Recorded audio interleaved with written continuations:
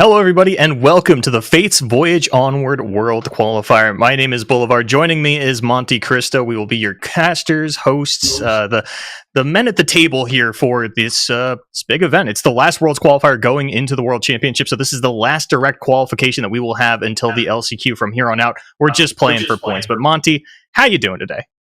I'm doing fantastic, Boulevard. I'm really excited to be back here on the desk with you for another World Qualifier Open. Got a star-studded list of players today, and it's sure to be a day of great Legends of Runeterra.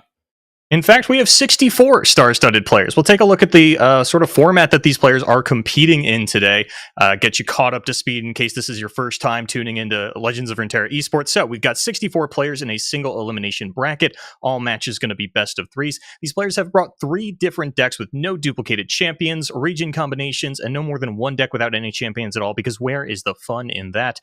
Players will then ban one of their opponent's decks before the matches begin. Players cannot use a deck again after winning a game with it, and the rounds will last no more than 65 minutes maximum. That timer will come into play. Don't worry, we will not ignore it. We will talk about it when it comes up. But Monty, tell the people what these folks are playing for today. They're playing for a bit of an inflated prize pool compared to our normal opens. We have $5,000 for our first place winner, alongside 18 Runeterra points to go towards that Worlds qualification race. But those are kind of irrelevant because they're also getting a direct invite to Worlds. Second place takes $2,500, 15 Runeterra points. Third and fourth go $750 and 12 Runeterra points.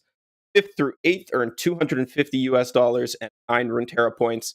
And as you can see, it goes 7, 5, and Runeterra points remaining place. But let's take a look at the players for today. Let's go over to the bracket. It's back to us first, apparently. You know, Monty, I got to say, those 18 points have been speculated about a lot. Why do you need a direct invite as well as those points? And here we see some of these players that are going to be getting said points. Anyone standing out to you here on this list? I see the RPG team kill down at the bottom of the bracket there with Card Gamer and Tank Buster. That's an unfortunate first matchup. My buddy Sir Turmond, who I used to write lineup articles with, is also up on this first page. And Vinicius Luigi up at the top there, another player that I've had the pleasure of speaking with a fair bit in my streams and such. I recognize one other name on that list. Unforgiven Blade X lost to Majin Bay in the last round, but looks like they were still able to make it in. Here on the second page, you actually do see Majin Bay, as well as Random 7HS, Squally Wag, Matri, and of course, Majin Bay. And Hawk is up there as well. Notable seasonal performer. Has quite a few tops under his belt at this point. And Croc AI, who we both know and are hoping to be able to get a look at through some part of this tournament. And from this side of the bracket, I'm looking at Samantha, Honey, and Eolant in the very top there. These are 2 players that Samantha I've prepped with a fair bit, and Eolant I know is from somewhere down under, and Eniamore used to talk very highly of them. Also, Mtux and Samson's on this bracket, and Panda and Skathis down towards the bottom. And of course, you can't forget What Am I? And Chino's TCG, the Heart of the Huntress Eternal Runeterra Open champion, and now get Donut versus our previous champion, AJ the Pro, Grandpa Roji, fresh off of Worlds from the previous year, and a couple of other big names here. Yeah, Donut versus AJ is actually a bit of a team kill up at the top as well. They've been collabing on making this Garen Jarvan Galio Formidables deck that has been on the rise these last couple days. And of course, Shodox is also a Canadian gamer, I happen to know. And on top of all of that, let's not forget there is something else important going on today, Monty. There's actually a birthday that I want to shout out, a very special birthday. Everyone's favorite Legends of Runeterra champion, Seraphine, was released 3 years ago today onto Summoner's Rift. Everybody, happy birthday to Seraphine. I'm sure we will be seeing more of her later today, and I'm sure everyone at home is just so excited for that to happen. Yes, definitely. I can't believe it's been 3 years since Seraphine was released. They did that whole thing on the Twitter with the pop star stuff. That was something. That was weird, man. I'm not gonna lie, that was kind of weird. It was a little strange. But, it's one of those things where anytime you tell me a champion came out, I'm like, okay, yeah, it was 5 years ago. I know LoR didn't even exist 5 years ago, so my sense of time is obviously completely thrown off. But soon we will be getting into our first match of the day. I know that me and Monty both wanted to look at Croc AI if we could, but unfortunately we don't always get what we want. Sometimes the players take a little bit longer to start than we want, but we're going to take a look at the deck list. This will confirm who we are getting here for round number 1. And it looks okay. I don't know who that is. I think it's Croc's opponent. I think we're getting the matchup we wanted. But this is Jen and Isla with Temple, which I know we've been talking a little bit about beforehand. Very standard list. No boat is worth noting. Do you usually see Boat and Temple in the same list? I don't think that's a combination I've seen before. It's usually like Temple plus Helmsman or Boat. Yeah, but I think not playing one copy of Boat loses you a lot in your matchups. Like having the third Helmsman over the first Boat, even in a Temple list, I think is a little bit disadvantageous. But then there's the J stack right up here, which we also talked a little bit about before we started the broadcast. And we're not super convinced on this one. At least I'm not. And it is very powerful with the Rocket Barrage, giving X1 having access to. The deck kind of needs a lot for it to go right. Yeah, mostly looking at that Jace plus Cosmic Call combo, get down those sort of, half-price Celestial, something that a lot of players were speculating about after the, big Eternal Open where Cosmic Call really shined. They were like, is this going to follow into Standard? I was going to say the Jace deck would be better suited as a Seraphine list, but now we see that that is also in the lineup. Yep. And this is a Seraphine pile with Sunken Temple and Back Alley Bar. This is kind of how this deck has morphed in the last week and a half. It started as a triple Sunken Temple deck, and then people realized Bar just is still a good card. I want to shout out 9 lives in the main. I don't think I've seen that in a Seraphine list before. I like it. Burst speed blockers is great in this meta. I think that's really intelligent. Then from Croc's side, we have Narius. I think this is a great Overwhelm list as far as Overwhelms go. I like the addition of Noxian Telstones. Gives you a little bit of flexibility versus having to cast into Whirling Death. That buff spell can be relevant sometimes, and sometimes a 5 Prism unit is relevant. There's also 3 Elixir of Iron, which I'm not super well versed in the Nardarius. I played it a little bit. I don't remember the exact numbers, but 3 Elixir of Iron sounds high to me when we're also on the triple Sky Splitter, because I do notice a lack of Whirling Death, but like you mentioned, the Telstone is there. And then Fizz, Yuumi, Elusives are really popping up, but it's between this and then the more standard, like Teemo Bandle City version. And this Freljord version really looks to capitalize on Fizz and tries to go all in on him, says you have to answer my Fizz Yuumi combo or my Fizz Bone Club combo, and if you can't do that, you're just losing. Jerseys is a really strong card in this build as well, because even if you don't have a Fizz, you can protect your Bone Club or your Yuumi by shifting it over to a different unit. And then here we have Puff Caps. So Croc really going on a kind of target Seraphine, or sorry, not Seraphine, Janna Nyla lineup here. 9x Elixir of Iron was not on my bingo card for a lineup, especially as we got into the first round of the day. Yeah, I know that people were talking about, this is the strongest that Freljord's ever been, but I don't think we were really thinking triple Elixir of Iron lists. We were thinking more like Formidable would come up in a lineup like this, but Croc is going full on anti-Seraphine, like you mentioned. A deck that draws a bunch of cards, the best way to punish that, put a bunch of Puff Caps in the deck. I think I like the logic behind the triple Elixir of Iron in all 3 decks. It is the cheapest combat trick that outpaces most of the removal spells in the current metagame, and it lets you take blocks that you otherwise wouldn't be able to. So I can understand Croc's reasoning for it, and I'm kind of here for it. And in this head-to-head, I have no idea what's getting banned. Obviously not Janna Nyla. No, I'd have to take a look at this specific Jace list again to see what exactly anti-elusive tools it kind of has in there, but I imagine that with Puff Caps in the lineup, which might even end up being the ban for Croc's opponent, right? You don't really want to be taking Janna Nyla and Seraphine, 2 Temple decks into Puff Caps, so that might end up being what gets taken out for Croc, in which case, Croc maybe does take out either the Janna Nyla or the Seraphine, understanding that, their main counter pick is going to get banned out from underneath of them. Yeah, I agree. I think the Puff Caps deck has to be the ban from the opponent's side. But Croc's ban is kind of up in the air because of that. You lose some points into the Seraphine Ionia pile because now you don't have a good way of punishing their draws. But I guess your Fizz Yuumi deck is good into it because of the Fizz resilience to their removal spells. So maybe you're okay leaving that up. Maybe it's just the Jace ban. Yeah, get rid of the healing deck. I think it's either the Jace ban or potentially the Seraphine ban. I think either way, Janna Nyla is getting left open. And the reason that I would say Seraphine gets the ban is because the stuns and recalls are going to be a little bit more effective against the Overwhelm than the removal tools that Janna Nyla is bringing to the table. Yeah, that makes sense to me. Tracks for sure. But we'll see what bans the players do decide to lock in just a second here. Also, okay, now that the deck name is populated, I can run this through Google Translate. This is a name that we've seen before. That I am 100% sure of. I'm curious to know who it is. I type in Japanese Translate into Google Translate. It still pulls up Portuguese. Oh, it's Indian Prince. Okay, we have seen Indian Prince in a couple of top cuts, so I knew this name looked familiar. I'm not going crazy. Okay. I'm trying to think. They've made a rather deep run in the past, if I recall correctly, all the way to, I believe it was either like a top 8 or a top 4 finish. Granted, this was, again, time is not my strong suit here. It could have been a year ago. It could have been a little more than that. Could have been 4 months ago for all I know, but this is definitely a player that we have seen before. Yeah, the name is definitely a little bit familiar to me.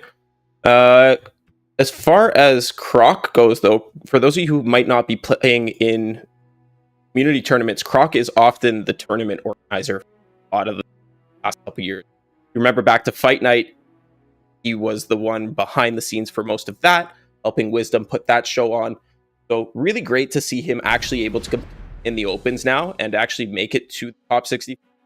The player I've known for a really long time and have had the pleasure of prepping with and practicing with Vegas and stuff. So good to see him up here. And the bans came out a little bit different than what we expected. Puffcaps actually left out in Prince disrespecting the deck, maybe saying it'll to itself sometimes. Which I think that's normally a very fair argument, which is why I'm not a fan of the deck. But when you're running Sunken Temple and Pool Shark and all, just so many different draw spells, and the fact that you need to really cycle through your deck to get these things going, I am a little bit worried for Indian Prince leaving this open. And Croc, I mean, has a Puffcat Peddler in the opener. That's about as good as you could ask for. Doesn't have token on 1 to go with the Teemo, though. That's okay. Still put it down and open attack with it. We'll see if he decides to do it, though, because you might want to hold 2 mana just so that way you... I don't know, there's some slim things that make sense to wait for the draw. And honest, the Mystic Shot top deck, that's not nice. It might not even, well, yeah, okay. So I was going to say, might not get used here, might want to develop Nyla, but there's really nothing else for Indian Prince to commit to on the following turn, so might as well just Mystic Shot here, develop Nyla on the following. But one thing I am excited to point out here, Monty, is that we actually have a Puffcap counter graphic that I'm sure will be up for most of the game once some Puffcaps actually get into the deck, but no more being at home and guessing what the odds are, how many shrooms are in there. You are going to know, folks. Yes, production has really outdone themselves this time around with these graphics that are going to show up the moment we get some traps shuffled into the deck. Caitlyn, a great blocker for this Nyla here. Indian Prince doesn't want to attack into that and now has to make a decision if he's going to even block the Caitlyn at all. And with the Windborn coming off the top, you're a little less incentivized to use your entire turn. Okay, yeah, it looks like it's going to be this into the Howling Gale, so Croc not going for the open attack that would have maybe forced out the Divine Whirlwind. Croc going to get a little bit punished here, though. Got only 1 proc off of the Peddler here, but Indian Prince misidentifies the champion in this deck and kills the Caitlyn instead. This is fantastic. It's a little bit of a difficult choice, right? Because you can't lose your board to flash bombs and still win the game. And True. With 1 Mariner already in play, a second one in hand, nothing really coming down until these Wizened Helmans turn online. It's understandable that you don't really want to just throw away your entire board to these cards. But as you mentioned, like Puffcat Peddler is still a significant threat. And Gotcha off the top is going to be able to deal with it. Now we'll see if Croc opts to maybe use this draw spell, because his hand is also looking a little bit dead, or if he's just going to hit accept and drop a Caitlyn. That's always been one of the scariest parts of bringing Frostbite Foundry. Way back in the day, this actually played a card called Foundry. Everybody drew 2 cards every turn. And when you're constantly playing cards that allow your opponent to draw as well as you draw, you kind of build your deck around needing to throw those cards out. Your card quality gets kind of low. You need to do it, but with a hand like this would fix Indian Prince's hand. If a Janna were to come off the top or something, there's really not enough shrooms in the deck for that to be a significant threat yet. No, it is kind of your win condition alongside that Karina's, but at the same time, there are points where you are kind of obligated to use it just because of the way the draws have happened. Here we're going to see an open attack. This will likely be answered by the Mystic Shot onto the Caitlyn again, or maybe onto the Teemo. Kind of hard to say. Honestly, I could see both spells coming out from Indian Prince here because Helmsman only has a Howling Gale in the tank at the moment. Yeah, actually, I would have liked to see the line of both spells being played. It kind of makes use of your hand the best way you can at this point, and took 5 extra streams for basically no reason at this point. I imagine Indian Prince is like waiting, understanding that like there could be another Puffcat Peddler, there could be a Caitlyn, but if your plan is to just Helmsman remove whatever your opponent played next turn anyway, I'm kind of curious to see how Indian Prince plays the open based on this. I'm assuming an open attack, not getting down the 5/5 body, maybe letting your opponent develop a little bit more. That could be counteracted by the fact that Croc just threw down the Caitlyn. Yeah, I think with the Caitlyn, it's going to be Helmsman. And you clear both units here, and Croc feels really sad at this point because he's lost 5 champions. We've seen 2 Teemo and all 3 Caitlyn. And the PupCap Peddler, if you count that. The fact that Caitlyn hasn't even leveled. It's turn 7. You haven't gotten 5 traps out of your opponent's deck over the course of the entire game. It's not feeling great. And now that Indian Prince is tapped out, Croc's going to go for the double draw, see what they can find. Finally, some things to get a significant amount of shrooms into the deck. But Janna and Slipstream off the top for Indian Prince. And there's not going to be enough shrooms in the deck on the following turn to really punish a big draw. Croc actually not playing the 4/4 here is a little bit interesting. I wonder if he's just trying to use the Harsh Winds instead. I think we need to put the 4/4 on the board just so we have access to the things next turn. It works out a little bit better in terms of action economy, but maybe not. I mean, if Croc really wanted to, could play the 4/4, block the 5/5, throw a Mystic Shot at the 3/1, take 1 damage, which is the amount of damage that he's taking anyway, because I do not see a Mystic Shot coming down on the Bull Shark. And then, yeah, like you mentioned, you have the shrooms available for the following turn. Now it's going to be a little more intensive on the unit mana of Croc, especially if they draw another card here, but it looks like Harsh Winds. But this is where the pop-off gets to start for Indian Prince. Janna's in hand, Slipstream's in hand, another Wise and Hellman's, and Croc is down to just 8 Nexus health. I don't think enough ramping up to the lethal turns have happened by this point in the game, and maybe this is why Indian Prince left it open and said, yeah, you know, sometimes this deck just doesn't do what it's supposed to do, especially if I'm not slamming Temple. And just a very different approach to the matchup from what I've normally seen. Usually you're pretty upset when you see double elephant in your opening hand like that, and you don't have the time to get to them because your opponents are pressuring you too much. But in this case, Croc's hand just didn't lend to his success. He didn't have any combat tricks to be able to deal with units coming out early. Wasn't able to freeze and keep his units alive. So, triple Helmsman. Wow. Oh man, I also want to shout out that pass from Indian Prince. Had the 0 mana Howling Gale, softened up the Chump Wump to imply that they were going to finish off, and then just floated Croc for like 6 mana and said, I'm just going to open attack next turn. Now I've got all these removal tools. Go ahead, develop a unit. I don't see what happens. I've got 2 Howling Gale that I can play right now. Yeah, this is a very yucky spot. Croc knows that he has a Howling Gale in hand, right? Yeah. Because the Helmsman was just played, so there's no way you develop into this. You have to just be looking to use your Harsh Winds and your removal spells. And that really sucks because it means you're getting rid of your Puff Caps, which are your win condition at this point. Yeah, does only have to dump 1 in order to kill the Helmsman, but is going to dump both for good measure and just get a little bit more damage onto the Nexus, which, you know, it kind of makes sense when you're thinking about, you know, what the actual shrooms translate into.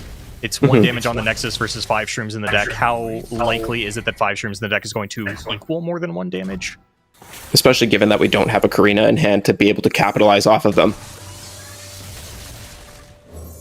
Not quite the draw you want to see, but it is pretty good for this turn. Gives us 2 spells and a way to protect this Peddler. I still don't think Caitlyn's leveled, Monty. No, she's not. I think she's at 4. Because we've seen no Puff Caps drawn, and only the Flash Bomb traps that she put in. Yeah, and I mean, that was the first Teemo level up as well. Oh, exactly. Looks like Caitlyn has finally hit 5. I mean, all 3 of them are dead, but... Yeah, Croc is also dead to Mystic Shot in hand. Yeah. But opponent is slow rolling? There's no healing in this deck. Why are we I doing thought this? Indian Prince updrafted the Mystic Shot. I thought so too for a second. I was a little surprised. Just rubbing it in. Maybe just didn't see it. Technically, better to save it until your opponent's tapped out, because if Indian Prince had fired off the Mystic Shot and then drew 17 shrooms in response, that would have been the funniest thing on the planet. And the funniest way to go out of game number 1. So, like, I do agree. That's true. A little slow rolly, probably unnecessary, but technically correct. Yeah, that's fair. That's fair. I'm being a little bit picky, I think. Watching Croc get destroyed, and you're like, no, man, just end it. Don't make me watch this. Don't make me watch my guy suffer. He's my homie. I don't want to see him getting slow rolled. Yeah, but now we'll see. I was going to say, Croc actually one of the earliest successful Legends of Runeterra tournament players. A DOR number 2 champion, I believe. I think that's correct. Before he started organizing. You guys are lucky that he's been taking a backseat for the last 2 years. Because now he's here to compete and showing what he's got. Now, this matchup is one that comes down pretty heavily to available deck. I don't think they can afford to take the Temple turn 5, plus they don't even have a temple. And that, they did find their 9. Action can be pretty important. And if I remember correctly, Indian Prince was on, I think it was 1 temple 3 bar. So a few, I think the standard, so to speak, is like 1 temple 2 bar. There's the temple, but like you mentioned, pretty unlikely to be able to get this down on 4. Surprised Pharaoh's Financier hasn't come out as a blocker yet, but I guess it's just the 9 lives. Oh yeah, it's got to be the 9 lives in this position. That's the best thing you can do. 2 blockers are better than 1, and you guarantee to kill the 3-1. Roll okay, a 1-3. I remembered they buffed 9 lives, but I could not for the life of me remember how. It looks like it's a 4-2 now. Yep. Yeah, we could have saved it with the Sky Splitter, but probably not worth it. No, and Indian Prince actually taking an extra damage there and trading onto the Overwhelm unit as opposed to the Crimson Pigeon.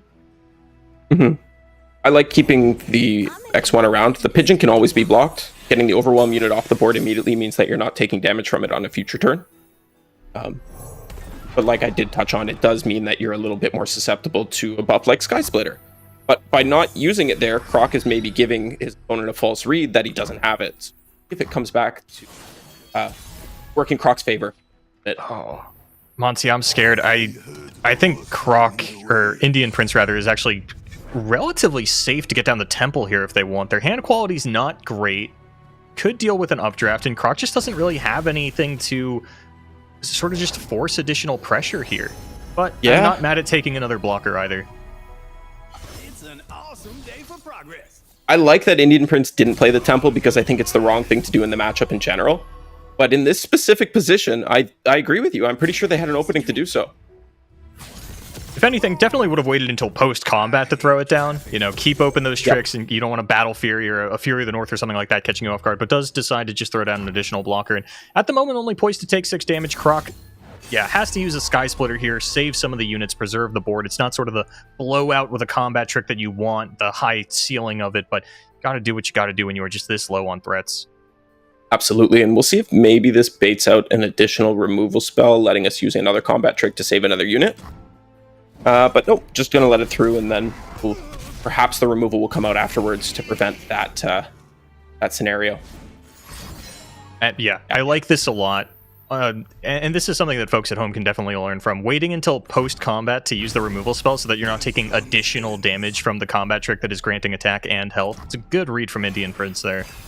It's actually something that's really important in this current metagame. I've been playing a lot of Emo Yuumi elusives, and the amount of times people just skip block because they know that you have the 3-mana heroic refrain is very punishing when that happens. Our just play from Croc's side can be answered by the Obliterate spell. Yeah, and this is where it's very important that Indian Prince not tunnel on this temple, because if they really wanted to, they could Seraphine coin temple, but they've got a lot of the tools in their hand, like that. Okay, I saw the coin come out, I was like, oh no, but does reach for the Hex Obliterator. And this will be punished by the 3 sisters if it goes in.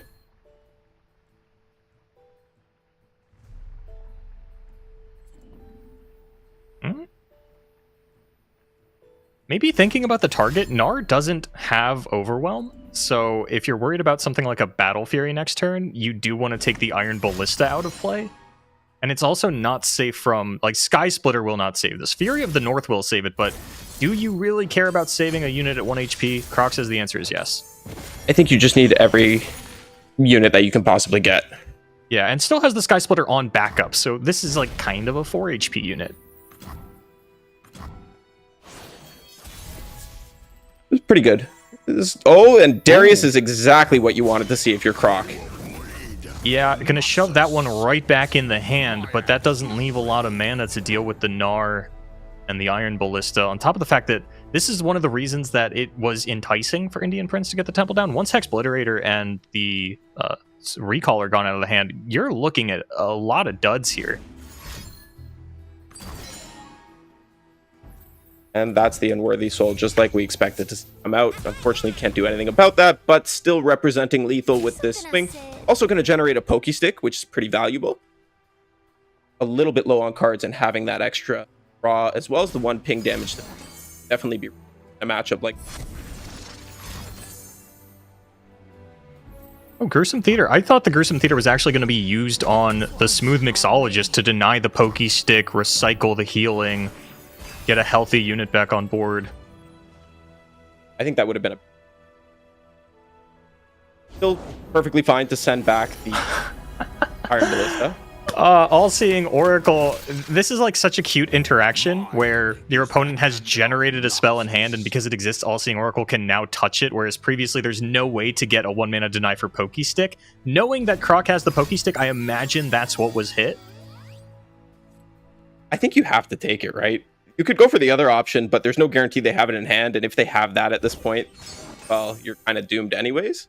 Yeah, now comes a bit of a tough one, though, of when the Explorer comes down, I assume you're grabbing the blanking of keywords. If you use that on Darius, you are tapping below your Pokey Stick deny.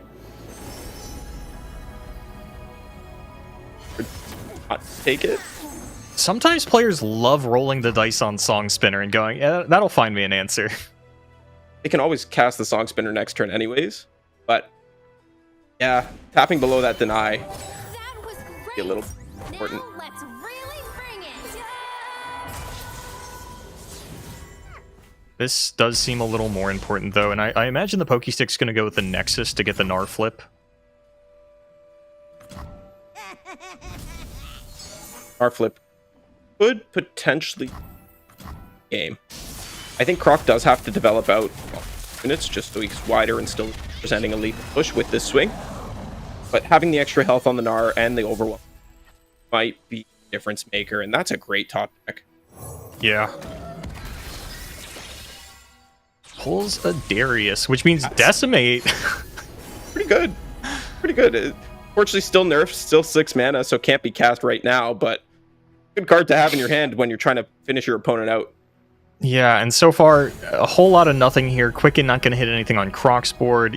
You know, not an effective ghost blocking technique against Overwhelm units. I didn't even catch what the second card was, and now torn between Violent Discord and Divine Draft. No weapons in the deck does mean that Violent Discord's only ever going to deal 1, but decides to pick it up anyway.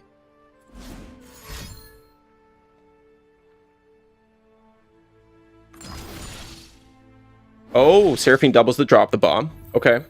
Okay, getting rid of a Sky Splitter and a Elixir of Iron. And if one of those comes out, then you're losing one of your Iron Ballistas, but that's all you've got mana left for, so Croc doesn't really care about losing. Actually, just he's losing both of them. I think that's worse.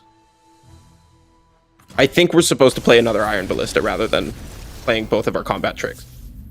I agree. I'm trying to think of what Croc's line of thinking was there. I think Croc wins anyway. 4-3 goes to Darius for sure. Yeah. This is And more now- resilient to any other doubled spell, like Song Spinner, or sorry, not Song Spinner, High Note, Mystic Shot. I think it's exactly more resilient to High Note, because you would have had 2 less health on your Saurian, but you would have had a 4-3 beside it. I guess it doesn't really matter. Croc's going to tie up the series. That's the important part. Mm-hmm.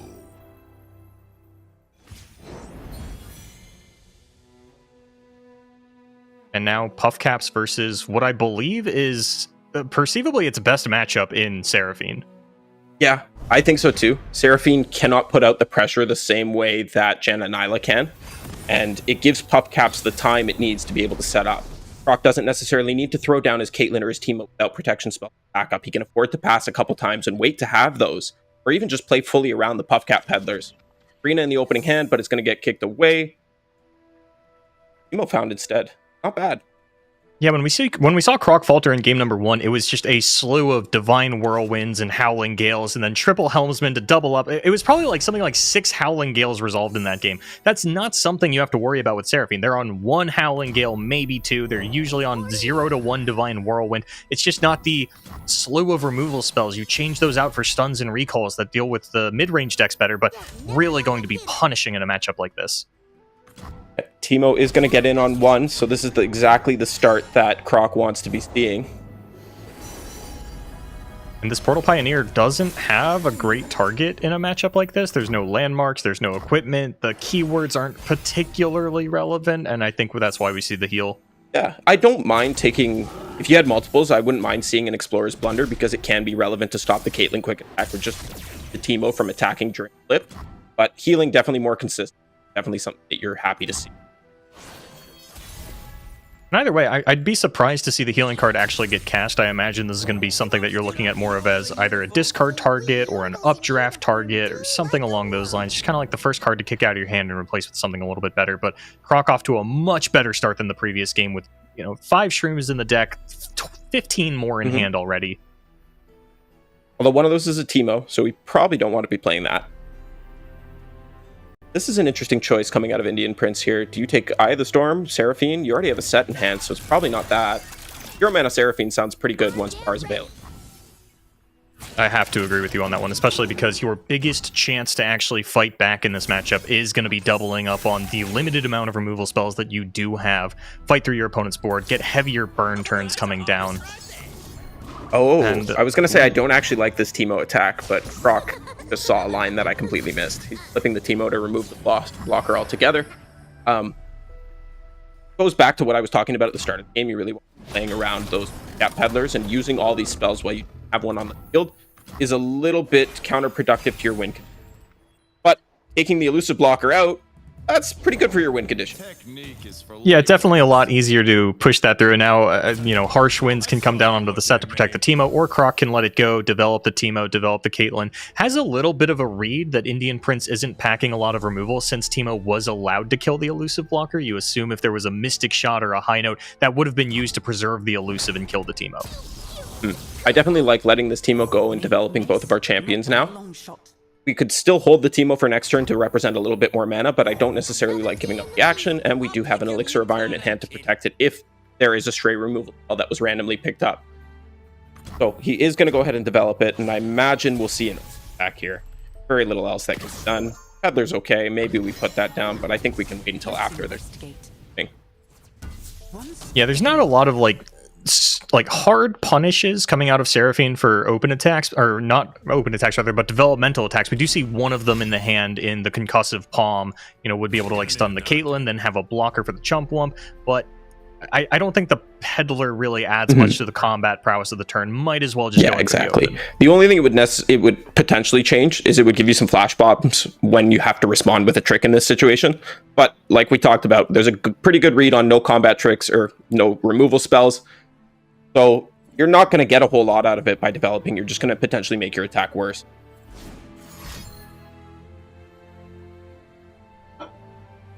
All right, we've got Concussive Palm on the stack, still thinking about the target. I think it has to be the Teemo, especially given that you have the Temple in hand. You do kind of want to get that out at some point, maybe. Maybe not. Maybe you can't afford to at any point in this matchup, but Teemo's definitely representing more of a threat, because that's what's going to kill you.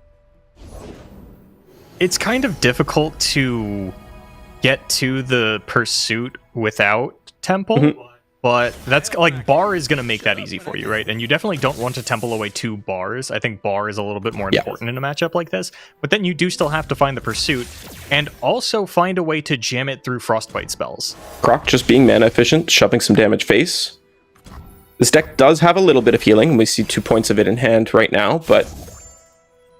Oh, wow, he took the Hextech Anomaly. I didn't even realize that. That's an utter devastation. That's pretty funny. Not enough mana to play it, though, and it will change for the following turn. Here comes back Alley Bar number 1. Finds a Guiding Touch. It's draw and heal. A little bit of a mixed bag. I don't know if I'm happy to see that as Indian Prince. Do you actually want to play that card? You have a 2-mana heal card that doesn't draw. Let's play that instead. I think you want to play it once you've got Seraphine leveled, because again, you just kind of need to find Pursuit of Perfection and then not die while that gets frostbited for a couple turns in a row. And that's really the only thing you've got going for you. That is very true. And now this Seraphine has to be getting pretty close to flipped herself. I wonder if we're going to see her come down at this point, or if we're going to wait until both bars hit the field. Yeah, we have a wonderful production team that'll show us exactly how far away Seraphine is from the level up. We can tell by the arrows that she is less than 6 out of 9, finds the golden spatula. So actually, we'll have an equipment available should a Violent Discord get discovered again down the line. Is there even a way to do that? I guess RNG off of the second bar, because it's no longer a new card. It's no longer a new card. It won't be generated off the Song Spinner. Oh, that was the last game. Oh, was it? Okay. Yeah, that was the last game. They're already blending together. This is not bode well for the rest No of our problem. day. Turn 7, though. 2 spells played. Yep. That's underwhelming. That's one of the things I think people don't really consider when they're taking a turn off to play a landmark, be it temple or bar, is you're probably not playing any more than like 1 spell that turn. You're not a very proactive deck, and Croc has not given you a whole lot to react to, at least efficiently. Oh, I like this play a lot. Getting your stun back means that Teemo's not going to be a threat, which is slowing down the puff caps even more. This is good. I like this. Unfortunately, I'd be surprised if Caitlyn didn't level, maybe not this turn, but probably next turn, and then that damage can start to really rack up, and now you've got 2 things you need to constantly be dealing with, and a Mystic Shot or a High Note off the top will take care of the Teemo, at least, barring the Elixir of Iron that we see in Croc's hand, but that Caitlyn is going to be a threat of its own, I think now at 4 out of 5. 4. Yep. And Puffcap Peddler has finally been found as well. This is going to let Croc put on the gas. Unyielding Spirit off of the Anomaly, but no, like, you could legally Unyielding Spirit a Seraphine, and that's not like the worst thing in the world. The problem is that an Undying blocker doesn't actually mean that much in the face of a Caitlyn, and it's not an elusive blocker, so it can't hit the Teemo. Yeah, I would probably just pass on this one. I do like stunning while we have the token before the attack, because it means that it stops the Caitlyn attack from coming in, potentially. Or at least it develops a blocker for her. And Caitlyn's going to level off of the first draw. She's now pushing at least 3 damage with this swing. A good chunk of the remaining HP from the opponent. And the opponent is drawing into more draw, which is not exactly what you want to see in this position. No, and now we're up to 4 damage on the Caitlyn as well. Can actually stop it with Mystic Shotting their own unit. Or Unworthy Soul, Mystic Shot your own unit. A couple of different options here from Indian Prince. Looks like the Unworthy Soul is the one that has been put on the stack. Not a very effective tool against the stack, like we mentioned. No, definitely not. But you're probably pretty happy to get some use out of it here. It is counting towards Seraphine's level up progress as well, which is good for you. Ooh. You know what? I didn't like that. I actually think I would have liked to see Indian Prince line up the block with their Tail of the Dragon and then Unworthy Soul their tail. Yep. That would be better, because it continues to let you stun out the Teemo, which is exactly what you want to be doing. Now we see a blowback. We could fire it at the Seraphine. A little too close to leveling, I think, especially with a bar in play. Yeah. Also, you just discard all your mini morph off the Anomaly to take care of the Puffcap Peddler, but that still leaves Caitlyn and the Teemo that demand to be dealt with. Yeah, no, I like it. I like the mini morph. It's a great play. It's the best thing you can do, I think. But that feels bad, spending 5 mana to deal with a 3 mana card. Now Caitlyn feels a little bit safer to play out from Croc's side, especially given that we still have buff spells in hand. Yeah. That's second bar. And this is a really rough position from Indian Prince because they can't even really draw a bunch of cards with 8 flash bombs in the top of their deck. They might just lose their Seraphine, which feels like one of their only hopes for victory right now. It's kind of now about getting down to that doubled up healing. They're actually just going to go ahead and play the heal for the without doubling it. Seraphine at 7. This is 8. A little known fact about this, there actually is a button to check how many shrooms are on each card that you are predicting. Yeah, you can right click. Oh, 9. I missed a spell somewhere. Alright, Seraphine hits level 2. Let's see what was taken off of this prediction. 1 shroom to the dome. It's a deny? I feel like that was a skip. I don't remember even seeing deny in the options. Deny was there. It was deny, okay. 9 lives, and the draw spell, Eye of the Storm. Little but bit I of Karina would imagine assurance. It was a skip. You know, Croc's in a pretty good spot here. Found the Karina now too. That's the deny predict into the Karina top deck, which is really funny to me because if Croc already had Karina, Indian Prince was tapped out last turn. Could have just jammed it and said, oh, nice deny. But now finds it right after the deny is pulled. Yeah. This a little feels bad. But there also aren't that many shrooms in the deck at this point. There's only 16, so the Karina's not really at risk of killing you. And still willing to take 4. Gonna go ahead and kill their own unit, maybe? Yep. High note onto the Teemo and their own unit. I like this. I didn't even realize this was... I think, honestly, the scariest part of the Karina is the flash bombs. Your board is liable to just kind of get wiped off of a Karina. Now that's 8 damage in the Teemo, so Elixir is not going to be enough to save it. Unfortunate, but you traded it for 2 spells, so it's not the worst thing in the world. Something worth noting is that this is a Seraphine's high note, which means that 2 additional Seraphines are being created in the deck. A little bit of an outplay on the pup caps shuffling. Oh, the second one actually the second fizzles. fizzled. I can never remember what's going to fizzle and what's not. Right? Oh, drum solo. Gonna draw a couple cards. There's a Seraphine. There's a Shroom, but no flash bombs, which leads me to believe that like the next draw is just gonna have 5 flash bombs attached to it, which you want to lump them all into one draw if you can, because they can target the same unit, so you could like overkill the 1/1 with 5 flash bombs. We're just never going to tap below this deny, so Karina's kind of dead. This went from looking pretty good for Croc to looking pretty poorly. I don't see how Indian Prince is going to lose this one. Maybe at a time? Yeah, well, time almost certainly not going to be a factor here. The bigger thing is just Indian Prince does still need to find the win condition. Now, they've run Croc out of Frostbites. As long as they can find it, and they might not even need to find that specifically, as Behold the Infinite is now available for Indian Prince, could find a giant Celestial unit. Also have the option of recalling this Barkeep and just playing that for 3 additional cards. Yeah, funny enough, actually just like needs to spend cards out of hand first, and that's why we're going to see a high note to soften up the board. Yeah, if you're going to Behold the Infinite, you want to be able to get 2 Celestials off of that, or if you want to recall the back alley Barkeep, you need space in hand to actually generate some random cards. Okay, Destroyer's not bad. Destroyer's pretty good. Falling Comet's not actually awful either. Getting that Caitlyn or that Puffcat Peddler out of play. I think Comet is a little bit too slow. You probably take the Traveler here just so you can continue playing out Celestial units. Oh, actually opted for Comet and Golden Sister. These are reasonable choices. If if Indian Prince went for Comet on the first one, I actually almost would have expected Equinox on the second one to go Equinox the Peddler, Comet the Caitlyn. My opponent has no more threats. I still have Deny mana for a Karina that comes down. My opponent is very low on cards. And I guess is just kind of willing to take the Caitlyn into combat. Yeah. It does still have a recall to be able to deal with her. So, I don't mind it. I like the line. I can understand why they opted for it. Croc just passing to say use your 0 mana cards, but they're always 0 mana. Now with second Karina, maybe gonna be kicking himself a little bit for having not played it. Still unable to snipe the Seraphine with the flash bombs. 9 lives comes back out, gonna give a couple of blockers. That's a big one, a little bit bigger than necessary, and looks like it might be a tag out onto this Liminal Guardian, which I believe is going to turn it back into 9 lives. I think that's correct, but it's actually... Yep, onto Caitlyn. The choice.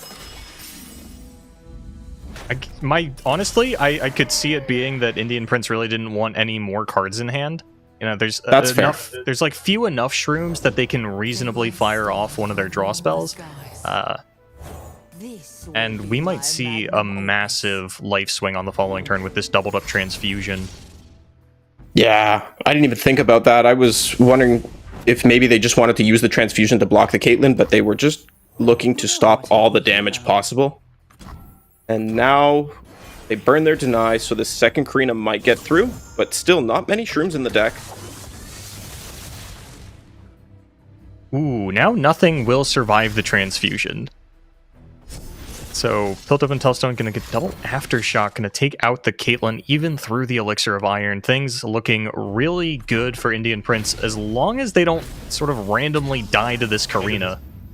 Alright, Karina. Do your thing. Would also be very rough if enough flash bombs came out to snipe either Seraphine or the Golden Sister. No flash bombs. No flash bombs. Okay. That's unfortunate. Yeah.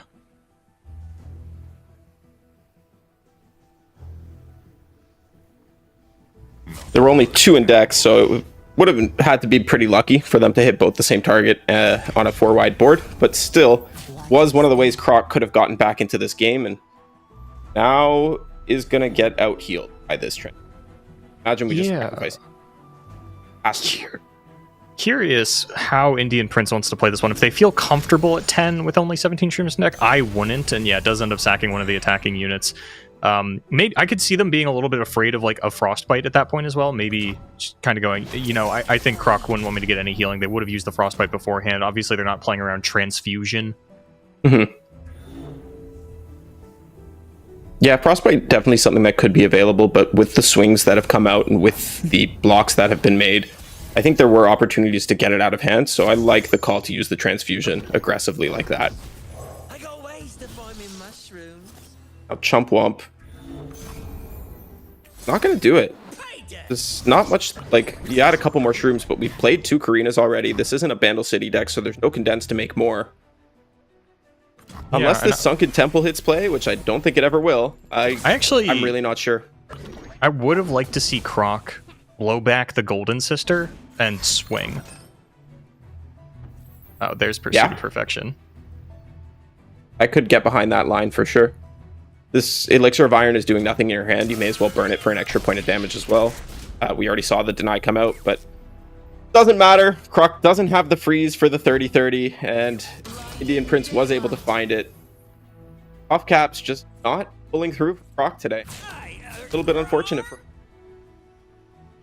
No, and that is one of the risks. Something that turns a lot of people off to the puff caps is like we actually saw Croc get his ideal lineup of Seraphine, Janna, Nyla, and got 2-0'd on the puff caps. Yeah, the deck just didn't come together in the way it had to. That first game, he didn't have combat tricks to protect his units from the PNZ removal spells, and then that second game, didn't have the peddlers to combo with the combat tricks, and it wasn't able to ramp up. Kind of drew the wrong side of the deck for the wrong matchups. If those hands had flipped, I think he's winning both of those games. Yeah, that is definitely unfortunate, but that's one of the reasons that this deck is a little bit more of a counter pick. A little volatile. Players don't always like it, but it seems like we actually don't have any other games to bring you folks into. That was one of the last ones to happen, so we're gonna throw it to. I'm not gonna sugarcoat it. A little bit of a medium-sized to longer break before we get back for the round of 32 here at the Worlds Qualifier. Fate's Voyage Onward.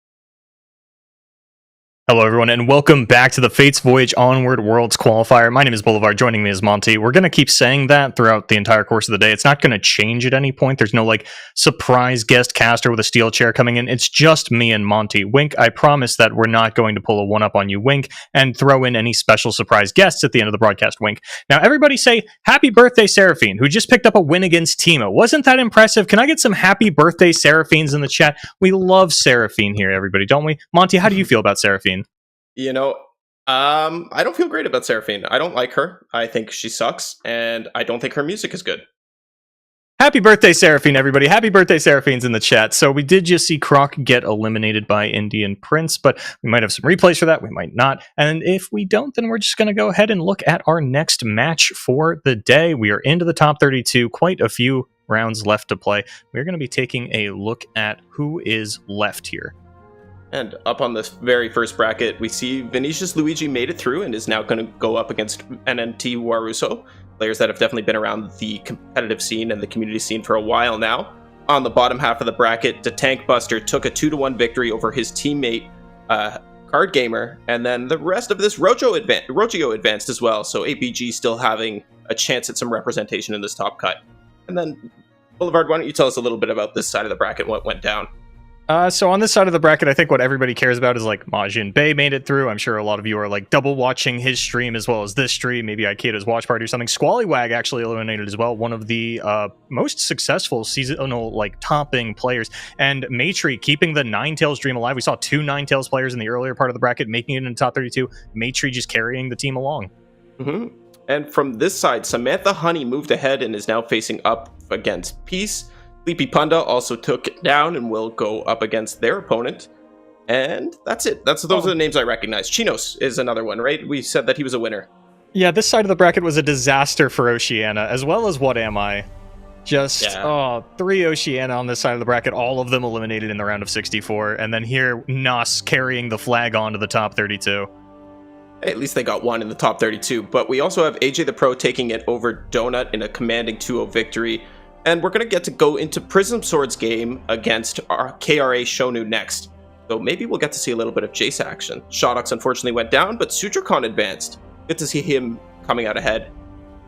A couple of big-name Brazilians still in the tournament. Sutracon, definitely one of the more prolific players from early. We talked about Croc at the start of the day, early DOR. Sutracon was definitely someone that rose to prominence during that time as well. So I'm excited to see if they can make it a little bit further, but we'll check in with them later on because we do have our matchup in mind, as Monty alluded to. We will be following real Prism Sword up against KRA Shonu. And there are some unique decks in both of these players' lineups, some better, some worse.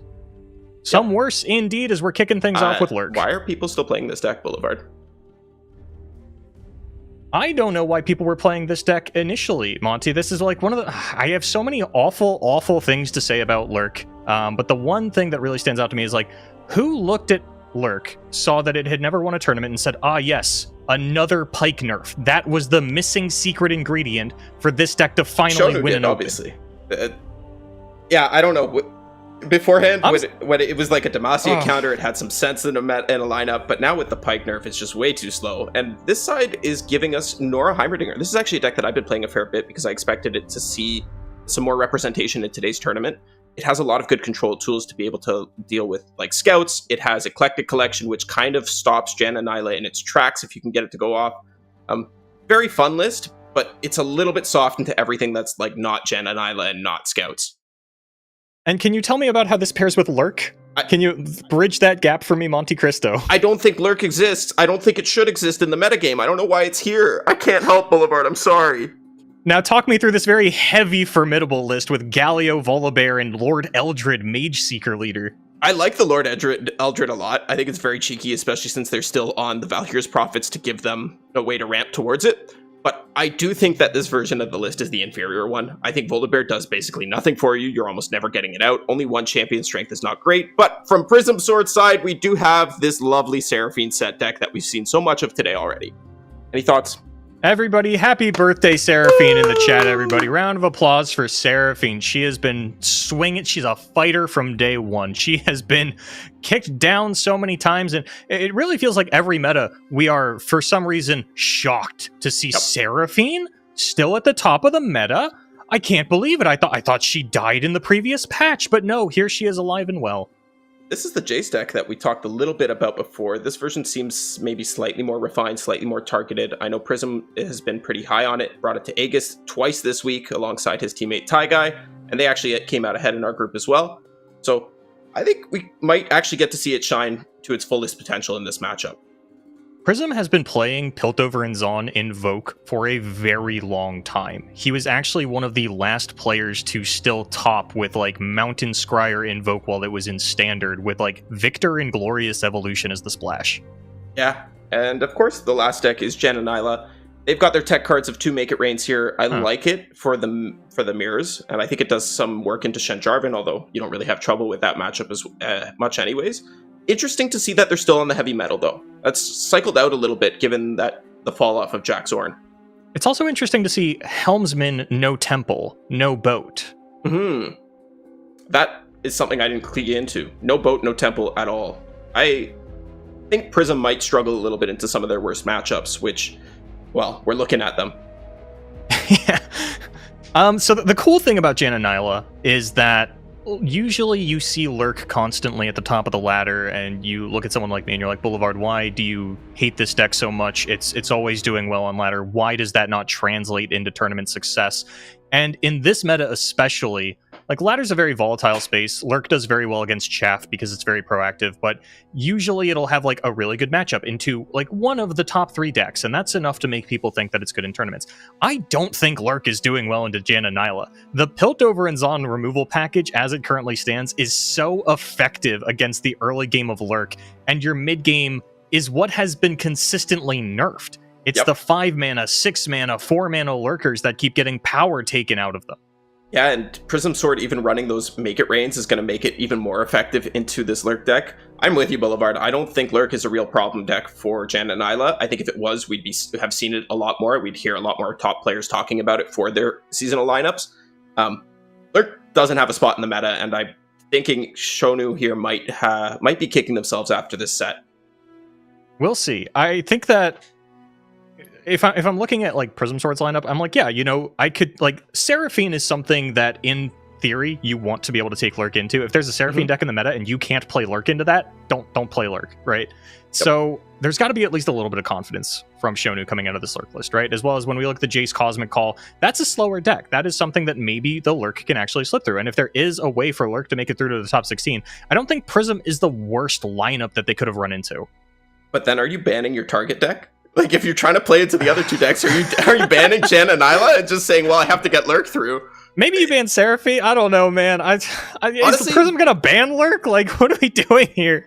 I actually think the 5-head play from Shonu is to ban the Jan and Nyla. Because while Formidables is good into Jan and Nyla, it's the Galio, Jarvan, Garen version that's good into Jan and Nyla. This Volibear version is a little bit too slow. Yeah, he's got the Lord Eldred that we saw, which could definitely be a matchup changer, but you can just burn them out anyways. Especially given that we're on double Helmsman. So, with that in mind, if the Jan and Nyla player is forced to ban the Heimerdinger Nora deck, because that's their worst matchup across the board, do you then just get to ban the Jan and Nyla and take Lurk into its 2 favored matchups? I guess not. Looks like the answer was ban Seraphine and ban Formidable, and I was a little bit worried for Prism because while Prism has had tournament success, not the most confident player in their own skills. Doesn't have a very deep run, seems to do, like, you know, moderately well in these local tournaments, but definitely doesn't have like the confidence of a top player to come in here and be like, yeah, this is a bad deck. So he definitely strikes me as someone who could get spooked by the Lurk, but doesn't let it happen, keeps his cool, bans a real deck. Yep.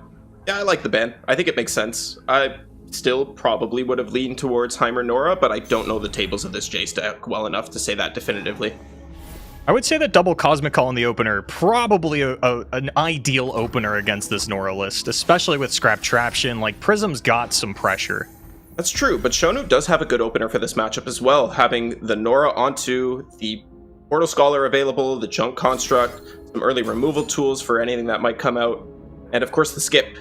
Skip is kind of an asshole. I didn't expect Scrap Traption here, to be honest. I don't think there's a lot of Soul Harvest targets in Prism's list, and so throwing one out as the Scrap Traption is a little odd to me. I feel like that 6/6 would have been something a lot more sort of... what am I looking? Something punishing, something to like force a vengeance out of your opponent, make them bank up some mana or something along those lines. Yeah, it's definitely a much more troubling stat line for them. And like, what are you going to do? Block with it now? Have it die to the Quietest that has no targets? Yeah, it is weird that it came out, and maybe Prism just really wanted to try and get some early chip damage, but the fact that a junk construct was all it took to throw a wrench in the works, and like, now Prism doesn't get down the Forge because it wouldn't leave them with enough mana to actually Cosmic Call on the following turn. And honestly, it's going to be really funny if Shonu throws down Skip and just gets shown double Cosmic Call, and it's like, actually, you can't do anything with any of this. But instead, we're going to see a Conchologist pick first, and I would have gone with the Lightning Rush, but I can definitely understand the appeal behind this. What's that card? It's been so long. Shadow's Embrace? Stalking Shadows. Stalking Shadows.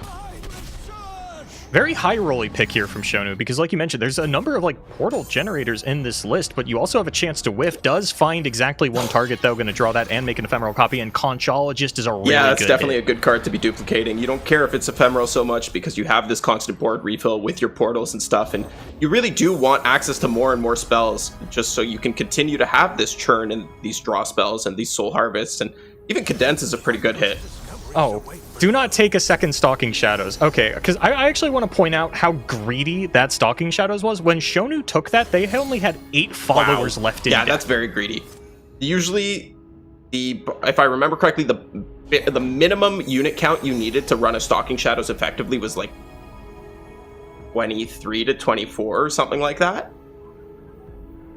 Yeah, they've got 12 in the main and had already drawn one of each of their followers. That's aggressive. That was definitely an aggressive pickup, and maybe after whiffing the first time, they kind of realized that and decided to take a different track with the second one.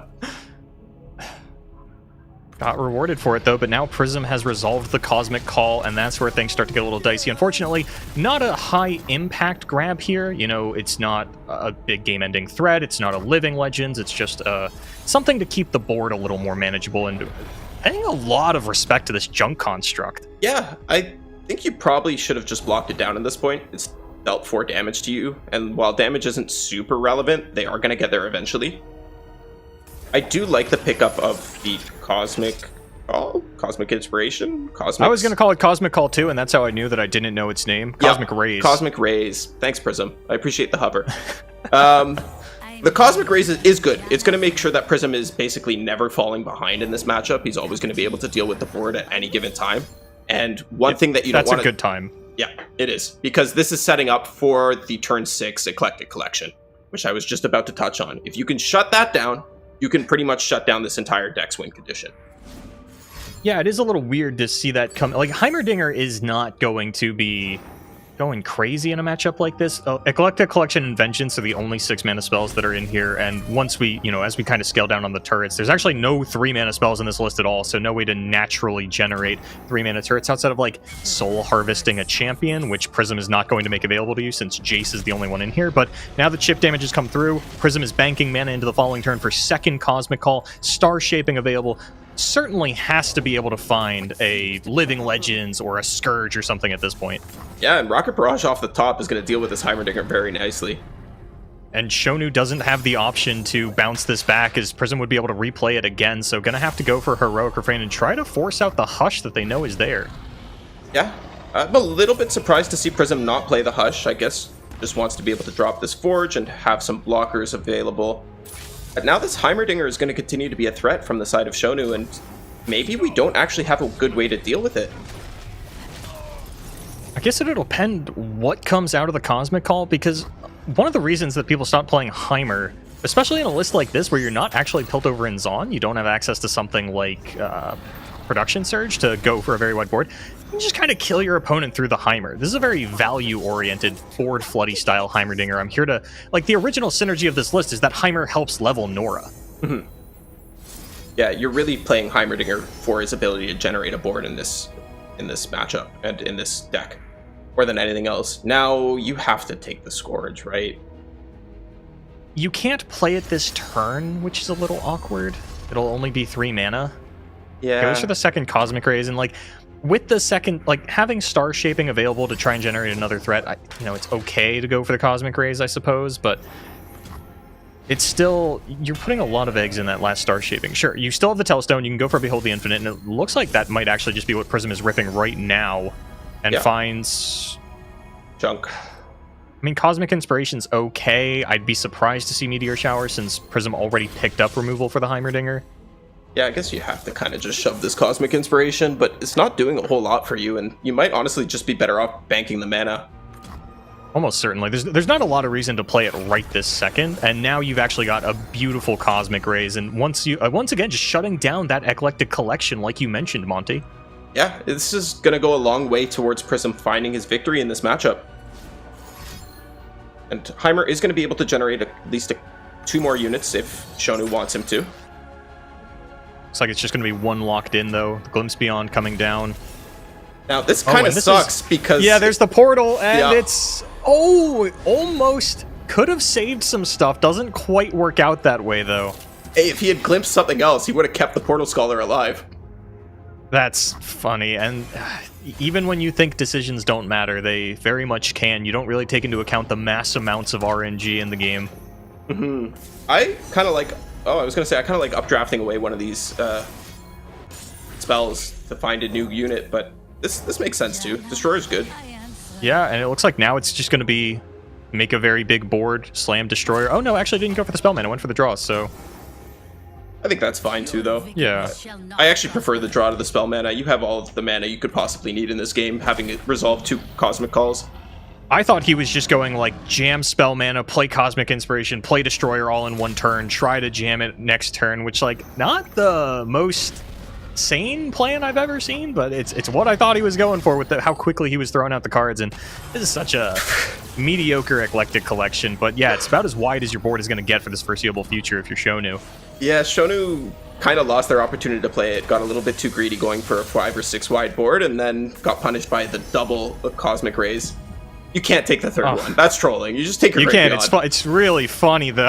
It's so funny, but you can't do it. There's just no way. No, not when you can play a Destroyer and Great Beyond in the same turn as the Cosmic Inspiration. Like, you'll lose one of them to a Ping plus a Vengeance, but the other one's probably gonna, if not be lethal, be close enough. And double Pie Toss, this still leaves the Vengeance open. Group Shot is available for it, but...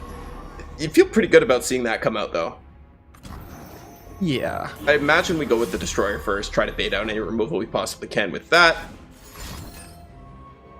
Yep. That surprises me. Yep. I thought if anything, Shonu would slow speed pop the Spell Shield and then Vengeance in combat, not use the fast spell that you could use in conjunction with the Vengeance. Yeah, now don't do that. Don't do that. Realizing You don't have mistake. enough Vengeance mana. They're like, oh shit, I dropped the ball on this one. Yeah, and that is going to be lethal from Real Prism Sword. There's nothing Shonu can do. Got a little jumpy with the group shot there. Yep. Yeah, there was just really no reason to play it. Maybe feeling the nerves, feeling the pressure of the top cut. I can't say I recognize this name, so I'm not sure how much tournament experience they have. And look, I've seen some of the best players in this game make it to the top 4 and then disintegrate in the wrong order. Yep, it's true. The pressure comes on, and like even the fatigue. Can't really talk about fatigue. It's only round 2, but as you're playing through these tournaments and even having to play 9 rounds yesterday, it can still wear on you, especially if you're not a player that's used to doing it, right? Yeah, it's kind of important to just like, even if you're not in love with the meta, if you're trying to get better at Legends of Runeterra, get used to playing 9-round tournaments. You know, it's not going anywhere anytime soon. That's going to be the format. You got to get used to these longer days and get your mental fertility up there. In order to just make it through. Okay, now we get Lurk. We get to see Jan and Nyla versus Lurk. Here we go. And this is looking really good for Jan and Nyla. We have P&Z removal spells for the early game. We have both of our champions, and we have a Mariam. I don't know how this goes wrong. And Lurk has evens. That was like the one contention point is like maybe Lurk on odds. I saw the snapshots for him. I'm like, oh no, it's Lurk odds. Me and Monty are going to have to eat our words about this stupid Lurk deck. But no, absolutely not. Nyla on 2. I like it. Oh, if you want to offer that trade, we can take that block. That feels good. Yeah, I like the free block. I mean, they're both free blocks, but Nyla gets to attack if we block the other way. And yeah, I really like being able to attack with Nyla and then hold her back for a blocker as well. Especially like leaving up a 2 HP unit is so... The health isn't going up. You can Mystic Shot that at any time. Yeah, what are they going to do? Deny a Mystic Shot? Let them. I'm happy with that one. Yeah. I think sometimes people forget exactly how Rite of Negation works, and they like wait until the end. They're like, okay, yeah, Mystic Shot that, High Note that, put a Caustic Rift on the stack, put this on the stack, and it's like, oh, that's 4 spells. I will absolutely Rite of Negation all of that. But this is what we're talking about, that free Nyla attack coming through. And now, if you really want to, you could offer it up as a blocker now that you've gotten the value. I don't think you really need to. We can block more later. It's okay. Test your might. I mean, it's fine to take the block. Like, I don't think it's trolling, but I definitely think that throwing away Nyla is something I do quite often. Once she has generated that slipstream, I'm good. Bye-bye, baby girl. oh, why are we doing this? Let's just play a Pool Shark. Play a Pool Shark, bank full mana, go into Janna on 4. Yeah, you're not. Ooh, you didn't need spell mana like that. I mean, I don't. No, I do hate it. I was gonna say I don't hate it, but we're just throwing away cards. Well, this lets you. I think Prism would have only had 1 spell mana otherwise, so now has the option to Mystic Shot something on this go around. Would have had 3 spell mana if he chose not to play the Merriam. That is true. I like getting down the blocker though, and I guess the idea is that once Janna comes down, you're not really wanting for cards. That's true. But that is also kind of like assuming you're gonna hit Cloudwinder off of this, especially with like no tempo in the list, and even just a lack of boat to tutor the Nyla to get you into slipstreams. But I think at this point, Prism, it would be very unlucky to not draw slipstream next turn. Yeah. The one thing I really didn't like was throwing away the second Janna. Just That because. Yeah. What if there's a Pike, right? Like, if there's a Pike, you're losing this Janna guaranteed 100% of the time. There's no way for you to answer that. So having another one to be able to come back into the game, if that happens, is really important in my mind. I was gonna say, how bad would it be to open pass?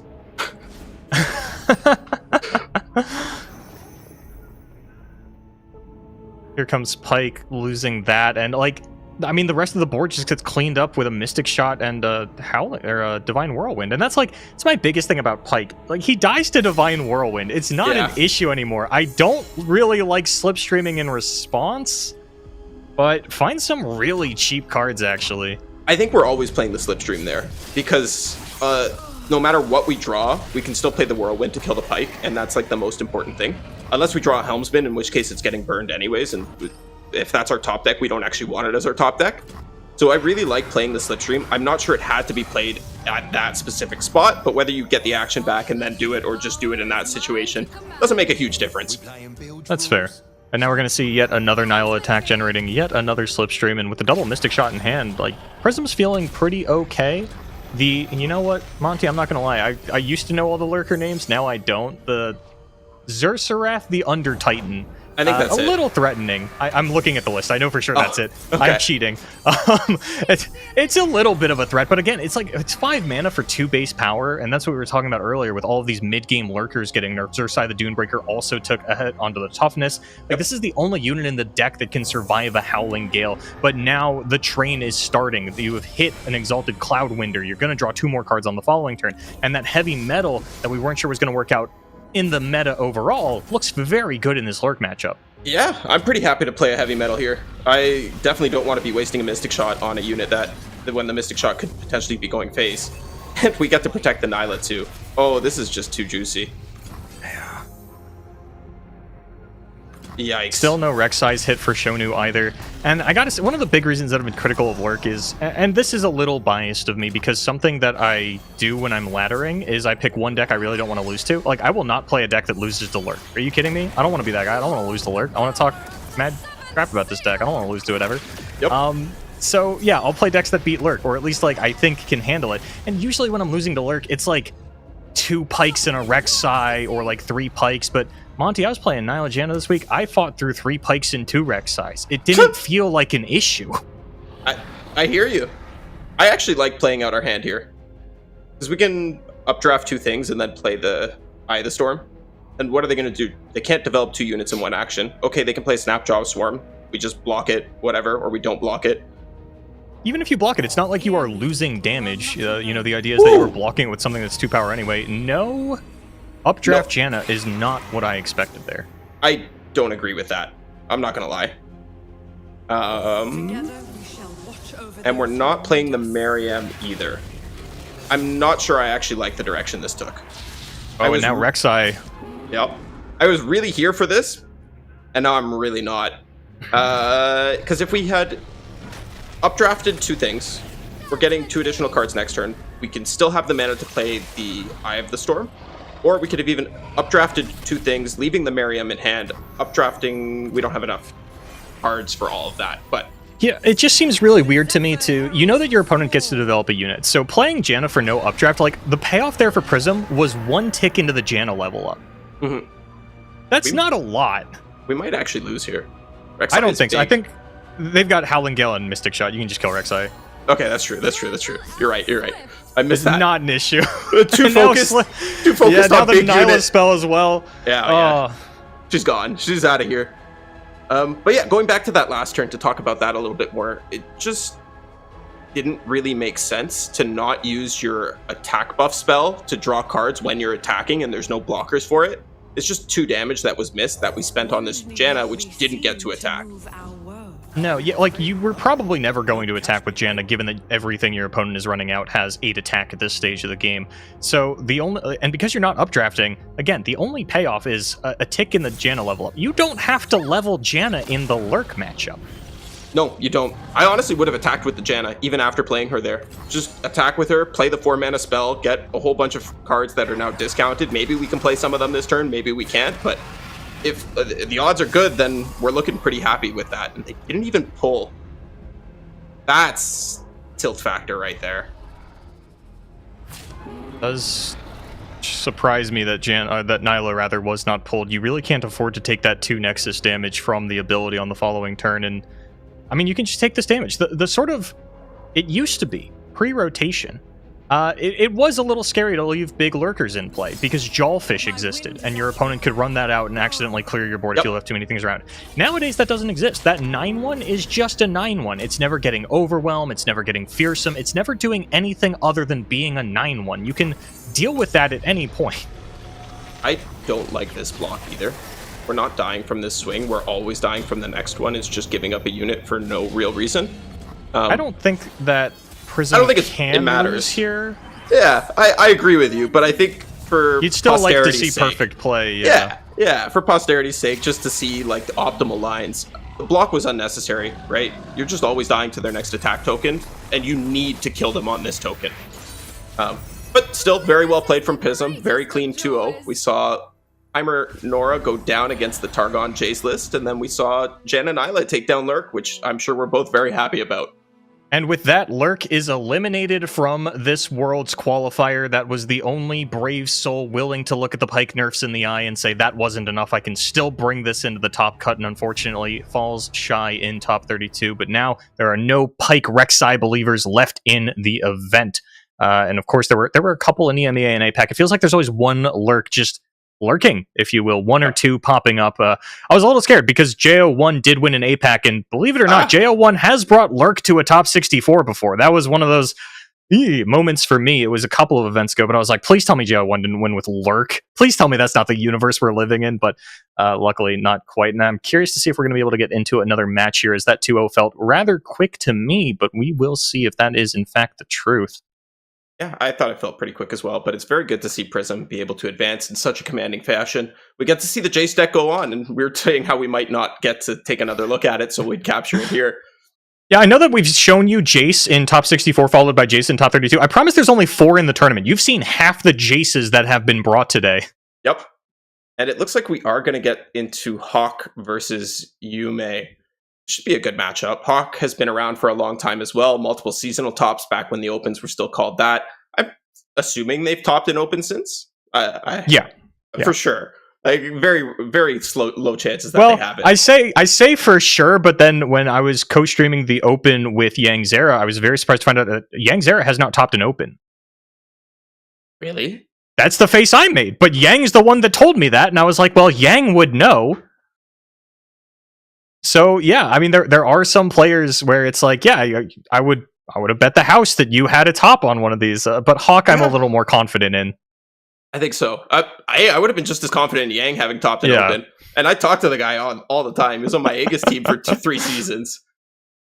But didn't top this one either. Yang Zera, we're all pulling for you, but there's always the LCQ, I guess. I don't actually know what you need to do to get into the LCQ, but that's a problem. That's like That's not this month's problem. We still got Halloween and Thanksgiving to get through before we're anywhere near that. So we'll fill you in as you need to know. But for now, we're just here to crown our singular champion, push them into the world championship, get a bunch of points under someone else's belt. Because usually, I haven't checked this, but I would be surprised if whoever got second at the Worlds Qualifier in the previous 2 seasons did not then go on to be a top point earner for the season. And just looking at the names here on the points list that Aegis has so kindly provided us, there are a couple players that could do to gain a few more points today. What Am I was definitely looking to do well, but unfortunately wasn't able to succeed in the first round. Donut was another player that's in that top 10 right now, but was looking to get up there. Hawk is at 10 flat right now. So if Hawk does well, we could definitely see him advancing in the Worlds race and getting in a much better position. And here we have Echo versus SI Ashe. And funny, we were talking about these before the broadcast, and we mentioned how there are no SI Ashe players in North America. Clearly, we missed one. Yeah, we weren't sure who was going to bear that cross. We figured there was going to be at least one zombie Ashe. It's just looking at the names of the players, we couldn't figure out who it would be. I almost want to deny this, but I think we need to save the deny for the harrowing. I feel like there are some more important spells that might come out down the line, but I think that's one of the cool things about Zombie Ashe is that there's just so many good like mid-value spells, and I feel like we haven't played that kind of Legends of Runeterra in quite some time. Yeah, it's definitely one of the decks that you kind of need to navigate the line of, okay, can I cast this spell? Can I afford to play it here, or do I need to wait a turn and get another action? Do I need them to develop further? Am I going to lose too much if I play this spell out here? I was testing it a little bit with somebody before Aegis. I forget who, and I apologize if they're watching right now. Just know that I respect you. We were testing it for Aegis. Oh, it was Y Rebellion. That's who it was. And we kind of found that if you played your Eradication too soon in the Scouts matchup, you actually just got blown out completely. So there is some give and take here. Ashe, traditionally a very good matchup for Echo in general. Echo can't really get time tricks when he's frozen. And speaking of Eradication, it's going to do quite a bit against this board as well. And without Absolver, there's no way to sort of... one of the things that used to be a counter to Ashe was once she's leveled, she frostbites the entire board, she comes through, okay, yeah, Absolver a unit, Absolvers return another unit, boom, I have 2 blockers. No such tricks available to Echo these days, and I do want to shout out that this is not mono Ashe as Zombie Ashe usually is. Oh! This is actually Ashe Senna. Wow! That's very interesting. Fast speed Eradication, I guess, is worth it to them? I'm trying to imagine, like, you play Champion Strength and I respond with Harrowing on the stack, even though I very well could have just done it after the fact. Yeah. I think it is mostly going to be, like, Eradication in response to CS is sort of like the bit... Or Soul Cleave. Soul Cleave at fast speed has some implications. Yes, it does. Yeah, Senna only fast speeds kill spells, so can't fast speed Howling... Or... Oh, Harrowing? You can't use the Harrowing fast speed, unfortunately, but that would be funny. It says die on the card, so I'm like, yeah, that's a kill spell. It says die on there. True. You could fast speed a Ruination. That's pretty funny. Yeah, which again, like, I can't actually think of a whole lot of reasons to fast speed Ruination. Like, just let the CS resolve and then hit him with the Ruination. What does it matter? Yeah, doesn't make a huge difference. Yeah, so I think it really is just like Eradication in response to some kind of pump spell is like the main use case of Senna. Okay, Chrono Break is the pickup is very nice here. Unfortunately, I'm still looking at double Harsh Winds now plus an Ice Veil Archer, and that's one of the big problems with Frostbite into this deck is the value of your revive gets a lot lower when your opponent is aware of it, and they can just like Frostbite and let the unit survive at 0 attack. Yeah, they don't have to kill it.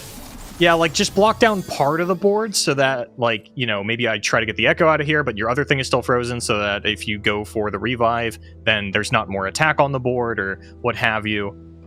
And Hawk is so forked here. He really wants to be able to take this Voice of the Risen so that way he can protect his board from the Eradication, but if he takes the Voice of the Risen, he gets answered with both Eradication and the Ice Veil Archer. Yeah. So it's not a good spot to be in. You can't even jam your Revive after that either. He's going to take it. Actually, I'm slightly wrong. It will push all these units up to 4, so you won't necessarily lose his entire board to Eradication immediately, but it's a weird spot to be in. If you develop, you can't revive. But if you don't develop, you're kind of just losing. What do you do? I'm not sure. And Umedeo is actually not in a great position to Eradication either. They would lose 2 of their Rhymefang packs. Even with the Ice Veil Archer, you're only getting them up to 3 powers. So, you know, this might It's a little bit of an awkward time for Mundo, but they have Rekindler, and I imagine at this stage, yeah, go ahead, use a Harsh Winds. If you didn't feel like doing that, it's not a bad turn to get down the Rekindler. We know that you have an Ashe in the Death Pool, but it is going to be the single block to see if we can force out some kind of revive spell from Hawk. With second Echo in hand, I don't think it's worth it. No, and even if it, like, maybe Hawk forces it and says, hey, you know, you've only got 2 mana, that's not a flash freeze, unfortunately it's still Brittle Steel, but we know that there's an Ice Veil Archer that would come down to punish no matter what. And again, I think this is just, like, on paper, a pretty rough matchup for Echo. Yeah, I almost feel like you would have to play the Jinx side of the deck a little bit more than normal, because maybe you can actually get there through the Jinx burn, but doing that involves some very specific hands, and it's become a lot harder since Careful Preparation was rotated, because now you're stuck with something like this Deny in hand, and while you need it for the matchup, you also need to flip your Jinx for the matchup, so what do? It's, at the very least, you can't actually just throw out Rite of Negation. It's not like Deny. You can, if there's an empty stack, you can just jam Rite of Negation. You have the power, but like you mentioned, probably not a winning strategy in a matchup like this. If that was if you were going to go for that plan, if you were going to play for Jinx from day one, I think you actually would have used that Rite of Negation on the Rhymefang pack that we came into. Mm-hmm. That makes sense, but you didn't have a Jinx in hand at that point to be able to make that read, make that line, make that decision. And now Echo is going to go down. I wonder... This could be a turning point in the game, but you may... I'm going to stop trying to pronounce their name before I butcher it further. The opponent here has correctly identified that they can't swing into this board because a revive will just come out and screw them up. It's really funny to me that you say that, because the only reason I pronounce this name with any kind of confidence is because at the last Worlds Qualifier, Skarzig was saying this name flawlessly, and I was going, I have no idea how to pronounce that. Please do it 10 more times so I can try to say it. All right, you're just going to have to do it for me in this case, Boulevard. Yeah, Hawk now debating, do they just jam the Jinx? It taps you out of Deny, so maybe you can't do it. It looks like they're going to. Ashe is at 4 out of 5 here, so we'll level on the attack. We'll take Echo out, and if you want to trade back onto it, I mean, you've got some 4-2s. Yeah, why not go for the whole attack here? Make your opponent think that you've got a harrowing waiting in the wings, but also because Hawk does not have mana available for the Chrono Break, this is probably one of your best opportunities to soften up the board a little bit while still pushing through some damage. Yeah, Hawk really faced with a very tricky decision there. I think it is worth it to give up most of your board in this spot, because you are getting to kill a lot of their board in exchange, and you're keeping your primary pieces of Jinx and Echo alive. It does suck that you're not able to revive in this position, but it's not world-ending. You don't necessarily need to revive, and I love these blocks. These are the best blocks Hawk can make. I don't think this is good enough, because a Brittle Steel is now lethal. I think he has to disrespect it, and I think he identifies that. Could be. I imagine there were also opportunities for Brittle Steel earlier in this game. It is one of the combat tricks that can save you a lot of HP.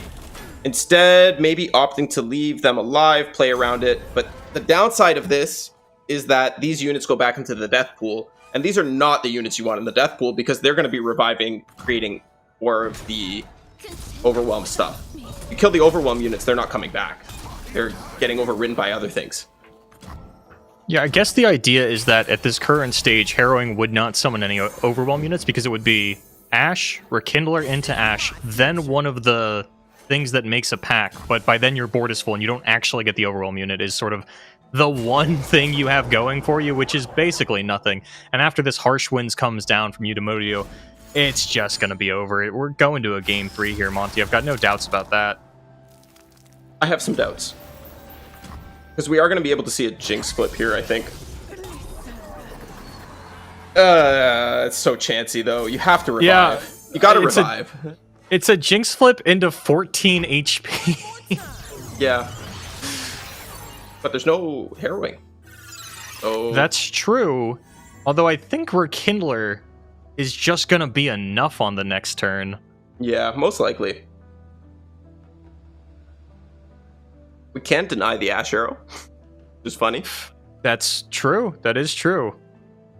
I would say the one thing that might work out is if Yumudio goes for the Wolf spell and that gets hit with the Rite of Negation. That could be a big enough tempo swing. It would have had to have been on that sequence. That might have been enough for Hawk to try and push through. Enough damage to try and get over the finish line with Jinx a little bit later, but with Yumudio going for the Ice Veil Archer, I think it's pretty much off the table.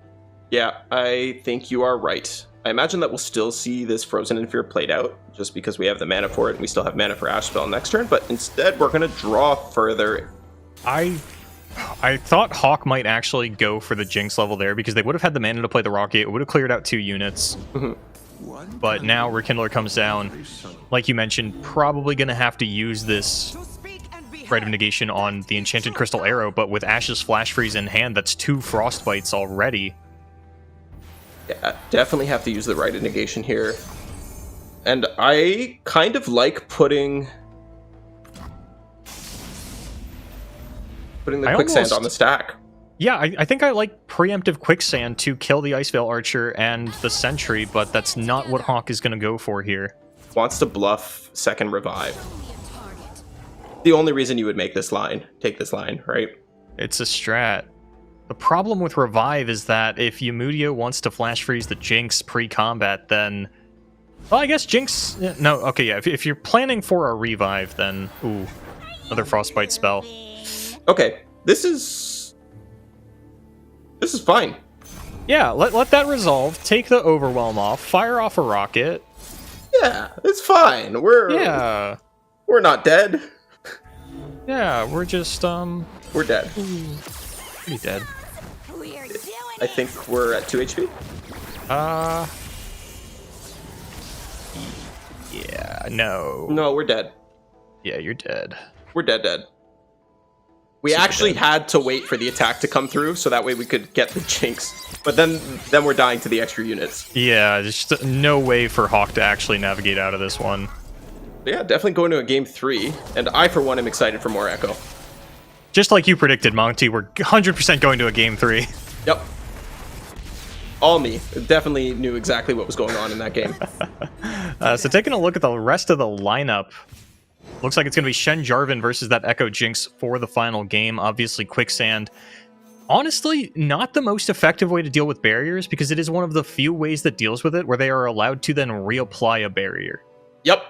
Yeah, it's a little bit unfortunate, but this matchup is still relatively okay for Echo, I would say. Jinx is pretty effective at burning out Jarvan Shen, and most Jarvan Shen lists aren't on Nopify or Deny at the moment, or if they are, it's only 1 copy, which means that you are often able to get your revives off without much issue. And this one is on No Deny or Nopify. And hey, even if they trade positively into you with barrier, well, Revive says I don't care about that. Now, as far as the opening hands go, Hawk has pretty much everything he wants. I'm a little bit surprised by the Mystic Shot. I'm wondering why he opted for that. He surely has a reason, but the only thing I can think of is that Hawk is very afraid of getting steamrolled by a Green Glade Caretaker. Yeah, makes sense. Makes plenty of sense to me. Oh, look, a Green Glade Caretaker. Yeah, it's one of the cards that you really don't want your opponent to have, because it does let Shen J4 start to run away with matches. Ancient Prep going to come out in response, and I imagine we'll be taking the Echo here. A little unfortunate to get a drop border on the draw instead of the first predict, but I'm not going to lie, Monty, when you said that Hawk had sort of everything that they wanted available in the opening hand, I feel like every time I'm looking at an Echo Jinx opening hand, I'm like, okay, this looks all right, I guess. It's so much more important what you predict into with that opening hand. Yeah, it is. And my main concern for Echo Jinx players, especially here on our last chance to qualify directly for the World Championship, is that if I had to give out like yearbook-style awards for 2023, Echo is the hide-and-go-seek champion. Hands down, bar none. This guy loves hiding in the deck. Yeah. Honestly, I couldn't have said it better myself, Boulevard. He's one of those champions when his stuff goes off, it just feels so good and so powerful. But then you have those games where Echo doesn't show up, you predicted like 20 times, you're just going absolutely mad, going, where are my champions? What am I doing here? Why am I playing this deck of X2s and X3s that do nothing? It's one of the greatest tragedies of the year, but for now, things going pretty okay for Hawk. Has the Echo already, has a couple of predicts coming down, has the option to take Jinx here if they want and go for that game plan. But they're also running into one of the problems, I would say my main problem with Echo Jinx since, you know, Zillion rotated and we're all in on Jinx, and that is just how many 4-drops you play, where it can be very difficult to empty your hand in the mid game where it's like, okay, well, I have to get my Echo down, and I also have to get my voices down, but Jinx also has to be in play, and then, oh, look, here's an augmented Clockling that is also taking up a hand spot. Yeah, see, I would have just jammed the Jinx in this spot.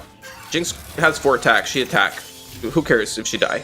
You're never flipping the Jinx from this position. You need to get everything else out of your hand first, and that's a lot to ask for.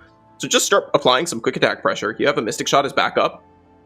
Yeah, it's not like there's no support that has happened yet, so moral support is still 4 mana. If there's a barrier or a form up, then Mystic Shot, like you mentioned, backs up the Jinx and guarantees a kill onto the loyal Badger Bear with either a barrier or a form up onto it. But now that that pressure hasn't really come through, Yamudio still has a very commanding position on the board and has a combat trick to save the Greenglade Caretaker. This is looking like it's going to be a devastation to Hawk's board, and then kind of got to pick up the pieces from there. Yeah, this looks a little bit bad for Hawk. I imagine he's just going to play the drop border here just to pass action back without having to give up the Echo, because if he just passes, he's probably losing Echo, and that sucks. Or losing... Yeah, maybe thinking about throwing down the Predict this turn, but you'd probably end up drop bordering at some point in the turn anyway. Maybe you just want a slew of 2 attack units so that you can guarantee the kill on the Greenglade Caretaker, but I imagine Yamudio is just kind of looking to go into combat with, like, Shen, probably barrier up the Challenger, you know, might as well send in the loyal Badger Bear. I don't think that Greenglade Caretaker is going in just yet, but it's going to start off with a Mystic Shot onto the Challenger and see what they can force out of Yamudio's hand. I think I would have maybe gone for the Greenglade Lookout first, but putting it on the Challenger here forks them a little bit differently, and that's pretty good. We are going to see the form up come out here in response, and now the question is, does Hawk double down? I wouldn't. I would let this Challenger try to attack something now.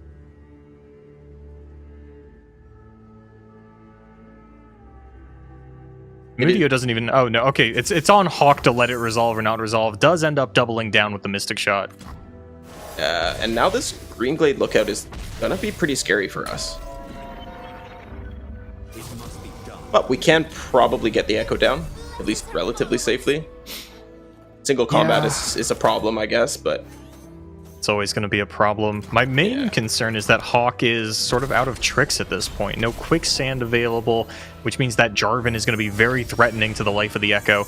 Actually goes for another predict. Oh, there's a quicksand if you want to take it, but you've really got to reclaim your board position from here, which like really reads to me like, yeah, you got to take quicksand. You cannot be attacking into barriers.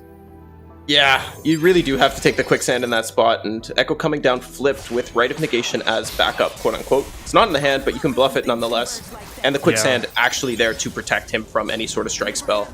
Unfortunately, Yamudio gets down Sign-In, and suddenly Shen can just block Echo.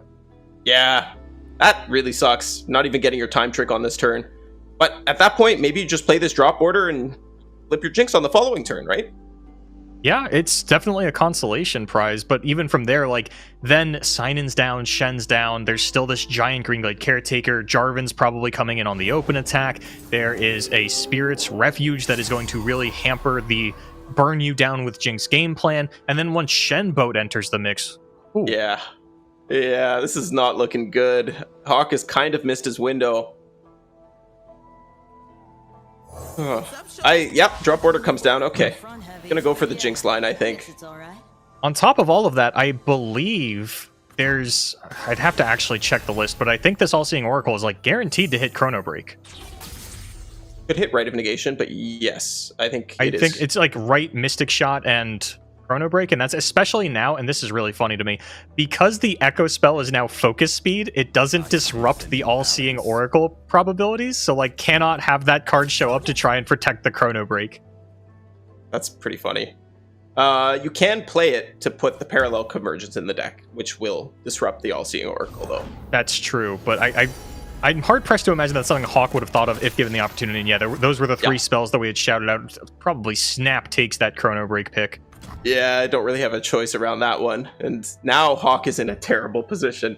All-Seeing Oracle isn't a card that I've seen too much in this Shen Jarvan list, so it's a little bit surprising to me to see it pop up, but I really like the inclusion. And now with this sort of protection from the Chrono Break, Yumudio feels very confident to just pass, continue to build up the board. This is probably going to be... I'm curious if it is a Shen boat coming down this turn, or if Yumudio wants to leave the open spot for Jarvan. It's a good question. Jarvan is going to go after the Echo aggressively, and you're protected from the barrier, but Hawk is actually just going to answer the question for Yumudio just by attacking. They can take a block and have both slots, both board slots available to them. Okay, gonna go for a Spirit's Refuge. That's probably gonna force the Quicksand out of Hawk. Can it? When you're staring down a Shen boat turn? That is the $5,000 question, Monty.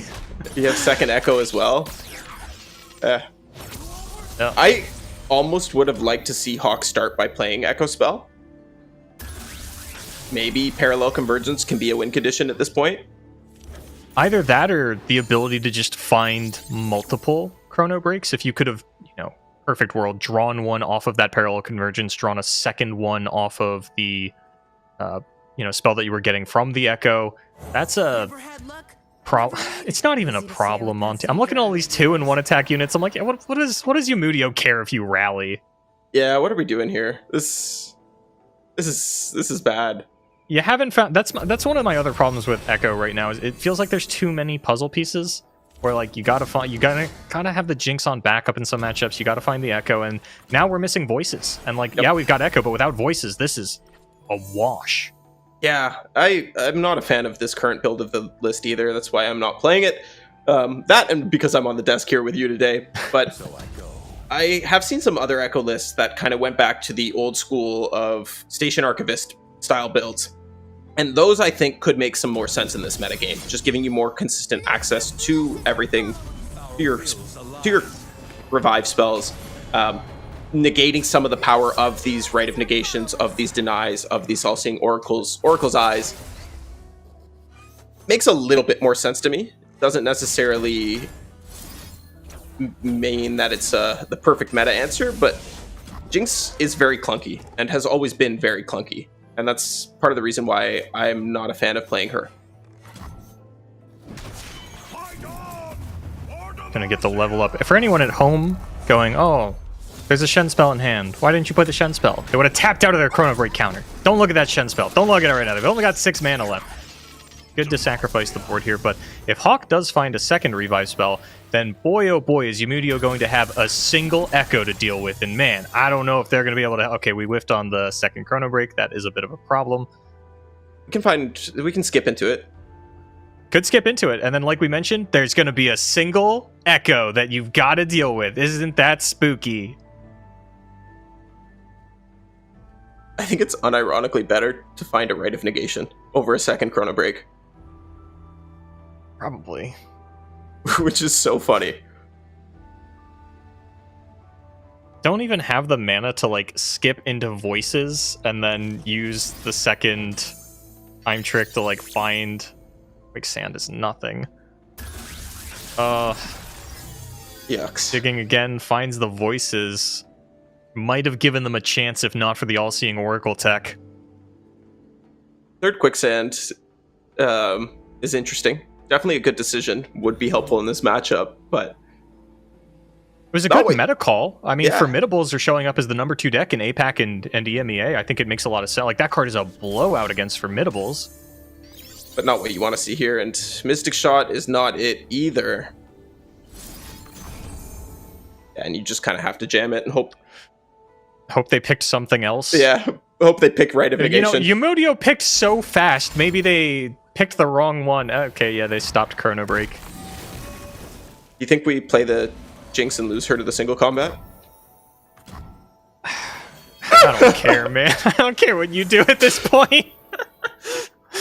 Oh, it feels so bad when you're in this stranglehold of a matchup and you're just trying to fight all of these losing battles and staring at your opponent's 8-card hand going, what is the least likely thing for them to answer? What is the way that I can still try to slide back into this? You know that you're fighting for your tournament life, that you've got a golden ticket to the World Championship waiting at the end of the road, and you just can't figure out how to navigate these obstacles. You're sure that there's some stupid play that'll slip through the cracks and find you some kind of way back into the game, but you can't foresee it. This is such a top-heavy hand from Yumudio as well. with double Shen boat, and this is the second sign-in too. I'm surprised they were able to keep up the early game enough, given the construction of this deck, to actually be able to contest the Echo this far.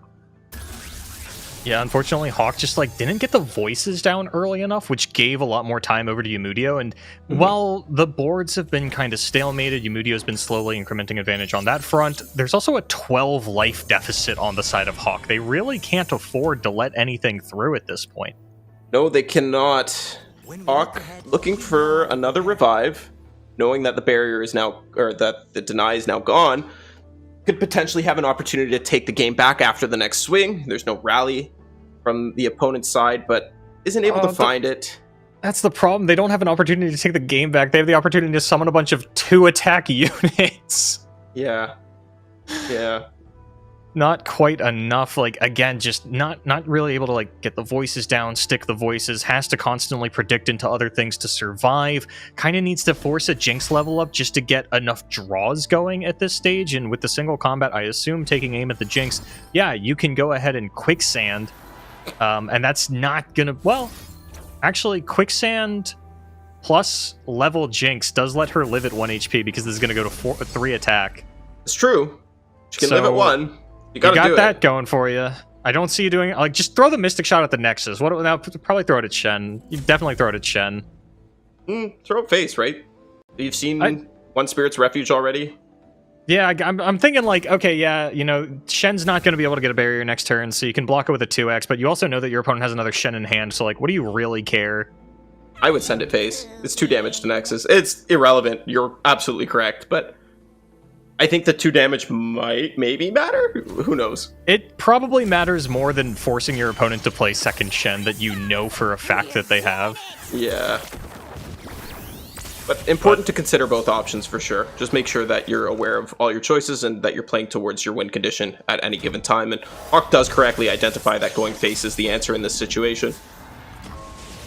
And this has been the What's the Best Wet Noodle from Monty and Boulevard, our new podcast airing right here on the World Qualifier desk. Screaming helps not at all. Look, he picks up healing. So 2 damage is irrelevant. It literally did nothing. Doesn't matter where you send it. Okay, time trick. And Okay, Voice of the voices. Risen. Ooh, yeah, this is what we needed. Double draws off Jinx. Okay, we can make a comeback. Really not sure where Hawk goes from here now that all the pieces of Exodia are established. Unfortunately, did not end the game on the spot upon drawing them. And now it looks like Jinx isn't long for this world. Oh. Okay, grab a second Jinx, let your units die, play Jinx, play Voices. Skip into Chrono Break. Skip into Chrono Skip Break. into Chrono Break. Show me Chrono Break.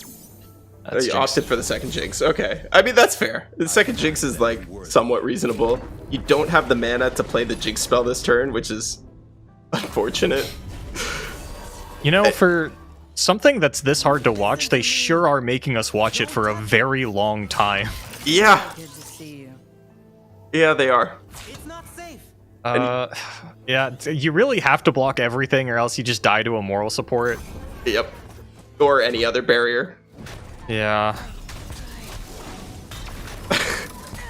Okay, now that your entire board is gone and you don't have Chrono Break or a way to get Chrono Break, let's see what you got, Hawk. For those of you wondering, there will not be another game after this. This is the last match of the round. There's only about a minute and a half left on the clock before we get into overtime. And even if we did make it all the way to overtime, Hawk is down about 2.5 minutes. Yeah, there's the Chrono Break. There's 2 Chrono Breaks! We found it! We found it! Double Chrono Break! Happy birthday, Seraphine! Everybody, happy birthday, Seraphine! Double Chrono Break! Oh, and you got 2 units! Look at that, Hawk, you're fighting back! Okay, ignore that one. Ignore the... all the Mystic Shots are gone, so there's only 2 options. Yeah, you run that out. Chrono Break him, Hawk. Show it to him. You don't care. Second Chrono Break. Show it to him, Hawk. You got this. Come on, little guy. There was a really funny way we could have won. If the Jinx got blocked, we could have revived into a second Jinx and then had 2 Jinx, so that way we're getting 6 damage of rockets this turn. But obviously it didn't work out that way. That was... So that was, That's why I didn't bring Echo. That was one of the more grueling matches that we've had over the course of the day. Hopefully that's the longest set that we have. We would hate to see some players losing to time. I think being right on the cusp there is about where you want to be. But as we mentioned, that is going to be the last match of the round. We're going to throw it to a short break and then be back with the top 16. That's right. A lot of players have already been eliminated, but there's a lot more to go here. The Fates Voyage Worlds Qualifier.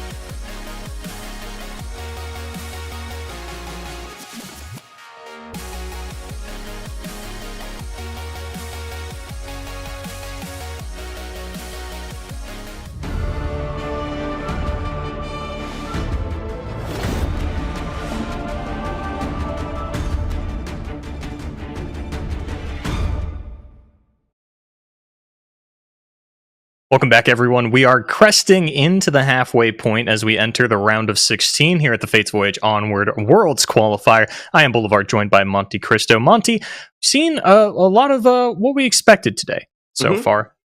Is there anything, as we get into the final stages of the tournament, any unexpected deck that you're hoping that we can see come out?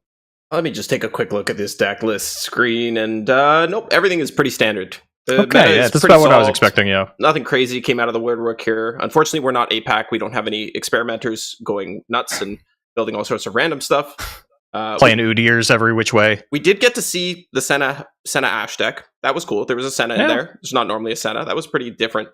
But we saw Lurk. That was pretty different. Different for this metagame. Yeah, different from ladder. I'm sure that a lot of you tuning in only play ladder. You saw Lurk, you're like, okay, yeah, that's expected. No, it's not. Not in my house. Yeah, outside of that, there's not too much left. We haven't seen any Teemo, Yuumi, Vandal City, PNZ elusives, so that's something that I definitely thought would be around, and maybe we'll get a sneak peek at that in a second here. Maybe we will, but first we're going to take a look at the players that are remaining here in the top 16, going through the bracket real quick here, taking a look at it section by section so you can see who they have defeated on the way here. Up at the top, we've got Russo and Rosio, and down at the bottom, Jojo and the Tank Buster. Yeah, both these guys, very, very strong players. Good to see them advancing all the way up to the top of their bracket. And in the next section here, we'll get to take a look at it in just a second. I'm sure a lot of people at home are rooting for Tank, but, you know, we might end up with like a Ninetales team kill coming in the top 8 if Russo and Jojo can pick it up. Here we see Team Ninetales again, keeping it alive. Maytree up against Naroku. Majin Bay up against Yamudio, who we just saw eliminate Hawk362. Yeah, I wonder what Majin's odds into that lineup are. Just looking at the list, Majin probably a little bit unfavored, I think. I don't know what Majin's running. I just saw him tweet that he did bring a Cosmic Call deck. Yeah, he did. He let Prism convince him on the Jace, I guess. We were talking about it after Aegis the other day. And from this section, we do see Peace advanced over Samantha Honey, so that's the last of Donut's prep group left, I believe. Sleepy Panda unfortunately went down as well, so we have Captain Fab and Japanese characters. Unfortunately, I don't know how to read them. Me neither. And then we've got Chocolate, you know? It's thematic. It's almost Halloween. We got Chocolate in the top 16, everybody. Take a piece. And, oh, I lied. AJ the Pro is still up and running up against Prism Sword. And then Sutracon versus Alexander down at the bottom of this bracket. So AJ may be keeping Donut's prep group's dreams alive. Prism, of course, trying to shut that down. And Sutracon versus Alexander, these are some of the oldest names in the game at this point. They've been around for as long as I have been. Should be a really exciting match that maybe we'll get into. See. Yeah, and as you saw on the break screen, we are going to be highlighting Sutracon versus Alexander here. Two very different lineups from each other, but decks that we have come to expect over the course of the day, and we'll get into those in a second here, and show you all exactly what we mean by that extremely cryptic sentence. So first up, we have Teemo, Yuumi, Vandal City, PNZ elusives. This is a deck that I've been playing a ton of. I really like the way this is built. I found that blowback, initially the deck was on 3 of blowback, but you just don't have the fodder to actually be able to cast your blowback. And while Eye of the Storm is a little bit more expensive and has a little bit less damage to Nexus, you know, you don't mind spending that extra mana with this deck because all your units only cost 4 it at most. So this deck has a couple different ways to win. It can go super wide with elusives and then try to get there with Heroic Refrain, or it can slam Yuumi and go over and over again. But now we're back to Seraphine set, and Boulevard, break this one down for us for the 3rd time today. No 9 lives in it, Monty. That's the first thing that peeks out as me. Also, Pit Professional, I don't think I see in these lists very often. Usually, Smooth Mixologist is like the only coin unit that a lot of these players are going to be on. But that's kind of the cool thing about Seraphine, is that because it's all one-ofs, you can just play whatever you want. You can, and Alexander is definitely a Seraphine specialist, or at least a control-style specialist. Very good to see him back on a Bard deck. That's his comfort zone. And of course, another landmark deck here, we have the Sunken Temple variant of Jen and Nyla featuring a Caustic Rift. That's a little bit different. Yeah, Caustic, it's kind of weird to me where like Caustic Rift reads as a mirror tech. And Alexander's on 2 heavy metal, 1 aftershock, which reads to me as a little bit more worried about Weapon Master decks than the mirror, because one thing that I started doing was I cut my gotchas for aftershocks, be a little bit better into the mirror on ladder, be able to kill their Sunken Temple. Still kills all the same units. But moving into Sutracon, we've got a triple champion strength lineup starting off with Formidable. And this is the good version of Formidables. It's on the Garen, it's on the Jarvan. Jarvan really flips a lot of these mid-range matchups. It's also got Glacial Saurian, which is something I haven't seen. It's only proccing off of your champions and the Badger Bears, so maybe not the best call, but having an Overwhelm unit is very, very interesting, and I imagine it would be great to pull off of an Anaka. I have looked at every time I go to build this deck again, I look at Glacial Saurian and I'm like, oh yeah, like Petricite Broadwing's not actually a bird. Yep. And here we have Champion Strength number 2. This is Teemo Janna. We saw a fair bit of this in the last meta game. Kind of got pushed out a bit this time, but it's been working its way back in. As it turns out, the Demacia version of Janna does a little bit better into Nyla than you would expect. So good to see it here. Also with the rise of Scouts, this is pretty good into Scouts as well. You can just set up faster than them because you can play a 7-mana Champion Strength. It's actually... I don't want to like yuck your yum here, but the reason that this deck has kind of fallen off is because it loses the head-to-head to Scouts. It's sort of it's been pushed into like being the secondary champion strength deck because it loses the CS mirror. I don't know if I believe that. I have some notes here from RPG that say otherwise, but I have some notes here about a 1-0 scrutinizing Sergeant. Yeah, me too. I think that's sus. I don't like that. How are you finding your Vanguard Sergeants to be able to go off on turns when Champion Strength doesn't make sense? I guess you just draw them? With only 2 of them? While you're looking for other things? Yeah, that's what I'm saying, man. I'm not a fan. But the extra Badger Bear is going to be good up against this elusive stack. Yeah, and this is kind of the hallmark of the meta. Triple Piltover and Zon versus triple Demacia. And typically, people like to be on the Demacia side of this. This is like the champion strength just does very well into the Janna decks. The removal is like, it's very easy for something like Scouts where you're constantly, every unit is 2 units. It's pretty easy to actually outpace their removal. You don't need to have a bunch of big units. You just need to have a bunch of units and then find champion strength. With the Formidable, something like Petricite Charger is incredibly difficult for Piltover and Zon to deal with because it doesn't take any damage from spells. Yeah, that card is such a pain in the butt for so many decks right now. It's very, very powerful and definitely a good reason of why the Formidable deck has been on the rise. And the other thing worth noting is that Alexander doesn't have any boats in his Janna Nyla deck, which means that he's not going to be able to contest this board, the boards coming out from Sudrakhan, quite fast enough. And he's not going to have any way to flip these matchups on their head. So having to set up the temple on turn 5 is going to put him a turn behind. Then he's going to fall even further behind to the CS and whatever else. It's not looking great just from the matchup perspective. No, it's so difficult to try and fight back when you're already this down on just the deck composition in general, and it looks like it is going to be an elusive ban up against a formidable ban. That's pretty much what I was expecting. I think Alexander could reasonably ban any one of the decks from Sudrakhan, but formidable is probably the biggest pain for you.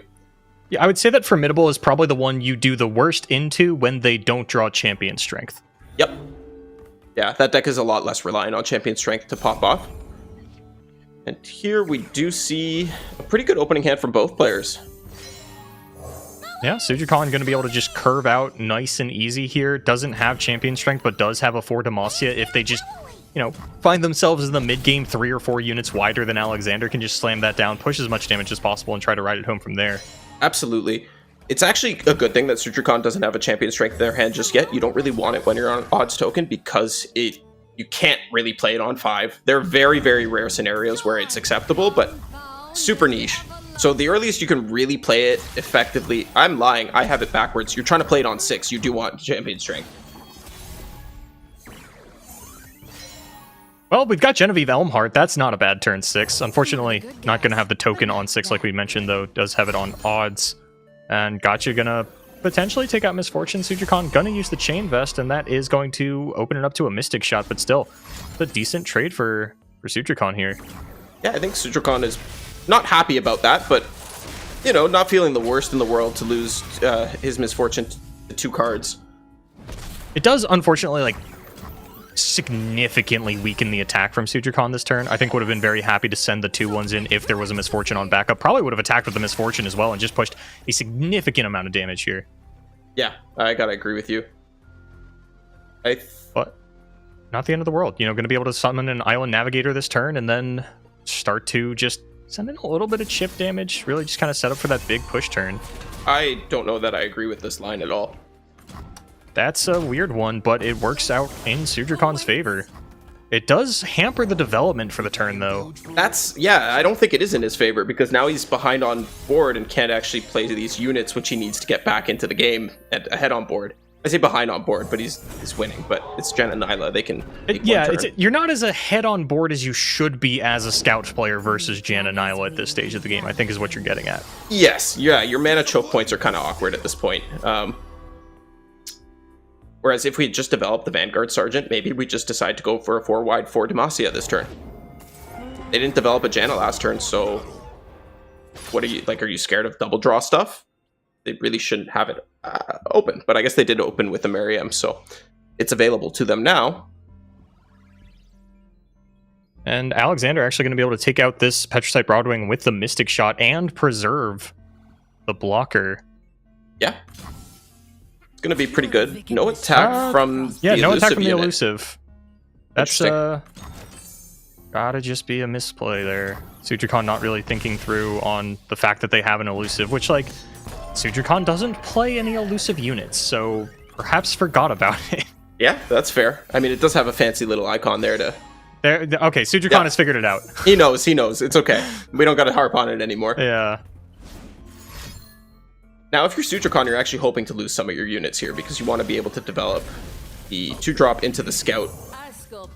Unfortunately, I think this 2-drop is also just going to die on site, although that would disrupt Alexander's Janna plans. It's going to come down to what do they value more, and it looks like, yeah, very willing to just Aftershock the Durant Sculptor, make sure that everything stays in a reasonable HP total range. Yeah. But now we actually get a good 4 Demacia turn. Kind of. Sort of. Not really. We're still losing our scout unit and most of our other stuff, but, you know, we have this elusive attacking in. I guess the question is, do you want to for Demacia here, or is this just a Genevieve Elmhard turn? It looks like Sujikon says it's a Genevieve turn. Yeah. I mean, that's not bad. You do force out some removal a little bit sooner, maybe gives you a couple more options. And Those Alexander...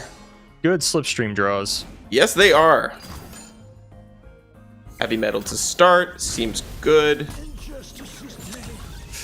Take out a scout. Genevieve gonna die to a Divine Whirlwind here. At least the Janna is gonna get discarded. That's not nothing. That is It's not a lot, but it's not nothing. I almost wonder if we're just supposed to cycle this Janna, kicking back a Whirlwind and something else. You can't. You don't have the mana to play Janna. Well, if you just opted to not play the Whirlwind. Gotcha. Probably that would have been the line, but now I imagine it's going to be like... Yeah, it doesn't go for the second Whirlwind, wants to play the Cloudwinder, can play that second Whirlwind on the following turn. Mm-hmm. And you're not super scared of a Champion Strength at this point, right? There you have a 3-wide board. If they Champion Strength, you kill one of the units. I feel like Alexander has navigated this matchup correctly and is past the scary part. Unfortunately, Helmsman not as good as Alexander would want it to be. There's no Tidal Invocation, there's no Howling Gale in the pool. It would just be, I think, Slipstream and Divine Whirlwind. So gonna save that one for a later turn. Just throw down the Cloudwinder. Continue to keep this Howling Gale at 3 mana. But now it's starting to get dicey again. You know, your opponent is once again 6 wide. They've got a couple of scouts down. They've got a little bit more health onto those scouts, and Alexander might be... Okay, Janna comes out. I was going to say, might have to just, like, kill the Valor here to be mana efficient in order to keep the Challenger at bay for the open attack, but not too worried about it. And now a 4 Demacia might just be lethal, depending on what Alexander actually finds here. 2 removal spells. Okay, it's done. 2 removal spells. Might be able to find... Okay, no, it's not done. I thought they were done drawing cards. I think he's in the clear. I haven't mathed it out. My gut, I haven't mathed it out, but my gut says that he's good. With that pickup, he's definitely good. Yeah, this is not Champion Strength. This is only +3/+3, not +4/+4. Things are still very susceptible to Howling Gale. Yep. So you want to play around form up as best as you can, I guess. Not that it really matters. Leaving the elusive unit alive is playing around form up as best as you can. I think. You would have killed it through form up. Yeah. Yeah, that's true. I don't know about leaving the elusive alive then. This might be where you just like Howling Gale the elusive. But now it loses to form up, right? Because now it's a 4/4. You already kind of checked for form up by going at the 2 HP units, and I think they probably would have saved Valor rather than the elusive. Valor definitely a little bit more important, letting you start to pick apart this board and go after the Janna. I think the other choice here would be Win. instead of killing something pre-combat, do you like just hit the Quinn or wait until they attack, block the Quinn, then smack it with the Howling Gale? Yeah, we are forced into blocking with both of our remaining units here, and actually just gonna be lethal. No, it's only 8. Oh, we have 9. I was looking at the other at Sutrakon's HP. Well, yeah.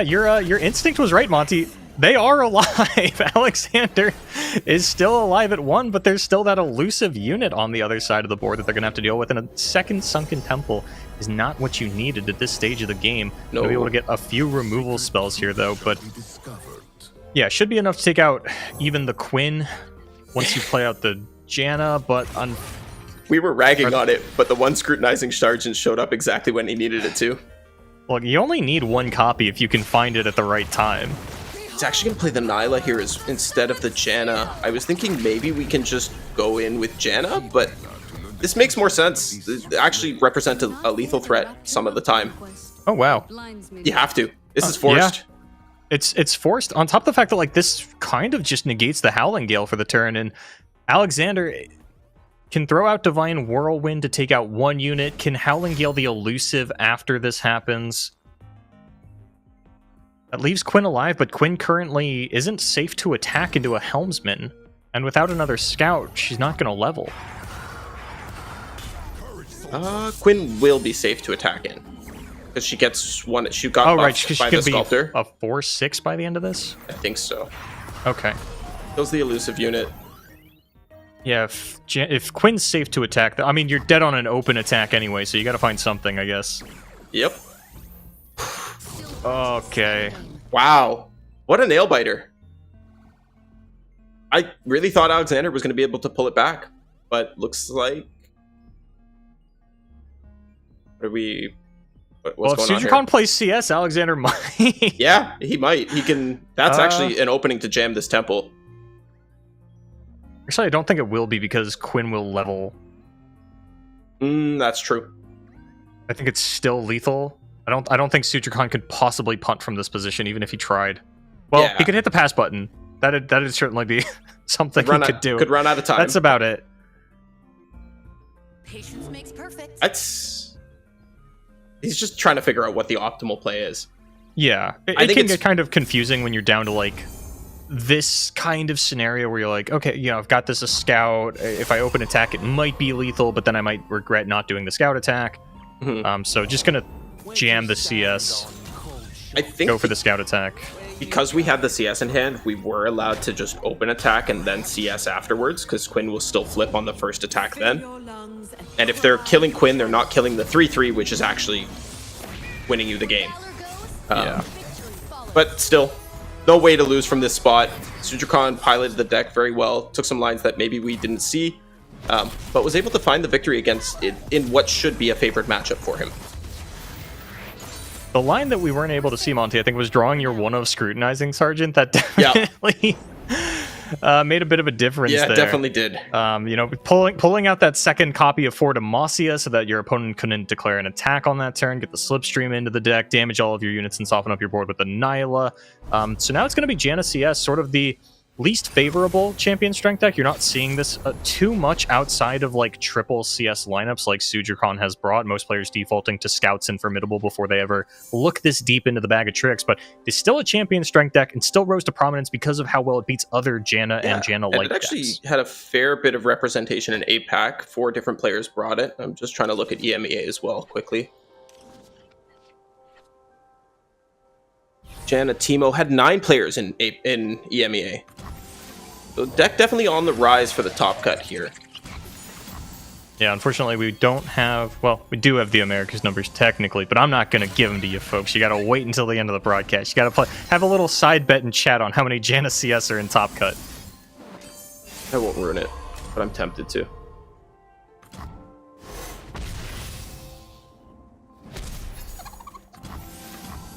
A nice little exchange for Sujikon there. Pretty happy with that. Ooh. Rocket Barrage certainly has chances to get value in a matchup like this. It's just kind of a question of do you fire it off too early, the perfect time too late.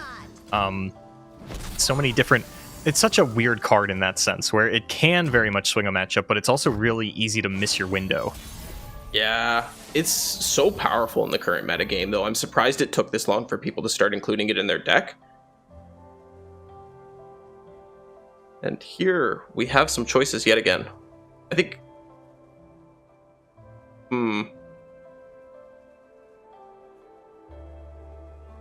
This is a tough spot, actually. Because you really want to play the 4-mana spell and jam the 3-drop. Well, the Cloudwinder, which becomes a 3-drop.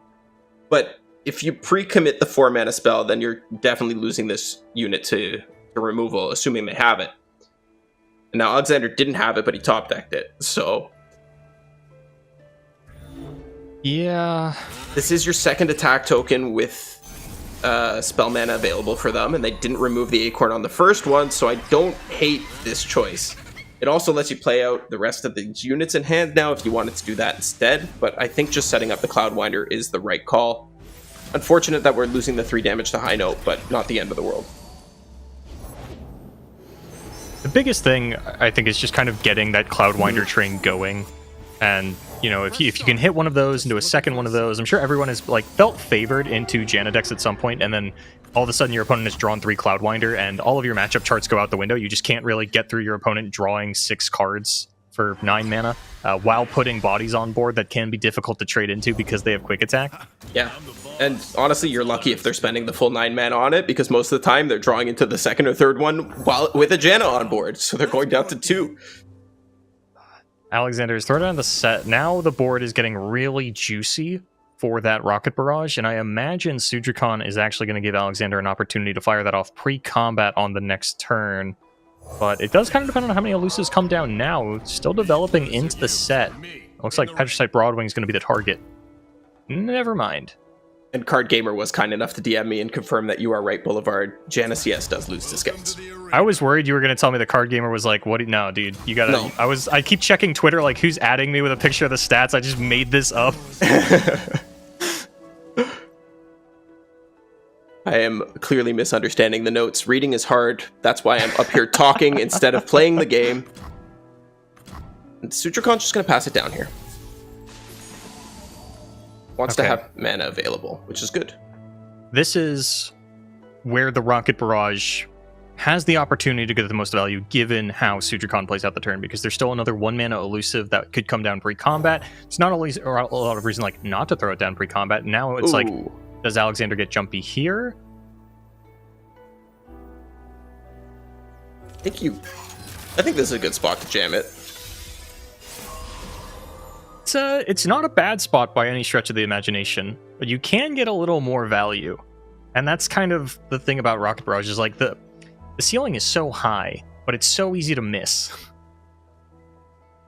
Yeah, really the only value that... like, there could be one more 3-1. We've seen 2 of them come out from Sudrakon already. Yeah. So it's like Teemo, which he's had opportunities to play over and over again and hasn't. It's definitely not something that you expect players to have the read on. I like the blunder. I like this. And all of them here to see you, of course. We can still updraft for spell mana to be able to play... Nope, we're actually a little bit shy of that. Are you trying to CS? Oh, actually, there is a line. We can use this coin Okay.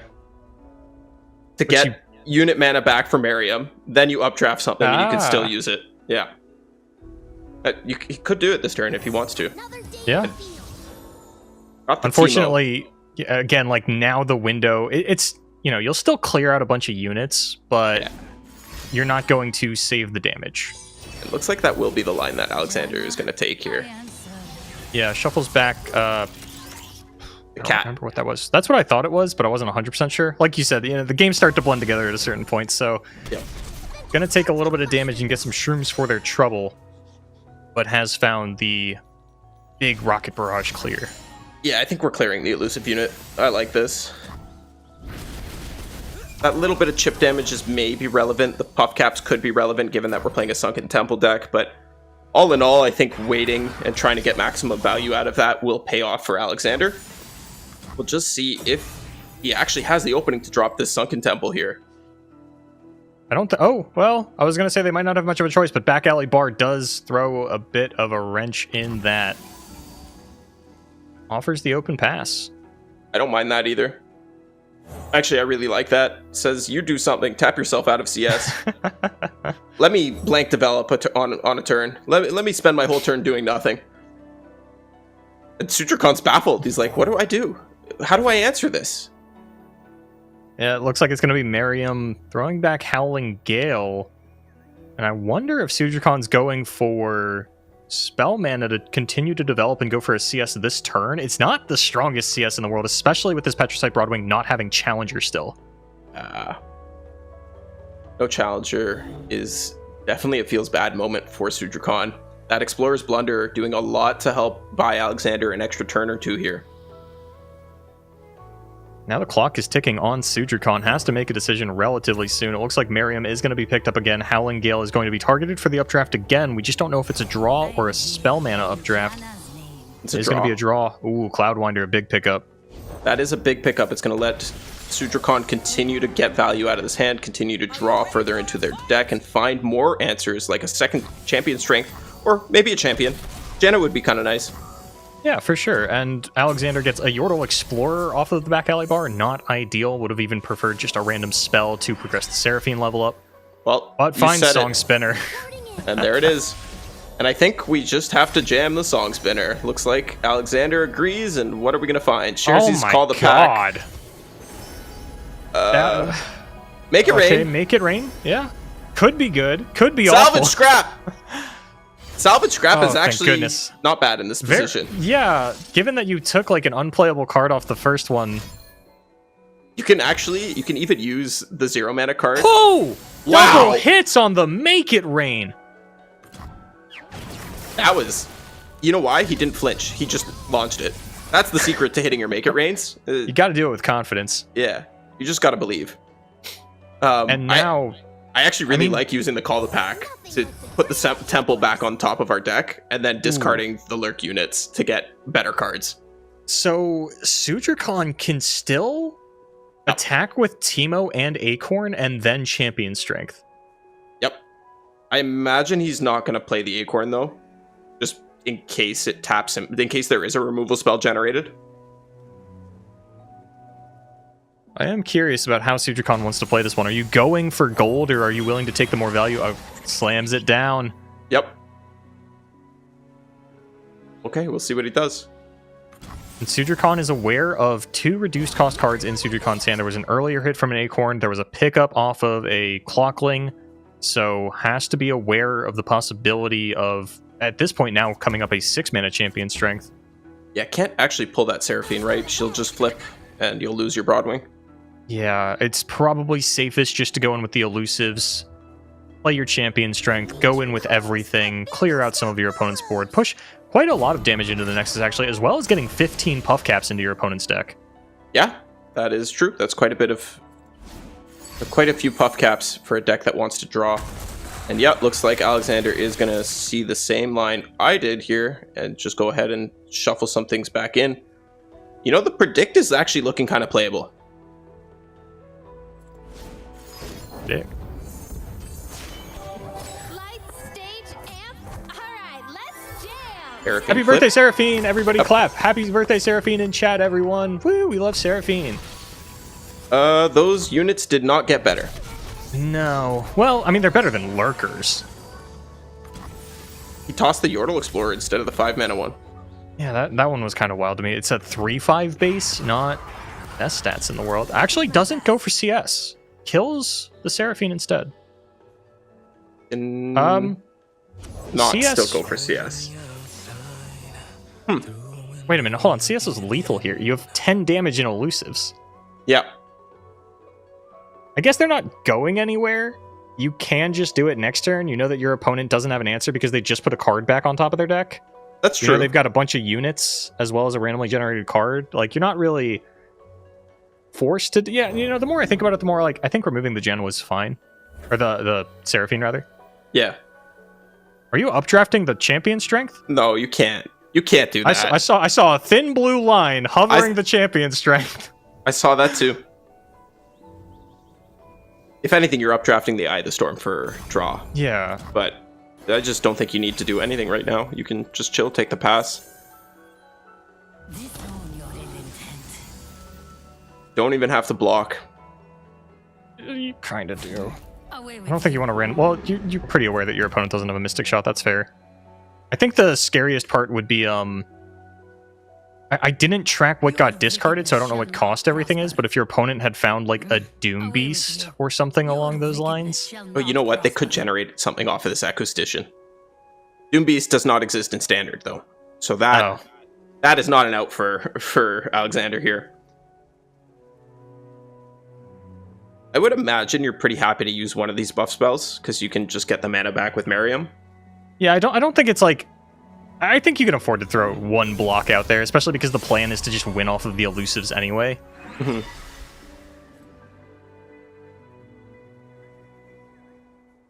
Yeah, this looks good. Hopefully the Acoustician doesn't generate a Purify.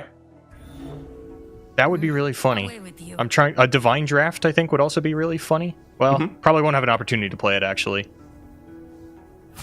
Because I believe this is a Seraphine card, so I think it's only making a 2-mana spell. Yes. But I don't know if it's 2 or 2 or less. My gut says 2. I think it's 2. Why are we blocking with an elusive? That's a great question. Well, the answer was we're not. Good job. Ooh, tag out. Oh, tag out! Tag out! That changes things. Oh my goodness. You can got play out more your of a full game board on our hands here, Monty. Yeah, we do. I wasn't expecting that to go down the way it did. And actually, you get to drop the Sunken Temple this turn, too. I don't... So the problem is you're going to have 10... You have 10 puff caps in deck. I'm assuming that you're going to tag out the... Oh, no. Oh, you're tagging out now. He's gonna... Yeah, he's gonna go for random cards. cards. Going for the bar. Okay. He's not expecting the 6-mana... CS. I like this line from Alexander. It's a very heads-up line. It's a very aggressive line. It's a good way to get himself back into the game. But unfortunately, we have caster vision, and we can see that there is a 6-mana CS that's going to answer this. So I totally understand this from Alexander's perspective, where if your opponent has a 6-mana CS, you assume they would have just played it last turn. Yep.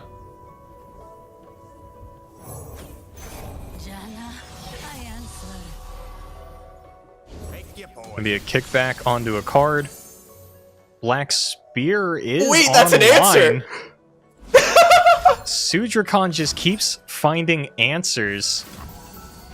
Black Spear hits the Teemo. Acorn is going to be able to knock the Nexus down to 5. Howling Gale will then be able to take out whatever Alexander throws down after the fact, which isn't going to be much because I imagine we're just ripping Sunken Temple. We can play the 0-mana unit. That's fine. That is one. Oh yeah, that's true. We don't really want that in our deck anyways. No. How did we end up here, Boulevard? Sudrakhan wasn't interested in CSing last turn is how we ended up here. Monty thought that, you know, with my opponent not having answers to what I presented already, they put a card back on top of their deck. I shouldn't have any issue pushing through the CS on the following turn. And now just didn't really expect Alexander to randomly generate a tag out into some more randomly generated cards that randomly generated a removal spell, and that is why Seraphine is constantly a key meta deck that is just coming up in conversations time after time. Can't play around cards that don't exist. Yeah. Wow. You know, there is a chance we draw all 10 puff caps. That could happen. It could happen. It doesn't even have to be 10, yeah. It could even be less depending on what burn spells Sudrakhan is able to draw off the top, but now Sudrakhan is completely gassed out. They've still got the board, which has not been dealt with, so Alexander at the very least will have to play through that, but 4 health isn't that hard for Alexander to get through. No, it's not, especially not with a Seraphine and a set available. And the coin came back too, but oh wait! Oh, I lost track of token. Yeah. We all forgot about the token. Chat, don't pretend like you knew we were going into Sudrakhan's attack token, okay? Oh, wait, hold on. Caustic Rift. Caustic Rift. That's something. I can't even see the health of the units. I see some 3s.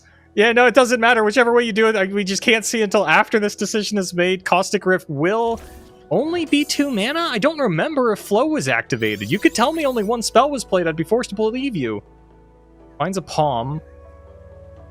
Palm plus removal spell plus Okay, draw a couple cards. But then we don't have anything left. Okay, we drew. Oh, and there's a puff cap. Puff It's cap. getting worse. Oh no, it's getting worse. Oh, we can formula. Oh, wow. Yeah, Sujikon makes it over the finish line, takes the 2-0 over Alexander. That was so tight at the end. I thought Sujikon's misplay was going to come back to bite him. But lesson for everybody at home. Take your lethals when you can. Because if you don't, you give your opponent an opportunity to win. Because they randomly generate bullshit. It feels very like that 6 mana CS felt very safe given how the earlier parts of that turn had played out. I think Sujikon could have just gone for it, but thought, hey, what's the worst that could happen? And almost found out what the worst that could happen was. But that does it for that match. I believe we have another match that we're going to be getting into. It looks like ABG Rosio is going to be the next player that we are highlighting here at the Worlds Qualifier, seeing if he can make it into the top 8 up against Team Ninetales' Russo. Yeah, this should be a really good head-to-head as well. Rosio has been around a long time. Russo has also been around a long time. I know both these players are quite competitively minded and giving it their all. We'll see what they have in store for us in this next series. I want to say that Rosio is actually shaped up to be like a very top Swiss performer, constantly seeing 9-0s and 8-1s out of this player, even back when we were doing seasonals. Was constantly coming in with the 9-0 rather than the 7-2, even though he had ladder seeding. So definitely has the Swiss portion figured out, but there are a lot of players like Rosio that constantly in the top cut, but not quite able to translate that into a win or a super deep run, just not really getting the top cut meta down. I think Rosio has had some near success. I want to say top 8. It looks like we got success now. That is 7 damage. That is going to be a game win for Rosio, which is going to tie up the series 1-1. Yeah, that was something. I love coming in right at the end of the games there. Don't even have time to sort out what's going on. Yeah. Okay. So this one of Heimerdinger in the Seraphine is something that APAC didn't do it at all, I believe, and then it popped up quite often in EMEA. Ultraman even got all the way to the semis with it, I think. Finals, actually. Finals, okay. Came in 2nd place. Yeah, I really like the Heimerdinger. Its ability to just randomly generate a board out of nowhere gives you a lot of play into stuff like the CS decks. It gives you a lot of play into stuff like Jan and Nyla. Your 3rd champion slot on the set isn't really necessary. You don't really want to be double or triple drawing set. But Heimer is a pretty powerful card at the moment, and has gone a little bit under the radar for a while because of the nerfs to Jace SI. I think people have almost forgotten that Heimer doesn't have to be a win condition. You can just turn your, everybody knows that they're fine playing this, let me just come up the board with, these value units. Heimer just does that for you when you're playing these stupid little spells to level your Seraphine. Happy birthday, Seraphine. Everyone in chat, happy birthday, Seraphine. But this is actually the first look that I think I'm actually going to get, period, at this Freljord elusive deck. Yes, and I am not a huge fan of this one. I think it's fine. Fizz and Yuumi work very well together, and like we talked about a little bit earlier when we did break down the deck for an earlier match, Fizz gives you play into these PNZ decks because they just can't do anything about him. But you do kind of have to pre-commit spells sometimes, or you do have to use spells as protection when you don't necessarily want to. Your mana can be taxed. You can also have spells that are really too costly, and a lot of the time you're relying on your opponent just respecting the fact that you have spells, and that's what your deck is built to do. That said, it's really looking like Fizz plus Yuumi plus Battle Fury is going to be all Rosio needs to take this home. Yeah, I don't know what else. He's got the token on 6, which is better for him. He has a skip here to be able to steal a card after the Janna comes down if that's what he wants to do. Actually just going to play it out ahead of time. Knows that they're on the Janna term. Slipstream, Janna away the fleeting card's a pretty popular pick, but actually just going to take away the removal spell. Still does have to pre-commit something in order to send Fizz in as an elusive threat, though. Could just pass. Don't really... Could pass. Just rack up a Battle Fury on the following attack token, and at that point, it doesn't matter if you don't... I think you'll still actually have 2 spell mana backup in case something does target Fizz, but nothing is killing Fizz when he's got 10 HP.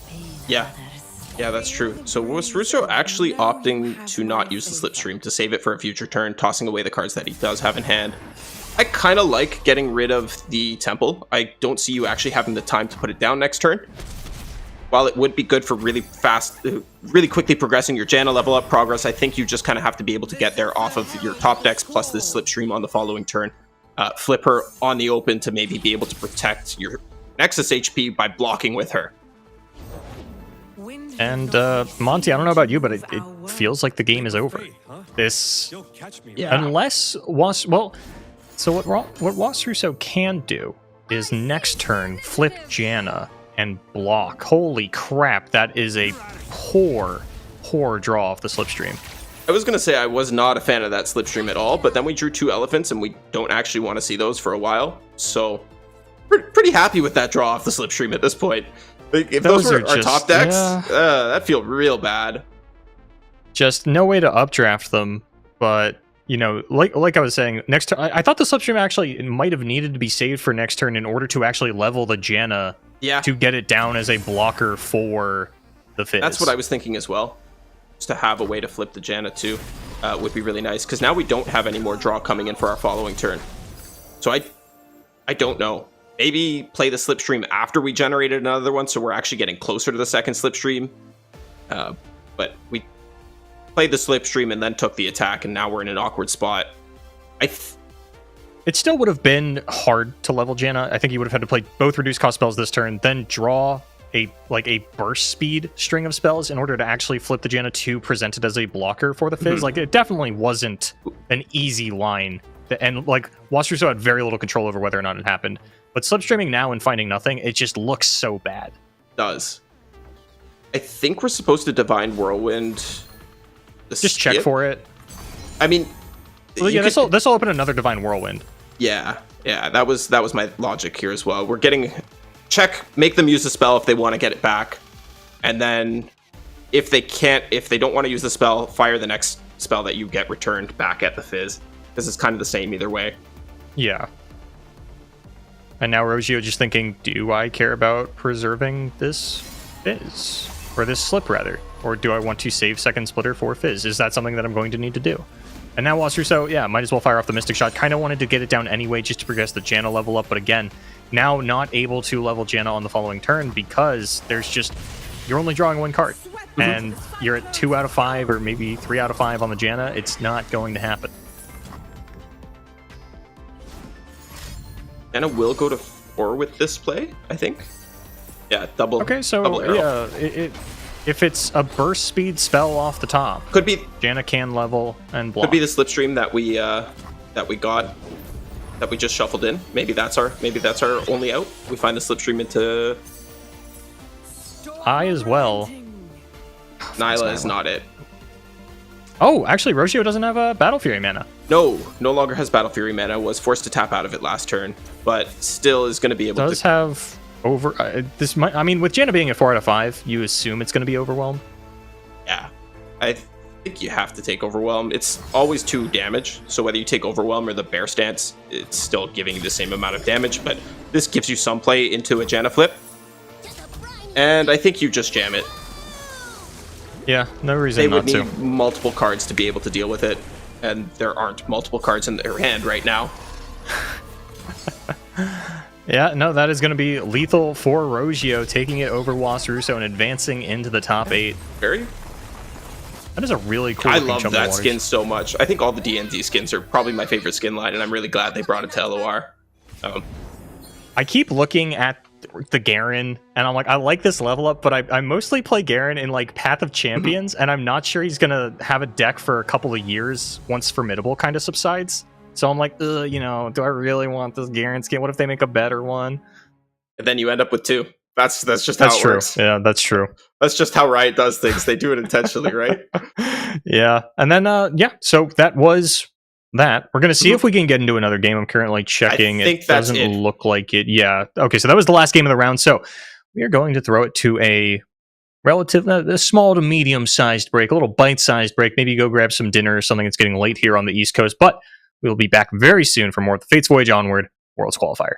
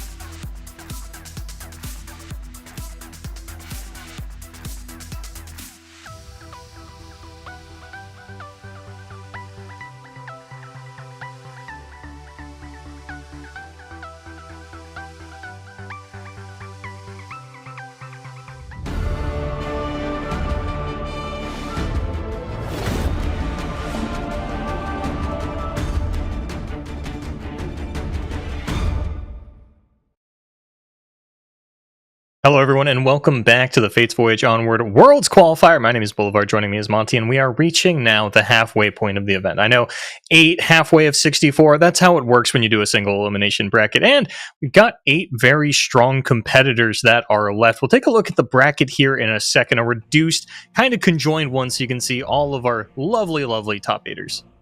Yeah, and at the top we saw last game, ABG's Rosio taking down Ninetales was Russo, preventing the Ninetales team kill in our quarters here. Peace versus Simbak up next. Majin base still advancing, still keeping the J streams alive up against Ninetales Maytree. And AJ the Pro versus Sudrakon. I have a correction to make. AJ the Pro is not AJ. They are different people. I knew this. I just got them confused. So it's not in Donut's prep group. I'm a dumbass. It's okay. That's why we're casting and not playing. Oh, I just assumed that AJ the Pro was in Donut's cast prep group. I was like, yeah, I don't know who's in Donut's prep group. If anyone's going to know, it's Monty. But we can see the crowd favorite Majin Bay still in it, but we do still have the potential for a Team Ninetales finals if Jojo and Maytree can go all the way. Been a while since we've had any kind of double BR finals. It has. It's been a very long time. I think I'm not even going to pretend like I remember who the last one was, but it has happened, and it's always been some of the most fantastic finals we've had. If I remember correctly, I think it was Lazy Guga versus Elder Senior in the triple Bandle Tree format. That was definitely a format where we had where we had that happen. I feel like I don't go on a lot of dates, as you all can tell from the fact that I just pulled that one out of my memory. That's what Boulevard can do. He remembers the last double BR finals we had. Revo beat Random for his top. Yeah. And then because it's been a while since BR hasn't been doing great in 2023. It's really been a lot of RPG.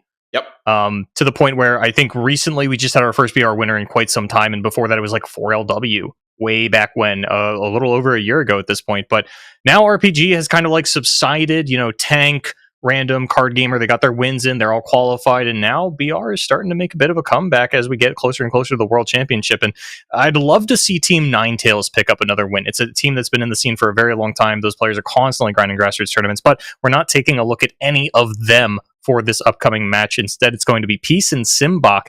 We're going to go ahead and take a look at their decks now, get you an idea of what we're going to be looking at here for our top 8 features, starting off with Simbak, Nora Heimer. A lot of talk about how weak Shadow Isle is, but it's made it back into the top 8. Yeah, this is a deck that I've actually been practicing a fair bit today because I expected to see it come out a lot more. It has a pretty good matchup into Scouts, as I understand, as well as pretty heavily targeting the Nyla deck. It really wants to go off the back of this Eclectic collection by going 6 wide and then getting that down in order to shuffle both Puff Caps and Flash Bomb traps into the opponent's deck while also giving you basically infinite portals. It's a deck. Yeah, we saw the Eclectic collection not necessarily work out earlier in the day when we saw a similar strategy coming up, but we've also got Shen Jarvan. Syncopation in here is a bit of a, sometimes you throw down your Shen, you're feeling really good about that Shen spell, swapping things over, and you're like, what if I could do that for cheaper and I didn't need a Shen in play? Thus, Syncopation enters the mix. I adore the Syncopation. I was playing it in my own Shen Jarvan list. It gets you so many cheeky wins. If you think about Shen Jarvan and you think about all the times you've won, you'll definitely realize there's a lot of moments where you just swap a Greenblade Caretaker out with Shen spell and you win that way. And then, of course, we have the meta staple, Janna Nyla. 3 Helmsman, no Temple, no Boat, and still on the 2 heavy metals. Yeah, no Aftershock or Gotcha. No sort of other tertiary 3 damage spell that we're kind of used to seeing out of these lists. We also see, Helmsman, no Temple. In the previous Shen Jarvan list, we saw double Boat. We saw King Jarvan III as well as the Shen Boat. But moving on to Pieces lineup, we've got Scouts. Scouts, yay! We have the Scouts. Chain Vest form up split. I like this. I'm a big fan. We also have Inspiring Light as a 2x copy.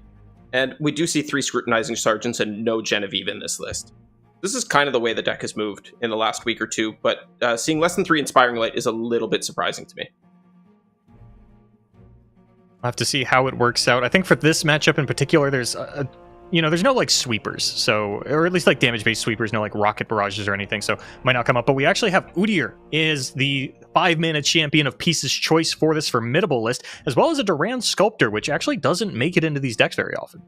Yeah, I guess this is the answer to what happens when you play Jarvan, when you want to play both Formidables and Shen Jarvan in your deck. It's Udyr. Udyr's back. Udyr was showing up pretty well in EMEA earlier. I think I saw it take down a game or two. Wasn't what I expected, but the second list we have here is Fizz Yuumi, featuring one Nora this time, actually. It's interesting. I thought that Portal Palooza was an eclectic collection. I gotta say, I don't think I love adding Portal Palooza in just because there's a one of Nora, and again, not super familiar with the Freljord elusive list. I don't think they're playing Portal Palooza. No, they're usually not. I think the benefit to the Portal Palooza is that you can... Also, it's a proactive spell you can play to activate your Fizz. Also, 2 Sharesies in the main? I like the Sharesies. I think it's a little bit odd for the Freljord list, but I do like it. I'm thinking Jax Ornn, at most I only ever saw 1 Sharesie, so to put 2 of them in when there weren't any Weapon Masters in the deck either, it's just Bone Club, and I don't know if Sharesies works with... Okay, I was going to ask if Sharesies works with attachments as well as equipments, or if it was just one or the other, so... Okay, you've got 3 Yuumi and 3 Bone Club, and I guess that's worth 2 Sharesies? It's definitely explosive. A lot of players don't fully understand how Sharesies works, and they dangerously think that they do, so they play around it incorrectly. So we'll see if that's something that Peace can kind of have a gotcha moment with a little bit later on. Yeah, it's definitely something that does happen. I've had it happen to myself, and I've seen it happen to my opponents as well.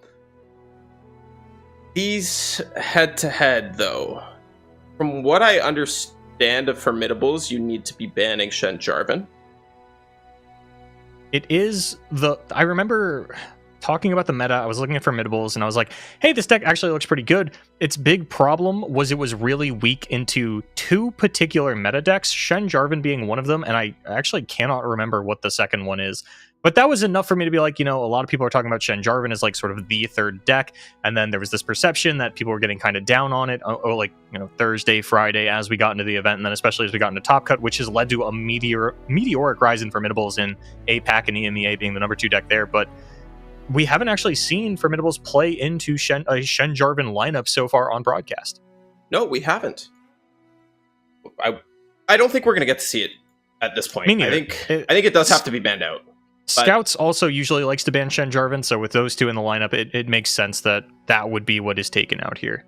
Elusives kind of likes playing into it, though. It is a weird lineup at a piece. Not really sure how it wants to handle that Shen Jarvan. Either way, I think looking at that Heimer Nora as sort of the weak point, as, hey, this is what I'm going to do, this is what I'm going to try and take out. Usually a little bit too slow with like the Ruinations and things like that to actually beat the CS decks. Yeah, you're definitely right about that. It is just a little bit too slow to go up against the CS stuff, but it could be okay into elusives, maybe, as long as if you choke the Fizz mana early and force him to spend removal spells protecting him, then you're in a good spot. But Peace, I doubt, is going to let Fizz be targeted in that way. We are going to see the bans. It would almost have to be like Peace just raws a Fizz on 1, Simback tries to quietus it and succeeds, or like forces a very cheap spell out if we're doing it like turn 2. And it just doesn't, like, I imagine Peace is going to hold back the Fizz until there's protection for it. Yeah, you just have to, especially when you're playing this deck. But we will see the bans in just a second here. As I said, I expect it to be Shen Jarvan from Peace's side, and Simback maybe just takes out the elusive list because it's the one that could give him the most contention. Looks like I'm right. Oh, wow. That I didn't expect. Nope. Okay. So we're expecting a pretty easy win here for Shen Jarvan. It's favored into both of these champion strength decks, and then it's a matter of like, and U2O Janna Nyla. It's what the lineup is built to do, but that's a very tall task, and that's why you consistently see Janna Nyla as the number 1 deck, and number 2 is getting left in the dust numbers-wise. Sometimes you bring to beat it, it just doesn't matter. No, it doesn't matter at all.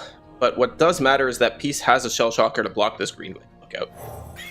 Like keeping the Green Glade Lookout under control, or Green Glade Caretaker rather, under control in the early game, definitely pretty important. Just trying to get that out as soon as possible. Don't want it ramping up, especially when you're a deck like Scouts, where you don't have removal for that later in the game. You're not going to be able to single combat it if it gets up to 11 attack, and then Simback might just be able to syncopation it in for a win. Yep, that could definitely be one of the ways Simback finds the victory condition here. We are going to see the Duran Sculptor come down, no PNZ removal available, and I like the full swing going after the Caretaker aggressively.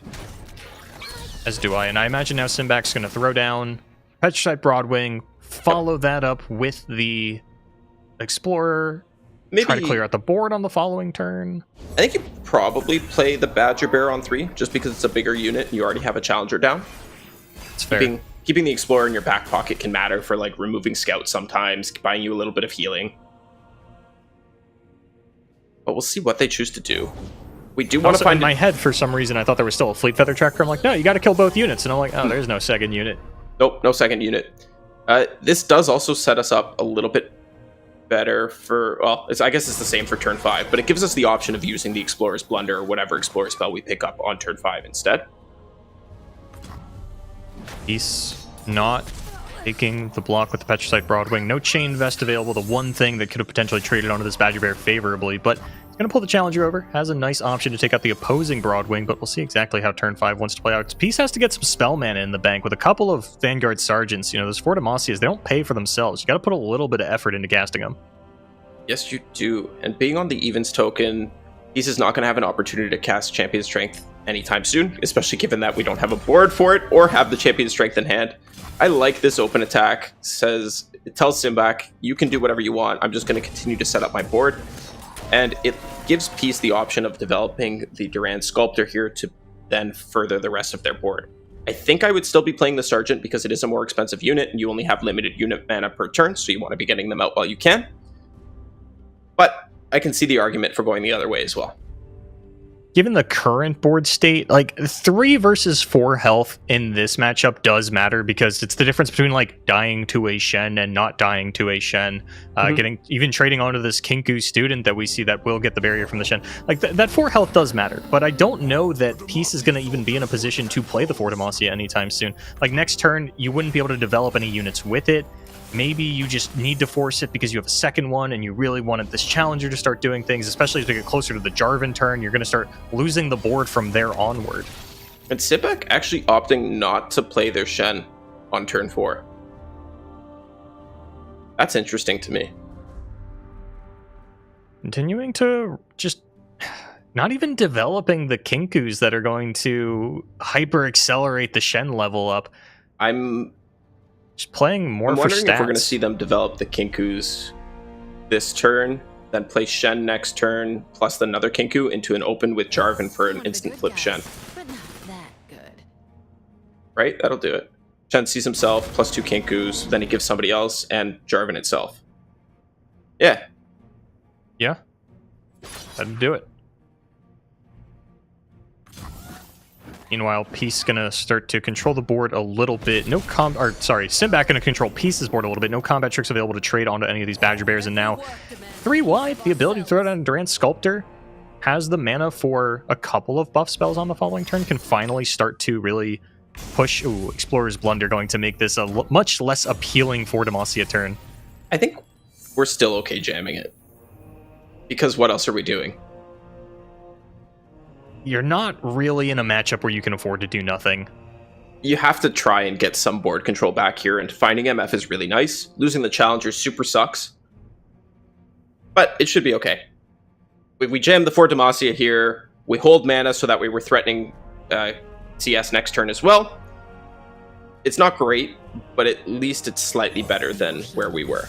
Ooh, see, this is a bit of a problem, because you're not threatening these Badger Bears as heavily as you would be if you had cast Fort Demacia. On top of that, like, because Peace has the second Fort Demacia available in the Vanguard Sergeant, I think that this one was pretty good, even without Challenger or Formidable on the Petrified Broadwing. You're still trading onto a Badger Bear thanks to the Love Tap, and you know that there's no defensive barriers that can come out. Again, the Love Tap. But it's just not something Peace is interested in. Wants to get that scout down, wants to go for these high impact attacks. And once again, we find one of these scouts players just down to 8 HP haphazardly, not wanting to take the trades, not being able to afford to because everything is so much bigger than what you have presented. Yeah, and see, this is the other problem with this line that we've taken here. Inspiring Light doesn't do anything into this board whatsoever. Yeah, you could attack, but you've got a good scout attack here. Yeah, okay. Well, that's one good attack, kinda. That's the good attack for the turn. After this, it gets a lot more questionable, but hey, you know, I think that the MF level up is a currently viable win condition for Peace. Assuming Jarvan pulls Vanguard Sergeant instead of Misfortune, which I believe that's a 50-50. Yes, I think it is a 50-50. So no block from Simback here, just going to accept the damage. I wouldn't have hated a block with the I guess with the Shen. Then you have to chance the Shen into a form up, and you've been sitting on this card all game. Never mind. I hate the block. I was gonna say it saves you the second strike, because then they're risking losing their scout, right? And they probably don't want to do that. But you really don't want to chance losing this Shen. You're in such a commanding spot. There's no reason to make a throw like that and like maybe get out of whack. See, if Simback was going to play the Kinku, I would have liked to see that come down before Shen, since the plan was not to block, but maybe... I guess, like, thinking that the Shen would dissuade a more full attack out of Peace, maybe even for going the Scout and just, like, swinging in with everything, but there's so many backline units currently hanging out for Peace, especially given that the Petrified Broadwing didn't have any keywords last turn, and... I find them unworthy. Okay, I was going to say, if Simback doesn't go for an open attack, we might just see, like, a defensive for Demacia here. Yeah, I think it would be a really good turn for a defensive for Demacia, but Simback identifies that as well and is just going to go for this pull. Guarantees that Jarvan goes after Misfortune as well. But now I think things might just be a little bit doomed for Peace. He can take a trade onto the Badger Bear. Don't get ahead of yourself. Yeah, can't even... Oh, yeah, no, can do that with your Formidable unit, which, Yikes. And then you're just taking some damage. You do kind of want to trade down your board a little bit, so that way you can play both of these Sergeants and be back wide, but... Icky. They're going to have Shen Boat next turn as well. They're going to have second Jarvan to Cataclysm something. Jarvan's flipping here. Even blocks like this, Peace has to say, can I afford to hold all of these back and just, like, die to form up? Like, am I just losing if they had form up anyway? And I think the answer is yes, because even if you full block to not die to form up, I think losing the Island Navigator to the form up is essentially still a loss. Yeah, I agree. Because of that, maybe you want to block the Shen instead. It was also a way to lose to Cinco. So yeah, he's just accepting that they're losing to that if it exists in the hand right now. With only 3 cards, I think that's a fine read to make. They haven't... I don't even know what Peace can draw here to try and come back into this one. I'm not even sure that Champion Strength is actually a winning play. No, we were going into 8 mana, so if we banked full, we could draw into our Scrutinizing Sergeant, find another Misfortune. Okay, well, now I guess we do get to find out if CS is actually a win or not. Cataclysm still gets to take out one of the scouts. And then I guess it depends on if Peace goes for a scout attack. Oh, this is for Demacia, not CS. Yep. Okay, so... I think this is going to be a second barrier. Oh, man. The problem is just, like, Simback's really not losing much of their board to this. No. They're going to get to Jarvan to take one out. They're going to get the moral support for another barrier, blocking with the 3-1 as well. Yeah, and that 3-1's actually going to be at 6 attack baseline with a barrier, because the Jarvan barrier is going to level the Shen. Then the second one going over is going to give +3 attack. So that's even killing a unit after the 4 Demacia, and Peace doesn't have the mana to play 2 copies of this spell. That might have been able to get something done. Yeah, but double 4 Demacia might have been enough, just but not in the just cards. limited by total mana available this turn. It's only turn 8, not turn 9. And I think what Simback is debating here is, do they go for the Fleeting Cataclysm, or do they play the second Kinku just to trade down the board a little bit more efficiently, you know, wondering, does it really matter here? What could my opponent have possibly top-decked? I kind of like using the Cataclysm first because it leaves us with the option for Shenboat, whereas if we play the Kinku, we're tapped out of Shenboat completely. I like the Cataclysm because if your opponent did draw something like... That's not what I expected. Nope. I was going to say, if your opponent drew something like Misfortune, then the Fleeting Cataclysm lets them go, okay, now I can throw this down, and then you just have Jarvan's Cataclysm in hand to take that out as well. Yeah, it's a nice bait for sure. Now, if the top deck was Misfortune, I guess Simback still has Cataclysm mana. Yeah. Really can't go wrong here. And Peace just has to full swing into this, doesn't have a choice. Not test me. Everything does not need to be blocked. You can leave the Poro alive. Poro is also the only thing that Shen can block and survive, but with the second Shen in hand, do you really care? No. I don't think so.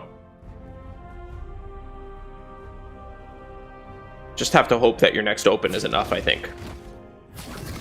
I don't even know if you have to do something like that. I think that you still get to Cataclysm down a unit this turn. You can open the next turn with another Cataclysm in case they go for a champion strength, and then after they do, you can cast yet another Cataclysm. Simbak maybe just trying to figure out what their... if there is an answer that comes out to save one of these units, if they can re-up with this moral support maybe, or maybe just looking for the best blocks. Killing the units they feel are the most important. Yeah, and I like the safety block onto the Poro, not just kind of randomly losing to a form-up. Yep. Although, we do know it's only the top deck card, still better to play around it. Yeah, you'd feel really dumb for being like, oh, well, you know, I knew they didn't have it. And it's like, well, no, you don't, because they drew a card for turn, and that very well could have been the form-up, and it was, and now you lose when you should have been 100% sealed for this. It's if you lose the Shen, you lose the Shen. You got another one in hand for that. Yep. And with the Jarvan going in on the scout unit, this should lock the game up for Peace here. Or for Simbak, sorry. Of course, it can... Honestly, not even threatened by the champion strength. Yeah, and this is just lethal in the open. There's no card in a scouts list that is going to stop this. Misfortunes make it rain, obviously. Ah, I forgot about Misfortunes Make It Rain. Clearly can be cast without a misfortune on the field. Clearly also pushes through barrier. So that is going to be Shen Jarvan picking up the win as expected. So far, everything according to plan for both players. Peace should have seen that one coming. It's about 2-0ing the Jan and Nyla. Yes, it is. And they're primed to do it. We've seen Galio do it before. We've seen Scouts do it before. See if Peace can do it one more time for all of our viewers to advance through the quarterfinals and into the semis. All right, and ooh, wow, that's a lot of Miriam Temple caretakers. Yeah, Temple caretakers. And that's a champion strength. With a 1-2-3 curve. Can we actually play it? So we're on evens, which means that we're not using champion strength until turn 7. It's actually not necessarily something we want to be seeing. But this for Demacia guy, the Vanguard Sergeant, he's looking very sexy. Very hot. Very in right now, very chic. Just going to take a free 2 damage. I like double developing 1-drops, so we still have mana available for Demacia on turn 4. And I smile. Not going to happen this time around, it seems. Petricite Broadwing coming down instead to challenge the Nyla, which Simbak might just use the Nyla spell to push through anyway. Yeah. More than likely, though, I would say go for the attack in response to the block do it, because otherwise it's the same thing as just, you know, doing it preemptively. You'd love to get that free trade onto the Petricite Broadwing, I feel. I agree with you completely. I think people should just be attacking into this Petricite Broadwing, even if you're losing your Nyla.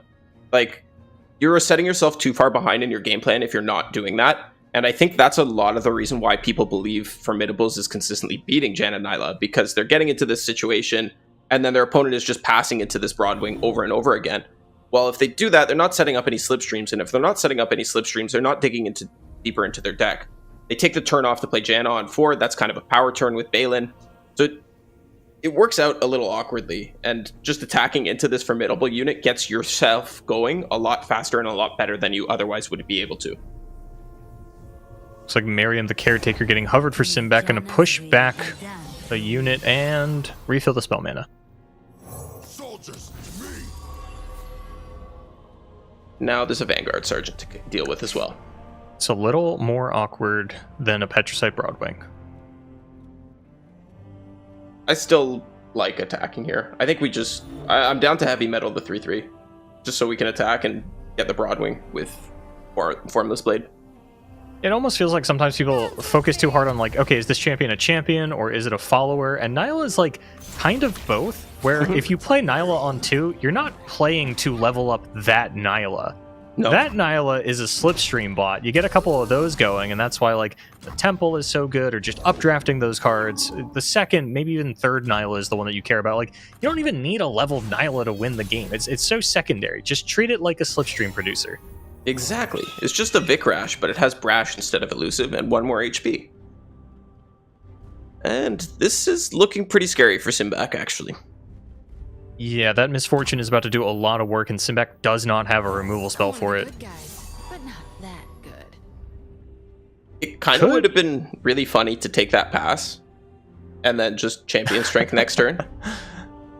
Yeah, I guess the good news for Peace is with Eye of the Storm, their 1-drop is actually going to upgrade, will no longer die to Misfortune, will trade onto whatever challenger was sent after it. And if you do draw Divine Whirlwind, you can hit the MF, but Simbak's actually hovering a heavy metal at the moment. Goes on to the 2-1. Okay. Still representing Janna, so Peace kind of has to pass, or just can just let Janna come down. Obviously, there is no Janna for Simbak, but this is kind of the mind game that you have to play in this matchup. And we're actually going to lose our... Misfortune. Yeah. This went from looking very good for Peace to looking maybe not so great. Well, they've still got, you know, they've still got the Sergeant into Champion Strength, and 3 units still on board, so the combo potential's still there. You know what would have been a better combo? Playing this for Demacia on turn 4. That would have been a pretty good combo, wouldn't it? Yeah, that'd be a really good combo. Nyla number 2 gonna come down. There should be a slipstream within the top 3 cards of the deck at this point, I think. Maybe top 2 cards. And she'll make another one within the top 6. So odds of slipstreams going way up. Simbak probably wants... Well, isn't actually in danger of getting Champion Strength next turn. It's only going to be 7 mana for Peace, but there is a for Demacia, which is just as good. That is just as good. Thank you to our lovely production team for showing us the Nyla cards drawn counter here. Nyla definitely going to go down here again. This is second Nyla as well, so Simbak has to be cognizant of that. The odds of finding the third one is rather low, given that they don't have any boats in this list. Ooh, and are we going to get Misfortune. baited? I hope we're not getting baited by this Misfortune again. Certainly not. Certainly when you have 5 units and your opponent has maybe 2, if Simbak actually plays out a unit here, you just jam for Demacia.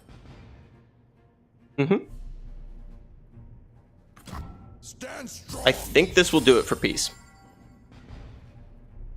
I'm trying to parse out if it's lethal, and I think it is. Yes. I think even if Simbak throws down a unit, the 3 weakest attackers is still more than enough to just take Simbak out of the game. Yep, and Janna goes down as well. So Peace showing that their deck can do what it's built to do. This is why they brought the lineup that they did. They wanted to go after Janna Nyla twice, and you know, they got their first win. See if they can pilot the second matchup to a win as well.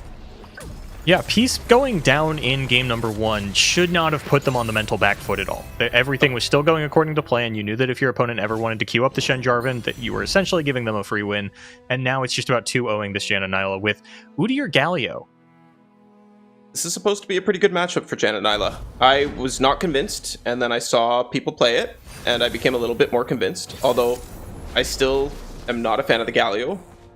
I think Jarvan makes more sense. I think Garen makes a lot of sense. You mean the Galio or the Udyr? The Udyr, sorry. You're right. Okay. I was like, I'm pretty sure the Garen versions are still running Galio, but no, you're right. And that's sort of the thing, is there's so many champions in this list that I would believe that, like, Garen, Jarvan, Galio does very well into Nyla Janna. I'm not so sure once we start throwing, like, Volibear and Udyr into the mix. So, Udyr does have the benefit of giving us access to Ram Stance, which is deal 1 to the entire board. Very, very good at dealing with those X1 units. But you don't really care about those X1 units when all your entire board is much, much bigger. I will say, when I built this list a couple days ago, I wasn't looking at Udyr, but I was looking at, like, Inner Beast, because I have just lost games to someone throwing Regeneration onto a Petricite Broadwing. That's incredibly difficult to deal with if you can, like, Sky Splitter to save it the one time your opponent aims 2 removal spells at it. So I get the value of stances in the deck. I am just a little questionable of, like, Udyr as your stance generator as opposed to, like, Garen giving a buff to your entire board. And Vulpine Wanderer being in the list and doubling down on the stances does make me even, like, more questionable of it. I don't know how I feel about that exchange. Using that spell to try and trade the Broadwing makes sense given our hand state, but They obviously had a way to deal with it, given that they had 4 mana. Said triple Gentleman's Duel is great, but maybe not quite great enough. It is going to be really funny with the Udyr. We're going to get a lot of 0 mana stances. Oh, yeah. And Peace actually going for Balin the Benevolent rather than trying to like suit up a Petricite Broadwing, which makes sense. If you spent your entire turn trying to stance up a Petricite Broadwing just to have it get hit with a Mystic Shot, you would feel a little silly. Yes, Udyr will also make this stance free when he comes down on the board, so no need to spend 3 mana on it. We can spend 0 instead. And Simibac has no fast speed interaction at the moment, so just going to have to let this one go, falling down to 11 already, and just a few too many Pool Sharks in the opener. It's kind of weird. You don't want to like run all of them out in the same turn and just start, potentially losing some of your key cards, but it's also something you can't be afraid to do if it's what the situation demands. I think I would do it in this spot. At the very least, I'm playing 2 plus Nyla, and then attacking with the Nyla again, but it's kind of close. Mana is also somewhat relevant. We are getting the 2 fleeting cards, so maybe we want to spend some spell mana on something. Those are not relevant fleeting cards. Yeah, no, actually pretty good hits for Simibac, I would say, in terms of like getting value out of the cards that were generated. Obviously would have loved to see a Janna or something along those lines. Temple, I don't think is something you can openly play into this board state, but actually I don't even think Simibac plays Temple. I gotta check that. I believe it's 3 Helmsman, no Temple, no Boat. That's what I was thinking as well. Let me confirm that. Okay, yeah, it is 3 Helmsman, no Temple, no Boat. Petricite Hound gonna come down here in response. Doesn't want to tap out of the duel. I think that's perfectly fine. We may also see a random board of X1s come out, and having mana available for this Ram stance dissuades that. We playing bilge rules. Yet another Pool Shark.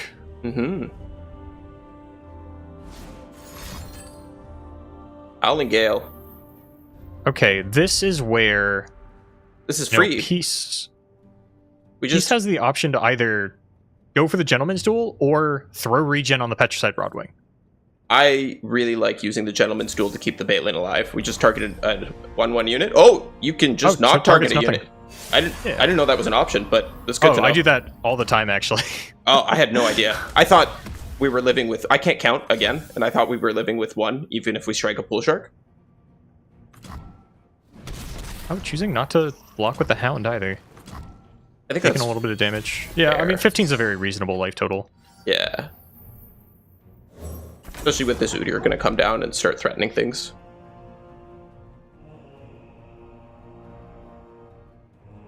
This says, hey, Mr. Opponent, you got to play something. I know you have a fleeting card. Yeah, and with no spell... I mean, Simibac not going to be able to throw down double Cloudwinder this turn. Would have to marry him to get the spell mana to play the, Form Up. Not Form Up. The Nyla spell. Slipstream. I don't know where Form Up came from to play the Slipstream, but at that point you've already committed too much unit mana to actually throw down double Cloudwinder. So just going to shuffle one of those back in while Peace heads into combat. Are we not attacking with Balin? I don't know why you would keep Balin alive if you weren't attacking with it, unless the plan is to throw down Udyr post-combat and throw regen onto Balin, but then you're not getting your Balin attack off this turn anyway, so that wouldn't really make sense. Yeah, is going in with the Balin the Benevolent. Okay.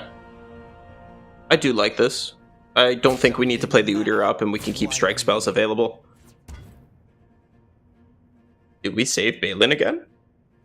I don't know. Peace also made an interesting decision here. Rather than taking out the elusive unit, took out the Merriam to prevent a value block of sorts onto the Vulpine Wanderer. So if this is the answer, do we duel? I guess not. No, it looks like Udyr's coming down finally. Well, I think if the Nyla comes down, we might just strike that immediately, but... That's also possible.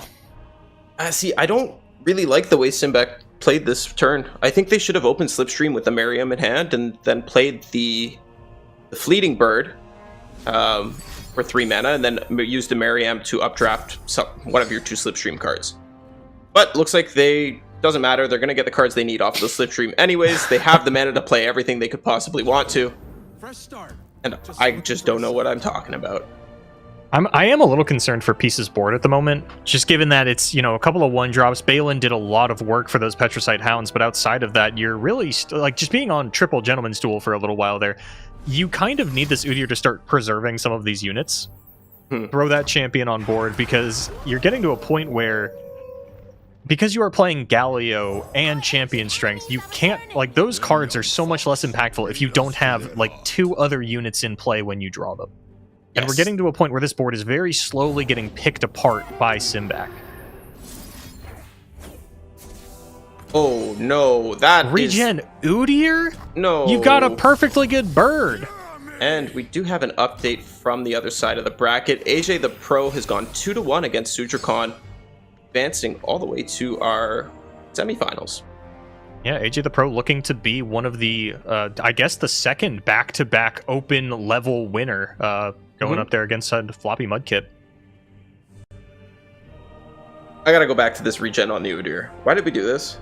I was really talking up regen Petricite Broadwing, and I've been eyeing that play for arguably too long, and it just hasn't happened. Regen onto Udyr, which is wild to me because, you know, your opponent still has all these 3-attack units, which means a 5-6 Udyr is still very susceptible to getting taken out by a lot of things, actually.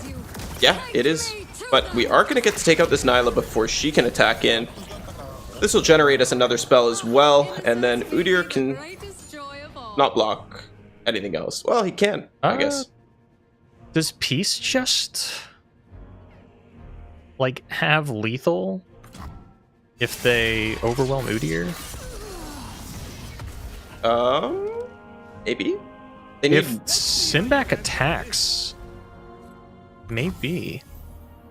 Okay, so maybe not actually. I'm not gonna lie, not super familiar with how Udyr works in terms of like getting these stances. I was like, I think you need to play 2 more stances for Peace to actually have lethal here. Yeah, and that's just not gonna happen. Well, no, because they can stance now, then Gentleman's Duel on their turn, or a stance, then play stance. But you might need Gentleman's Duel to actually push through, because now Helmsman's gonna be down as a blocker. You can Gentleman's Duel this turn and then open stances. True. But I think you ram stance on the bird. No. Ram stance on the bird. Clear their blockers away. I think they're scared of losing Udyr to, you know, one of the multiple P and Z 3 damage spells, and wanted to have this Gentleman's Duel available to save Udyr should something come out in response to a stance. But I do agree that this is a little spooked from Peace. But again, still not sure this is lethal, because if you Gentleman's Duel now, the stance will be 3 mana. You will not be able to play it. And then when you play Overwhelm, then they play Helmsman as a blocker, and suddenly you don't have lethal anymore. Well, I guess with your Challenger, maybe you did. I feel like there was a lethal setup here for Peace. It was kind of fragile, kind of based around what we know Simibac has in hand.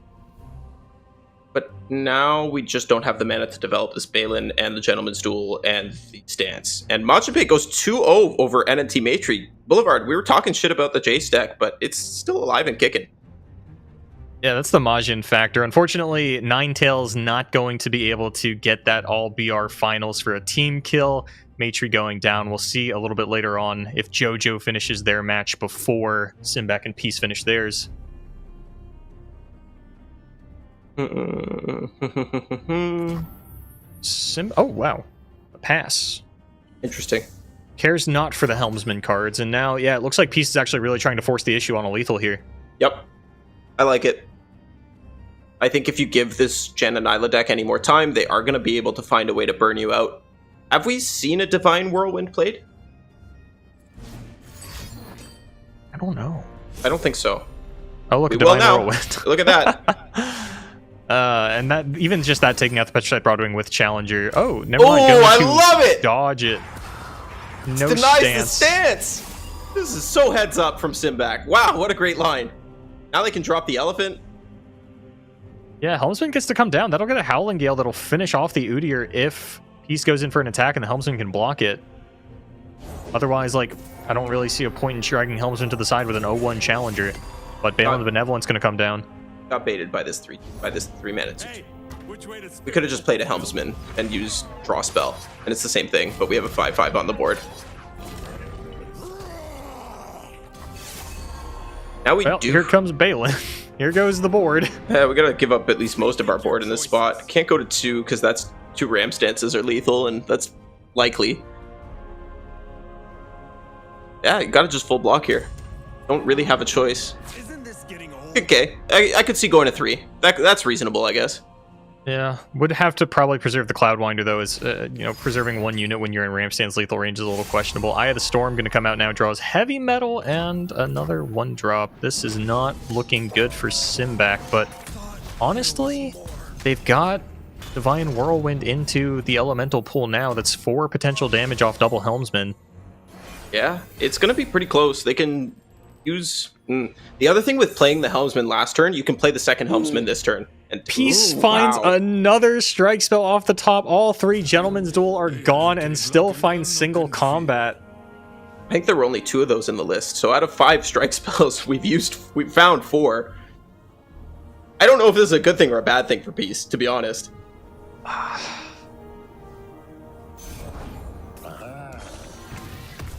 Imagine Peace just throws down a stance here to level the Udyr. Which stance? Honestly, I'm done guessing what stance Peace wants to play.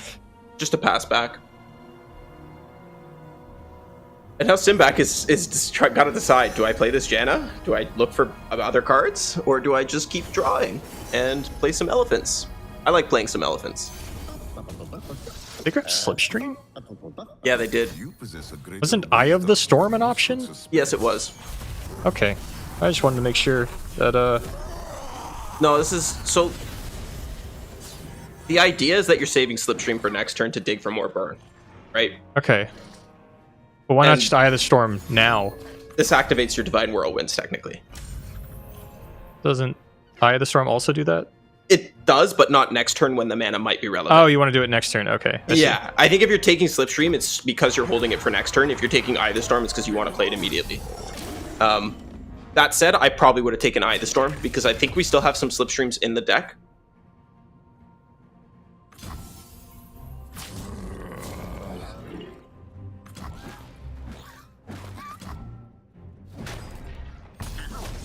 But maybe I'm miscounting. Still held back for Peace. Yeah, they can. This Udyr is unkillable now. Yeah. It's at the moon, and there's no like keyword disabling, no silencing, none of that kind of nonsense coming out of Bilgewater, Piltover, and Zon. So Simback's just gotta kill Peace in response to this open attack. Yeah. Like and you said, Slipstream was preserved to try and get some reduced cost Divine Whirlwinds. It's possible. There are still multiple Mystic Shots in the deck, and there's one. Oh my god, he found it! Holy! Simback finds double burn off the Slipstream. That's incredible. That is so wild. And this Udyr doesn't have lifesteal. Single combat's not going to get him out of this one. That's just regeneration. That's just Simback moving on to the top 4, knocking who I have to believe is the last Udyr player out of the tournament. Yeah, I think it's got to be the last Udyr player, and Udyr kind of showing why he might not be the best champion in that list. That was such a weird game, Monty. Like, Peace drew 3 Gentlemen's Duel in a single combat, died to literally double burn spell off of the draw spell, and yeah. That's not one to study. Don't go back and look at that game if you're trying to learn matchups. That was a weird one. Definitely a weird one. It looks like we do have one more match still going on, though we never got that up to... Oh, there's no more matches, actually. I've lied to you. We don't know how NNT Jojo finished out their match. At least if we did, I was too focused on what was in front of us to catch it. Looks like it was 2-1, but they didn't tell me who. I assume Jojo won 2-1 based on the way I phrased it. But we are going to throw it to a short break. And then we will be back for the top 4. We're getting down to the final moments now before we crown our champion and see who we are sending in as our last auto qualifier to this year's World Championship.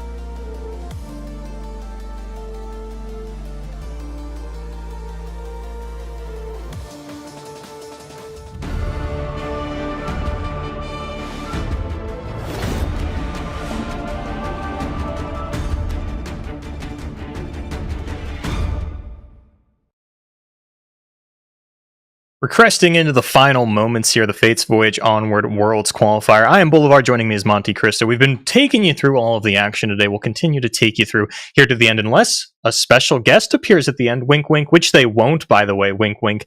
But we are finally getting into probably the most special player we have left in the tournament. I know some of you have probably been popping into his stream. You've been waiting for him to appear on our stream. We're going to be taking a look at Majin Bay versus AJ the Pro. We're going to take a look at the bracket here to remind you how everyone got to this position. You can see that Majin versus AJ down there on the bottom, and then Ninetales Jojo versus Simback up on the top.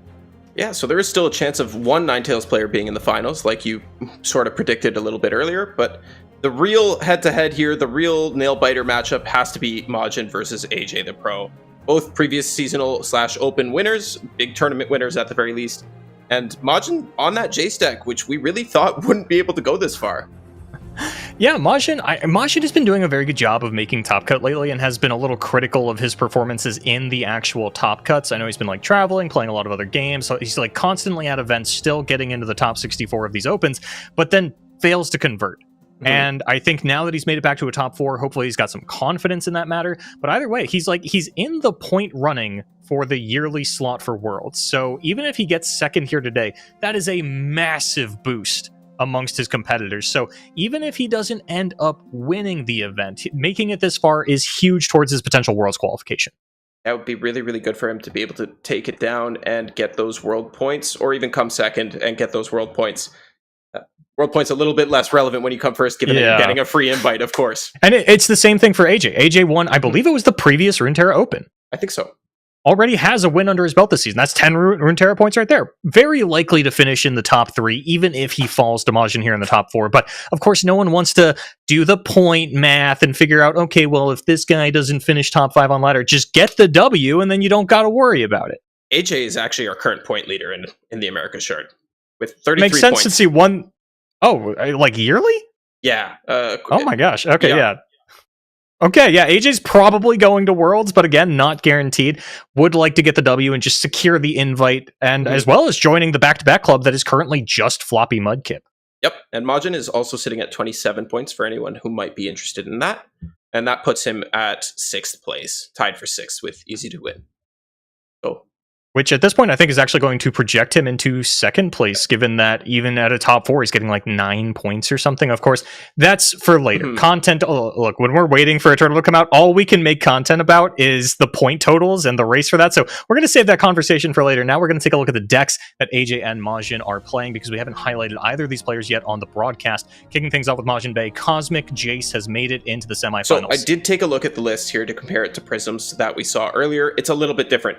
Prism actually got off the Cosmic Younglings and is on a 3rd Rocket Barrage, but Majin opted for 2nd Formula instead there, and Cosmic Youngling over the 2-mana Solari unit that goes to a 3/6. I forget its name at the moment. But otherwise, these lists Shield Bearer. That's the one. Thank you, Boulevard. These lists are pretty similar. We saw it played out earlier by Prism Sword. He piloted it to great success, and we'll see if Majin can do the same thing. Now, there's a funny card in this list. Do you see it? Is it Evil Imperfectionist? Yeah. So Majin was actually talking about this to our Aegis team yesterday. He was saying that he was looking for a way to get the edge in these really grindy Nyla-Janna matchups, and the way he found was this Evil Imperfectionist. He saw somebody doing really well with it on ladder and just kind of yoinked it, and it just lets you get even more value by having more Helmsmen or more Divine Whirlwinds or more whatever you want in your deck. That's one way to do it. And then, do you see anything funny in this Seraphine set list? That's not a trick question. I'm actually just, looking. It looks pretty normal. We've talked about Rocket Barrage plenty today, so that's a card that has come out into this deck list. Caustic Rift there, of course. Nothing strange. Everything looks normal to me. Majin just obviously like a big Ionia fan, a big Seraphine fan, so not surprising to see him end up on this list going for the triple P and Z. Meanwhile, on the side of AJ, we have once again Janna Nyla, a little bit of a different version though. No temple, no boat again. On that Divine Draft, on that Aftershock for that Temple Mirror tech, as well as some of these other P and Z Ionia decks that are around. And I really like the Divine Draft. It is almost like the Mystic Shot that we saw Prism Sword running earlier. It lets you win the mirrors by killing 2 Mariners, which is really, really powerful, and it gives you 1 extra burn spell in your Wizened Helmet. Then we've got actually the first Jax Ornn of the day that we are taking a look at here. And Bellows Breath is a card that we kind of see come in and out of this Jax Ornn list. I think it is in a good position at the moment. I think it deals with a lot of the board states that are available to decks very, very well. Other than that, Sherzi is kind of interesting. And only 2 Entrancing Lure and 2 Fish Fights. Usually you see 3 and 2 split there, but I like it. And then finally getting into it, Formidable as the final deck. 3 Galio, 2 Garen, 1 Jarvan, as well as Darken Aegis as opposed to any copies of Darken Spear. I like the Aegis. Geralt is really powerful at the moment, and being able to deny your opponent from casting spells on the stack, or at least tax their mana more for it, has proven to be a very valuable thing in this format. Slipstreams costing 3 instead of 1 means that you can't dig as the Janna Nyla player, and that can be really important. I like the Aegis as well, but I am a fan of a split on the Spears and the Aegis. I usually like going 2 Spear, 1 Aegis, but it definitely does have its uses, and like you mentioned, Geralt, much more impactful Darken in most of your games than a Naka is actually going to be. Often if you're making it to turn 8, you're doing something other than playing a Naka. Champion Strength, a Galio, ending the game in some other fashion. But looking at the head-to-head here, it's not quite what we're used to seeing. We've seen Triple PNZ versus Triple Demacia a couple of times, and while Jax Ornn is Demacia-like, that third deck is Janna Nyla, which is going to throw a wrench in that sort of overarching narrative that we've been tracking over the course of the day. Yeah, and I'm trying to think about these bans, and I'm confused, Boulevard. I honestly don't know. I feel like Jax Ornn is fine into all of their decks, so maybe you just ban that. But I was having this conversation a lot during the last Eternal meta of like how Timelines and Jax Ornn paired into the Cosmic Call decks, and obviously it's not a one-to-one conversation given that Jace Cosmic Call is very different to the Invoke that we were seeing, but for the most part, if I ever could resolve a Cosmic Call on 5 and not die on turn 6, I felt pretty confident into the Jax decks. If you find a Supernova, that is a massive stabilization tool for you. The problem, though, is that the Cosmic Call Jace doesn't have nearly as much sort of other Invoke cards that the Eternal Format 1 does. So you're not like snowballing that Supernova into more Celestials and then starting to win the board with the larger units because you don't have something like Mountain Scryer to just get you more Invokes than you would previously. So I'm not really sure how this works out in Standard. I know previous to this, Cosmic Jace was like kind of a meme. No one really ran it last format. We didn't see it too much this format leading into this, but we're taking a look at the bans now. They are coming in. It's going to be Formidable taken off the table for AJ, and Ionia Seraphine taken off for Majin Bey straight away into the game. Okay, that makes sense. Take Majin off his comfort deck. Protect your Jax Ornn, which is the most vulnerable to that deck. Yeah, I can see it. And then Formidable is just being kind of the trickiest thing for Majin to deal with. Makes sense as well. That Garen putting on rally pressure could be very impactful. AJ having a pretty pressure-filled hand already. It looks like this Apprentice is actually going to survive into a Forge for Piltover Castaway, and Majin just offering up a pass on 3. Doesn't really have a playable hand here, but it's not really an easy read to say Majin doesn't have a playable hand, right? He probably would just slam pass on 3. This deck doesn't really get off the ground until turn 4. Yeah, at most this deck either wants to answer whatever you're doing by turn 3, or it wants to just pass into Janna and then go from there. I wouldn't have hated to seeing AJ take that pass and then going into the 4-mana unit for a triple Forge. The word escaped me for a second there. But spreading it out and making sure that you can play units while you have unit mana available is obviously very, very powerful, and you need to be getting multiple Weapon Masters on the board to be working towards your Jack of Progress. Looks like Majin has some interest in potentially even killing this unit, finishing it off with a Divine Draft after the Gacha resolves, but we'll see if that's the case, or if just wanted to soften it up into an attack on the following turn. It looks like that is going to be the case. Just wanted to be mana efficient for Majin Bey. Understandable. Yeah, I like it. That Gacha doesn't get significantly better. I mean, it does, because you get to shuffle it with both Janna and the Sunken Temple, but there's no real better targets for it in this Jax Ornn deck. You've passed the early stages where 3 HP matters. Now they always have buff spells, or their units are just bigger naturally. Scout Weapon offered up on the combat cook, which honestly I like a lot on a Janna turn. If your opponent is actually going to spend the 3 mana to kill this unit, that's gonna be most of their turn since they haven't actually activated, the draw 3 per turn effects. Yep, Pan of Pain also an option just to make this unit a little bit more resilient to actually be able to go after a Janna, but I do like having the Scout with the Ornn already in hand, with this Glacial Saurian in hand. There's going to be ways to get overwhelm damage through using a Scout attack. Now Majin correctly playing it safe, delaying his Janna by a little bit so that way she's not dying to either a fish fight or this entrancing lure, both of which are in the hand of AJ the Pro. This is going to be a nice divine draft for Majin Bay as well, taking out the 2 weapon masters. AJ will be able to re-equip onto, and I think I was going to say, Majin might actually be thinking about Mystic Shotting the last unit as well to prevent an equip and a little bit of damage coming through, but decides that's a little bit too risky. Needs the Mystic Shot in case there's an Elixir of Iron. There is an Elixir of Iron in this list. It could be Elixir, could also be Sky Splitter. You can't answer, but Elixir you definitely can. And Catch also is something you can answer with the Mystic Shot. And Majin just going to go ahead and drop the Temple into a top deck Explorer. Oh man. The single Scholarly Pioneer in AJ's list. It showed up right when you needed it to. That's why you play it. That's unbelievable. Now, on the bright side for Majin, this Glacial Saurian currently cannot draw. Correct. This is not actually a weapon master.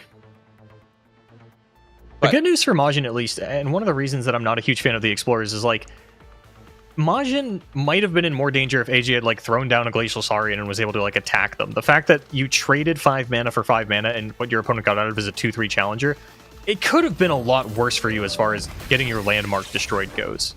Yeah, that's true. That is true. Now, Majin kind of has to tempt fate here and pass back. Can't really give up either one of his champions into this board, but maybe just says, if you have it, you have it. Well, you know that there's an upcycled Rake that's forged. That's true. I forgot the Rake is forged. So the Rake actually lets us deal with both of these champions, right? Potentially, yeah. Although Majin could, if the Rake goes down onto the Challenger, then Majin can Mystic Shot it, and then play Janna after the Scout attack. True. Oh, Howling Gale potentially pulled out, and then realizes it's not enough damage, so probably sending that Mystic Shot elsewhere. Oh no, it's actually going to be Howling Gale onto the Glacial Saurian, and then Mystic Shot onto the Scout. This is nice from Majin. Yeah, very heads up play. Just says, if the Scout attack, maybe you want to take it, maybe you don't. Either way, you're going to get punished for it if you decide to take it. And removes the Glacial Saurian, protecting his Nexus HP as best as he can. Yeah, but now it's the Ornn turn, and Majin doesn't have a lot going on. Not a lot of cards in hand. Keeps the Helmsman for next turn, but Ornn's just gonna grab a Scout weapon, and that is incredibly dangerous. Didn't we already play a Divine Draft? Only one showing in the deck list. Doesn't matter. Game's over. I'm looking at 2. Are you looking at... Wait. Am I looking at Majin's list? Are you looking at Majin's list? So there's 2 in Majin's list and 1 in AJ's list. That's why I was confused. Gotcha. That's why I was confused. I was looking at AJ's list. Okay, thank you. Alright, now... Can Majin take it in the mirror? Can Cosmic Call Jace win? Who knows? Can AJ the Pro top deck Aftershock on the turn Temple comes down again? We'll find out. All this on more on this episode of the Semifinals. This mirror is kind of tricky, especially when one player has Temple and the other doesn't, because the Temple can be a really big difference maker. A lot of the time what it comes down to is you are going back and forth, you're trading things pretty evenly, you get your Janna down, they kill your Janna, they get their own Janna down, you kill their Janna, and then you're kind of just stuck looking for slipstreams and finding ways to gain tempo back. Well, if one player has a tempo and the other doesn't, they just slam the tempo and they run away with the game. If you're playing the tempo version of the deck like AJ is, you kind of need to be pretty ahead by the time that tempo will come down, and that can be hard to do.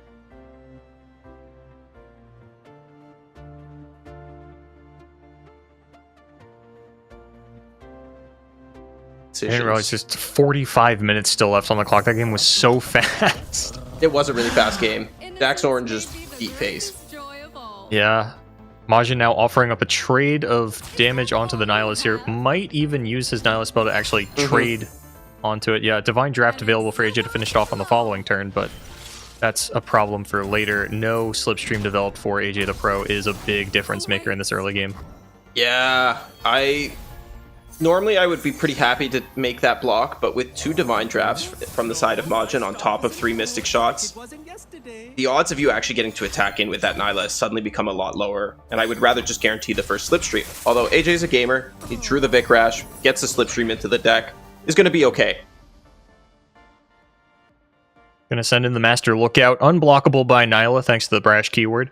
But when we start looking at the next turn, Majin's got Janna, AJ doesn't. Majin's got Temple, AJ doesn't currently have the removal for that. That is true, but we'll see if AJ can continue top decking well and finding something. That's the Slipstream they just put in. I would say that classifies as a good top deck. Yeah, you've already got a updraft card in hand if you find something high impact that you want to try and save for later. Otherwise, you're just kind of reducing the cost of your Cloudwinder and letting that come out a turn early. Yeah. Okay, yeah. I mean, you could theoretically play out this entire hand. You could marry him away the Vic Rash, then use this Divine Whirlwind post-combat since the attack trigger has already gone off. I don't know if you're allowed to do that, though. I don't either. I think you might just be sacrificing this hand to draw 2 more next turn. Fresh start. Just looking for a sign. Going to start off with a rather non-committal play here in the Windborn Mariner. Makes sense.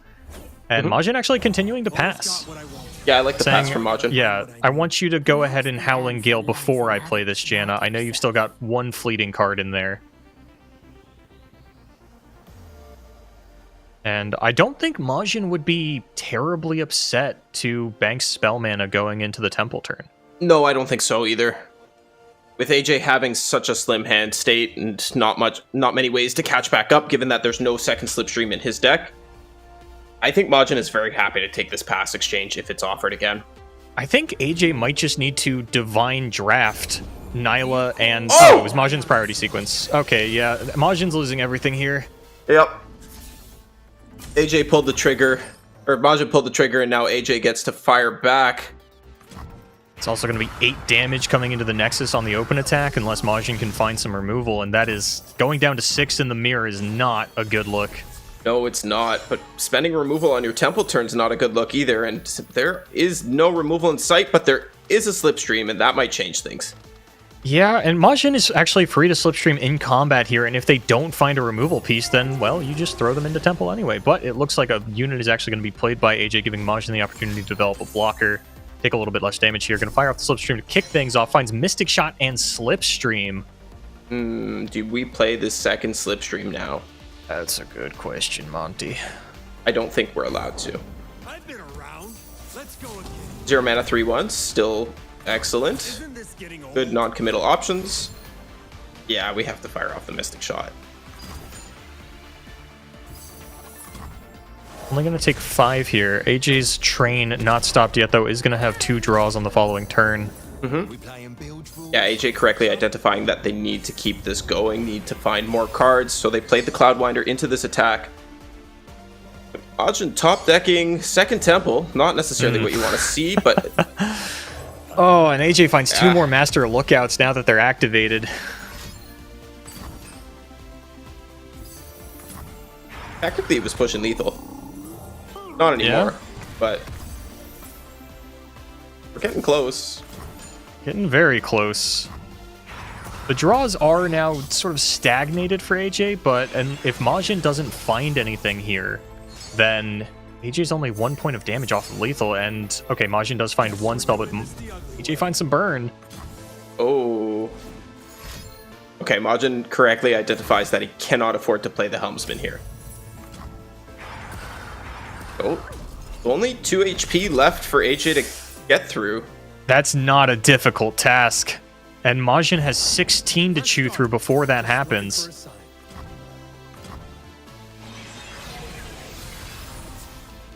Huh.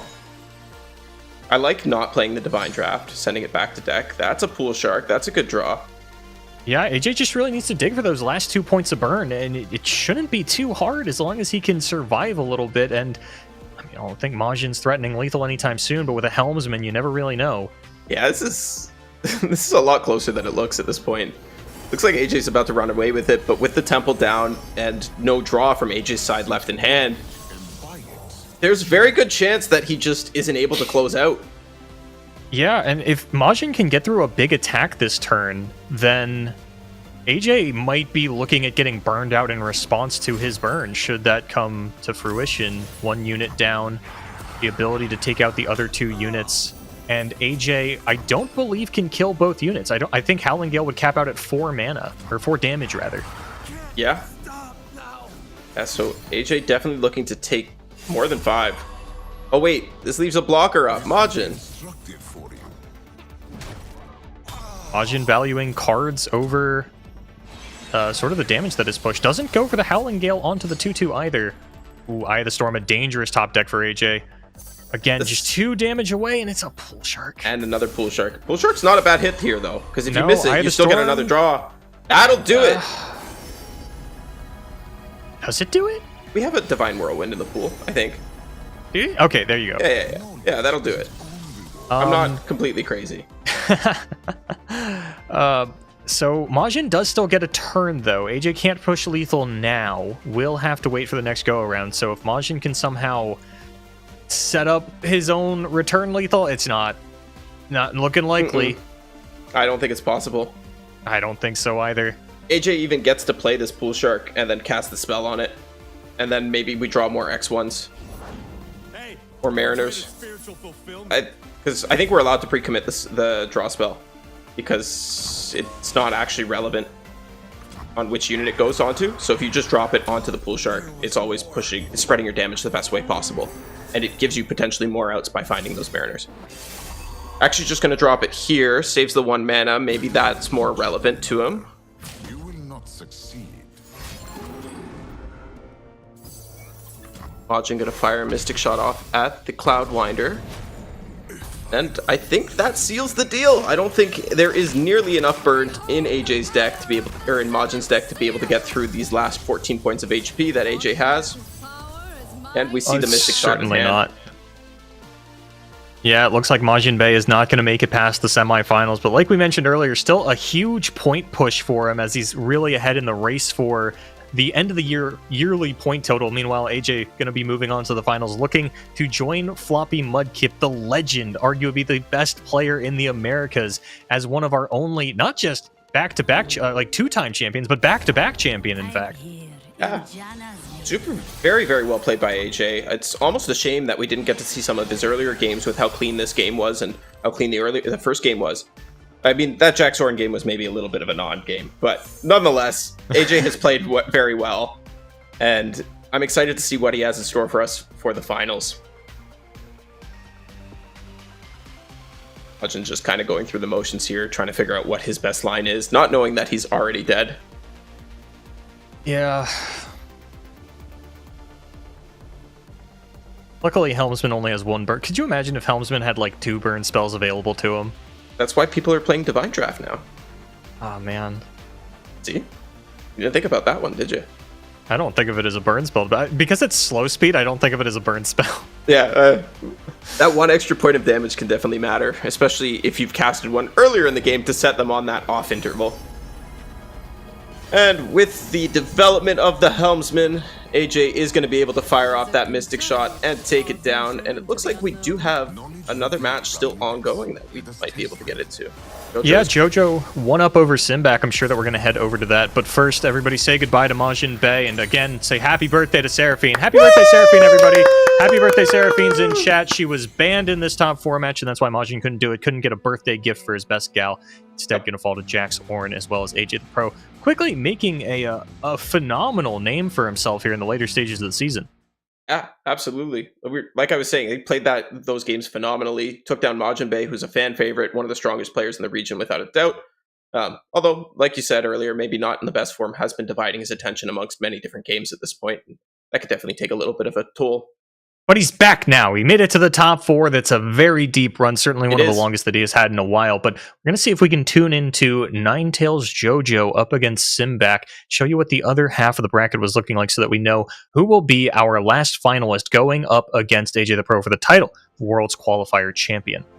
I don't know about you, Boulevard, but I'm rooting for Simback after that last set that we watched. I find it's dangerous to root against Brazil entirely, and Simback has a blank flag on the sheet, so I'm not sure where they're from. I'm gonna play it safe and root for Brazil. Also, I really like Team Ninetales. They're constantly putting in the work, constantly grinding these grassroots events and showing up in the top cuts. Especially players like Matri and other players whose names are escaping me that I feel really bad about. But Jojo's put up a name for themselves a couple of times in some of the smaller LATAM tournaments. Yeah, those LATAM tournaments are very much filled with Ninetales players. They are probably the names I see the most coming out of Centupe's Twitter account. Unfortunately for Jojo, though, they are playing formidable into Shen Jarvan here in game number 2. They are up a game, so can't afford the loss that, as we've mentioned before, pretty likely to take here. I wonder what the rest of Jojo's lineup looks like that we ended up in this position of having to leave Shen Jarvan up. Looks like they're on a Shen Jarvan of their own, and Jen and Nyla. Oh, and we lied. The last Udyr was not eliminated from the tournament. Simback now gets the run back against Udyr, and we've got a flag fill, and Simback is Canadian. Okay, even more reason for me to be rooting for Simback. I just knew, you know? I just knew. You could feel it. I could feel it. Canadian instinct. We maple syrup drinkers are all alike. It's like Balin the Benevolent's going to be the target of the Petricite Broadwing here. Meanwhile, Petricite Hound going to be a challenge for the Screeching Dragon. Jojo's got one Petricite Charger to throw in front of a Shen and no mana for the moral support from Simback. We have a second Shen in hand, and we have Jarvan boat here, so we're going to be able to get one of our champions of our choosing out for this next attack token. It looks like that was a Jarvan level up as well. And we also saw CS come out from Jojo, and that was met with the deny. That's one threat off the board and not something that you don't have to deal with at this point either. I think this looks pretty good for Simback, but like we said, this is a favored matchup. If he can't win these, then he's going to be a little bit upset. I'm currently trying to figure out... Okay, never mind. Throw my math out the window. I was trying to check to see if Jarvan the Third was going to be something like lethal, with, you know, Jarvan the Fourth coming down on the open attack next turn, challenging the Udyr. At the very least, I feel like that would have been a guaranteed kill onto the Udyr. 7-5 into this 5-4. Maybe not if like the Sky Splitter comes off the top or if Jojo uses the stance here. But getting the barrier down does de-incentivize the Udyr attack while there is combat trick mana available. And yeah, that's going to be nothing happening. No Jarvan top deck. Jojo back in the driver's seat. Could have just used a ramp stance to open that attack back up. But I guess then you're not buffing the Udyr and it's dying to the Drake. But now it's just dying to the Drake anyways. Yeah, no equipment from, like, the Darkened Spear or a stance on it. Like, definitely had mana to play Spear on Udyr and at least makes Simback work a little bit harder for this challenge. But maybe just wants to Anaka this turn.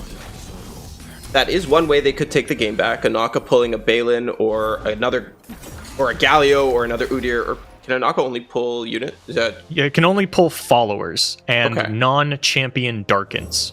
I see. And is at 2 out of 5. Saw his own, saw the one he just gave. Explorer's Blunder is huge in this matchup. It's the one consistent problem of the Formidable archetype. It was so weak for so long because, you know, Quicksand, Hush, these kinds of things were meta staples and just completely rip a deck like this apart. But now that Frostbite is a little bit more prevalent as an answer, it comes up a little bit. But these Explorers coming out to answer the Sunken Temples of the meta, that taking away the keywords just turns these into walls. Yes, it does. But we're actually not going to play it on that previous turn. Okay? Now we have an Anaka to contest with. Simback has a lot available here. Yeah. Could just pass here, play a bunch of combat tricks out, could play out Jarvan the Third, still have minutes for either Spirit's Refuge or Warm Up plus moral support. We'll see if... Okay, doesn't want to use the Explorer spell pre-combat. Maybe waiting to see if the stance comes onto something first? Yeah, I guess so. But even if Overwhelm comes down onto Anaka, I can't imagine that's better. Like, taking away Anaka's Overwhelm is better for you than taking away Formidable.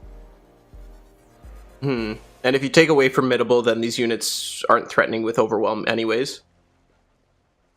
Looks like Jojo is going for a stance here. It will be Boar stance onto the Anaka. He's trying to preserve this unit. I can get behind that play. Yeah, this is a good protection from the form up. Protects you from form up, and like maybe a double moral support won't do it. So literally only protects you from form up, but definitely something you want to be doing given that you kind of need to protect yourself and have some way to stay in this game and stay relevant.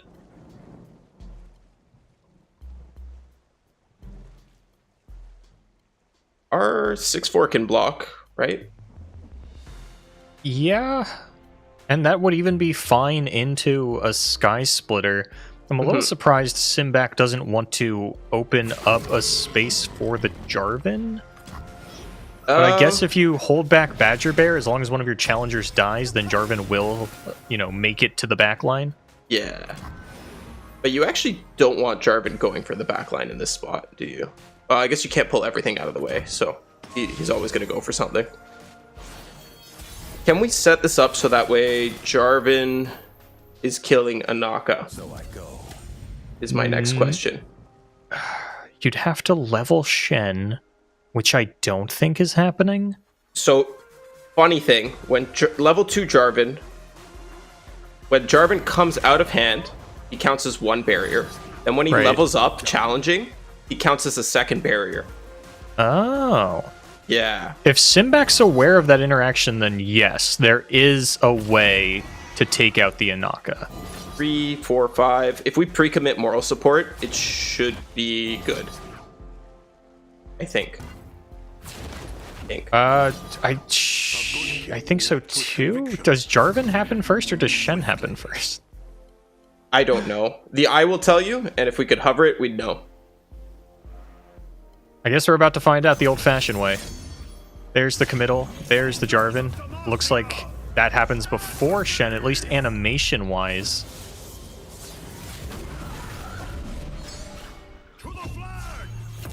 Jarvan flips. There's the double barrier thing that I was talking about. Yeah.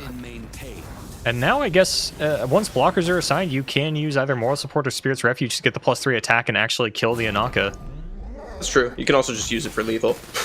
That's true too. Well, yeah. If you form up first, then you have barriers as backup.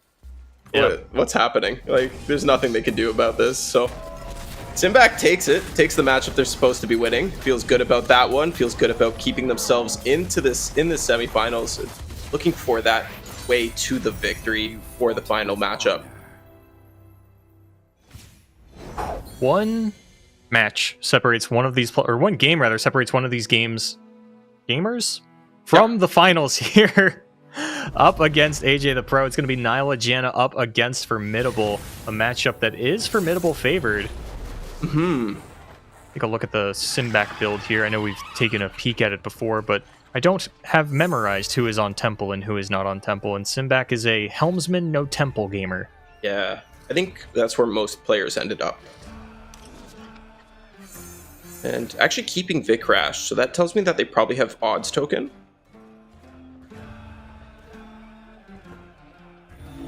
Inborn Mariner and Nyla picked up as well, plus this Pool Shark. I really like playing Pool Shark on 3 just to maximize our odds of having Janna on 4. I feel like finding Janna on 4 is very critical to winning some of these worst matchups. Even if you lose her, turning on the rest of your hand and the rest of your deck is very, very important. And we do have token on odds here. A little bit of a weak opener on the side of Jojo as well. No formidable units in sight, actually, outside of the Galio. There's a Petricite Charger, one of the most important cards for this matchup, as it can't take damage from spells or skills. But important to note, for those of you that don't know, level 2 Nyla does not count as a skill because it does not use the stack. No, doesn't go on the stack. Nothing that can be done about it. So Simbak actually has the opportunity to get their Nyla down on turn 2. Uncontested, no Broadwing there. Shows up just a turn too late. And gets a free Slipstream. Now, we're playing the Pool Shark, right? We don't need to stack Vic Rash. Oh, we are stacking Slipstreams. Once those Slipstreams coming in ASAP. I think generally pull sharking on 3 is completely fine. You're getting into the Janna turn. The only card I think in this deck that's unplayable would be Helmsman. Yep. Helmsman or another Cloudwinder. But yeah, the bigger thing is when you stack the slipstreams like this, you often end up having the first slipstream drawn to the second one, which you really don't want, mostly because then you want to be able to layer these slipstreams turn after turn, so that way you can continue to make use of the cards that you're drawing. Unless you have something like a Mariam or a Janna in hand, it can be problematic dealing with all the fleeting cards at the same time. And I think that's what really turns people onto the Temple version of the deck, is it doesn't matter how many fleeting cards you have, they're all getting shuffled back in anyway. Which, you know, we'll see what nerf ends up happening to Sunken Temple. I'd be surprised if it continues to exist in its current state into the World Championship, but that's a problem for when we're in a downtime. For now, we are in the heat of the action, the climax of this tournament here in the top 4, and Simbak could really use a little bit of heft. Not super finding it. I kind of like playing up more elusive units here. Oddly enough. Simbak wants to... So there's that slipstream into slipstream that you talked about. There's 3 fleeting cards in the hand now, and if you want to play out your Cloudwinder, you're not getting down most of them. I want to just go Vikrash into attack with our 2 elusives. I guess we played the 0 mana card as well, just to have it out there, but I would probably just keep it back. It's not doing much for this attack token, and we know they have a stance in hand that can deal with it effectively as well. And now you've even got an Eye of the Storm to, you know, take out the blocking Badger Bear when it goes to block one of these units, and throws out the 3-1 pre-combat. Gentleman's Duel is available for Jojo as well. I might actually just use the Eye of the Storm to push face damage. I think it might be more relevant. Or at least to attempt to push face damage. Well, obviously, we see the Gentleman's Duel is in hand. We'll see what Simbak opts for. Yeah, do you want to take out the blocking Badger Bear? Do you want to push the 2 damage? We've seen incremental points of damage be incredibly relevant, especially in a matchup like this, where you have so much burn available between the Mystic Shots, the Divine Whirlwinds, and then the Helmsmans to get the Whirlwinds, but it looks like Simbak is going to play for the board. Gentleman's Duel gives 2 HP, right? Yes. So, kind of sort of playing around Gentleman's Duel by using it on the 1 for face damage as well, because it forces the Gentleman's Duel, and then you're still killing the Badger Bear and getting a card out of their hand. You're losing all damage for this turn if you do that, but that might be a trade-off that's worth it. It feels hard to criticize Simbak playing for board in a champion strength matchup. Yeah, I'm definitely not saying they made the wrong call. I'm just saying that I'm not sure which call was stronger, right? Oh, we have a lot of burn in hand. A lot of burn. It's a weird hand for Simbak. I just want to play the 5 mana spell and drop an elephant.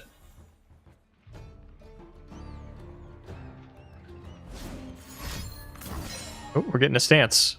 Yeah, boar stance on the Petricite Charger is impossible, nearly, to deal with for Simbak. Yeah. There's no way to get through that unit. No, and now, you know, Galio is on deck for the following turn. Yeah. We haven't quite been able to push the damage that we needed to in the early stages of this game, and it's going to come down to whether or not Galio is flipping. And I think he will be, given that we have 2 boar stance on the board and another one available here. Yeah, there's also, if this Petricite Broadwing does go down, there's also a Darkened Spear hiding underneath of it. It's going to take out a challenger now. Simbak, no hope of trying to trade onto this Petricite Charger. And yeah, just hold back the other units. Let them be Galio walls. Yep. Rash doesn't do anything when your entire deck has 6 or more HP. Things are looking very, very strong for Jojo right now. We'll even have the mana for the Gentleman's Duel should it become immediately available. Okay, 2 Helmsmen.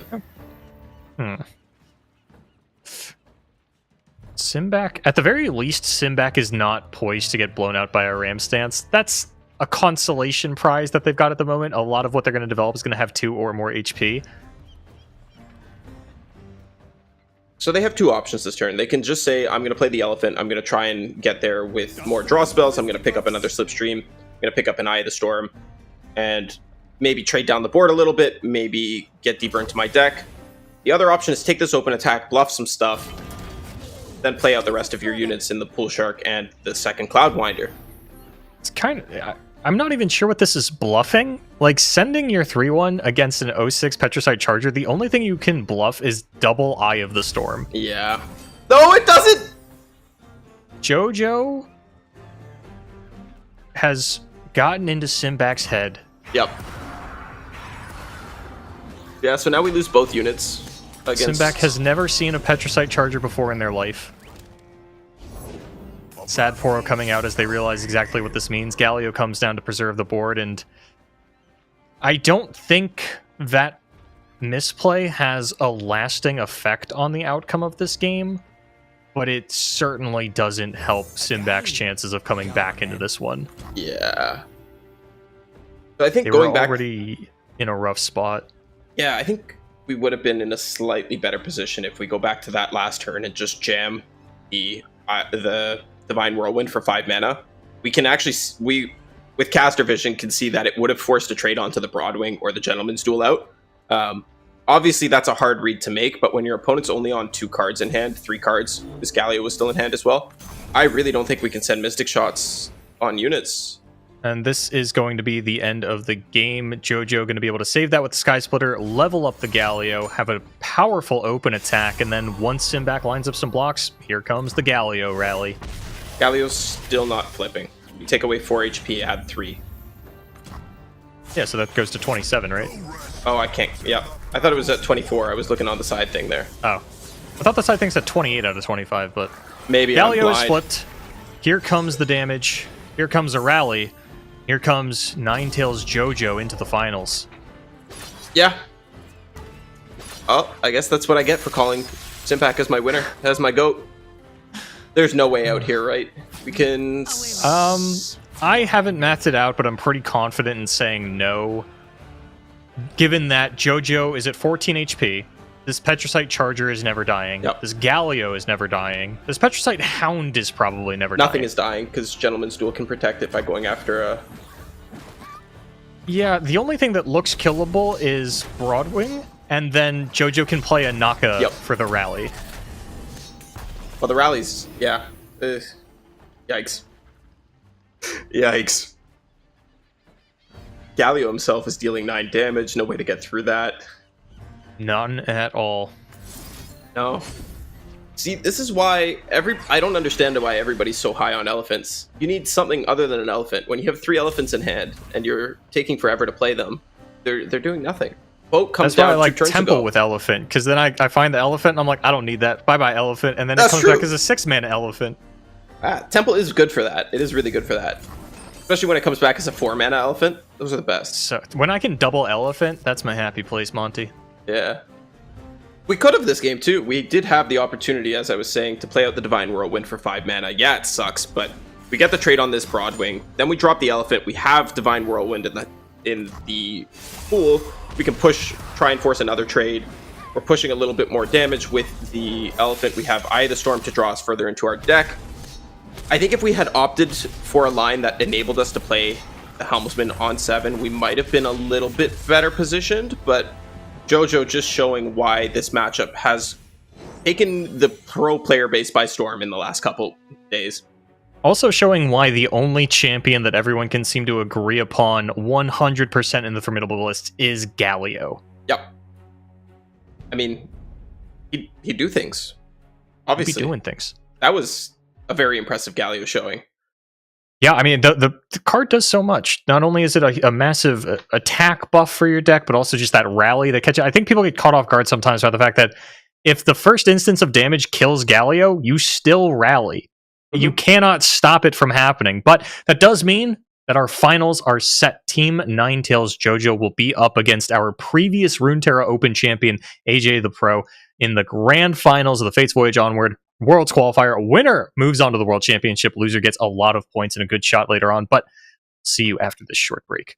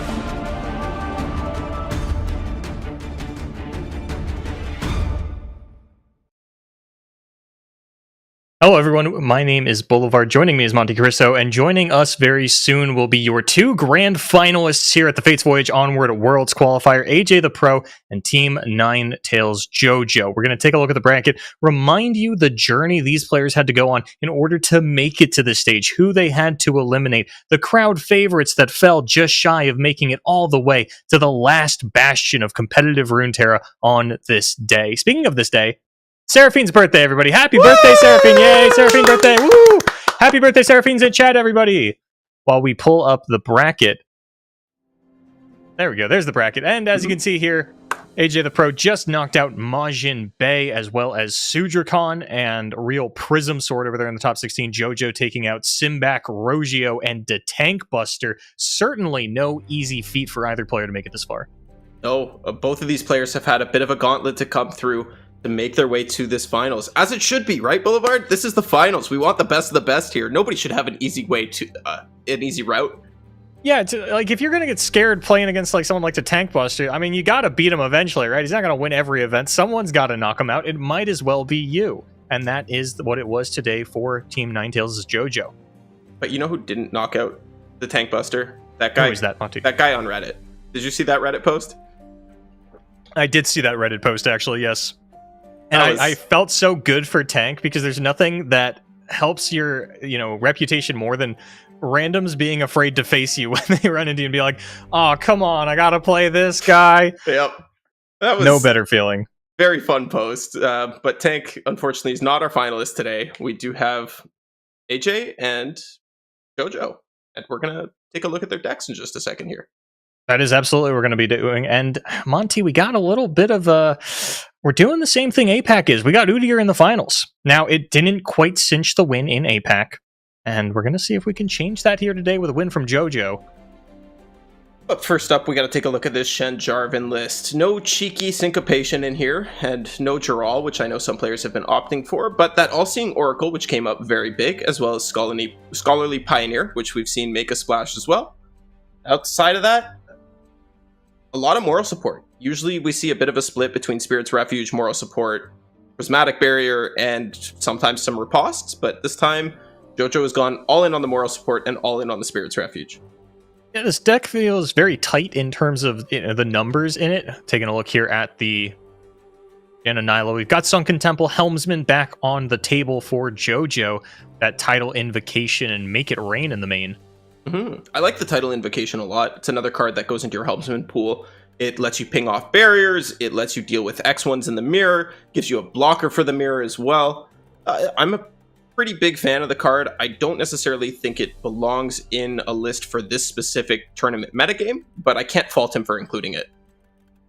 And then finally, Udyr Galio. It's so funny to me that earlier this week, Drissoth took to Blue Sky to be like, "Hey, I think Udyr might be the worst champion in the game," and it's not a bad sentiment. The timing is just hilarious that he puts that out, and then suddenly Udyr has an explosive, propulsion into the finals of 2 Worlds qualifiers.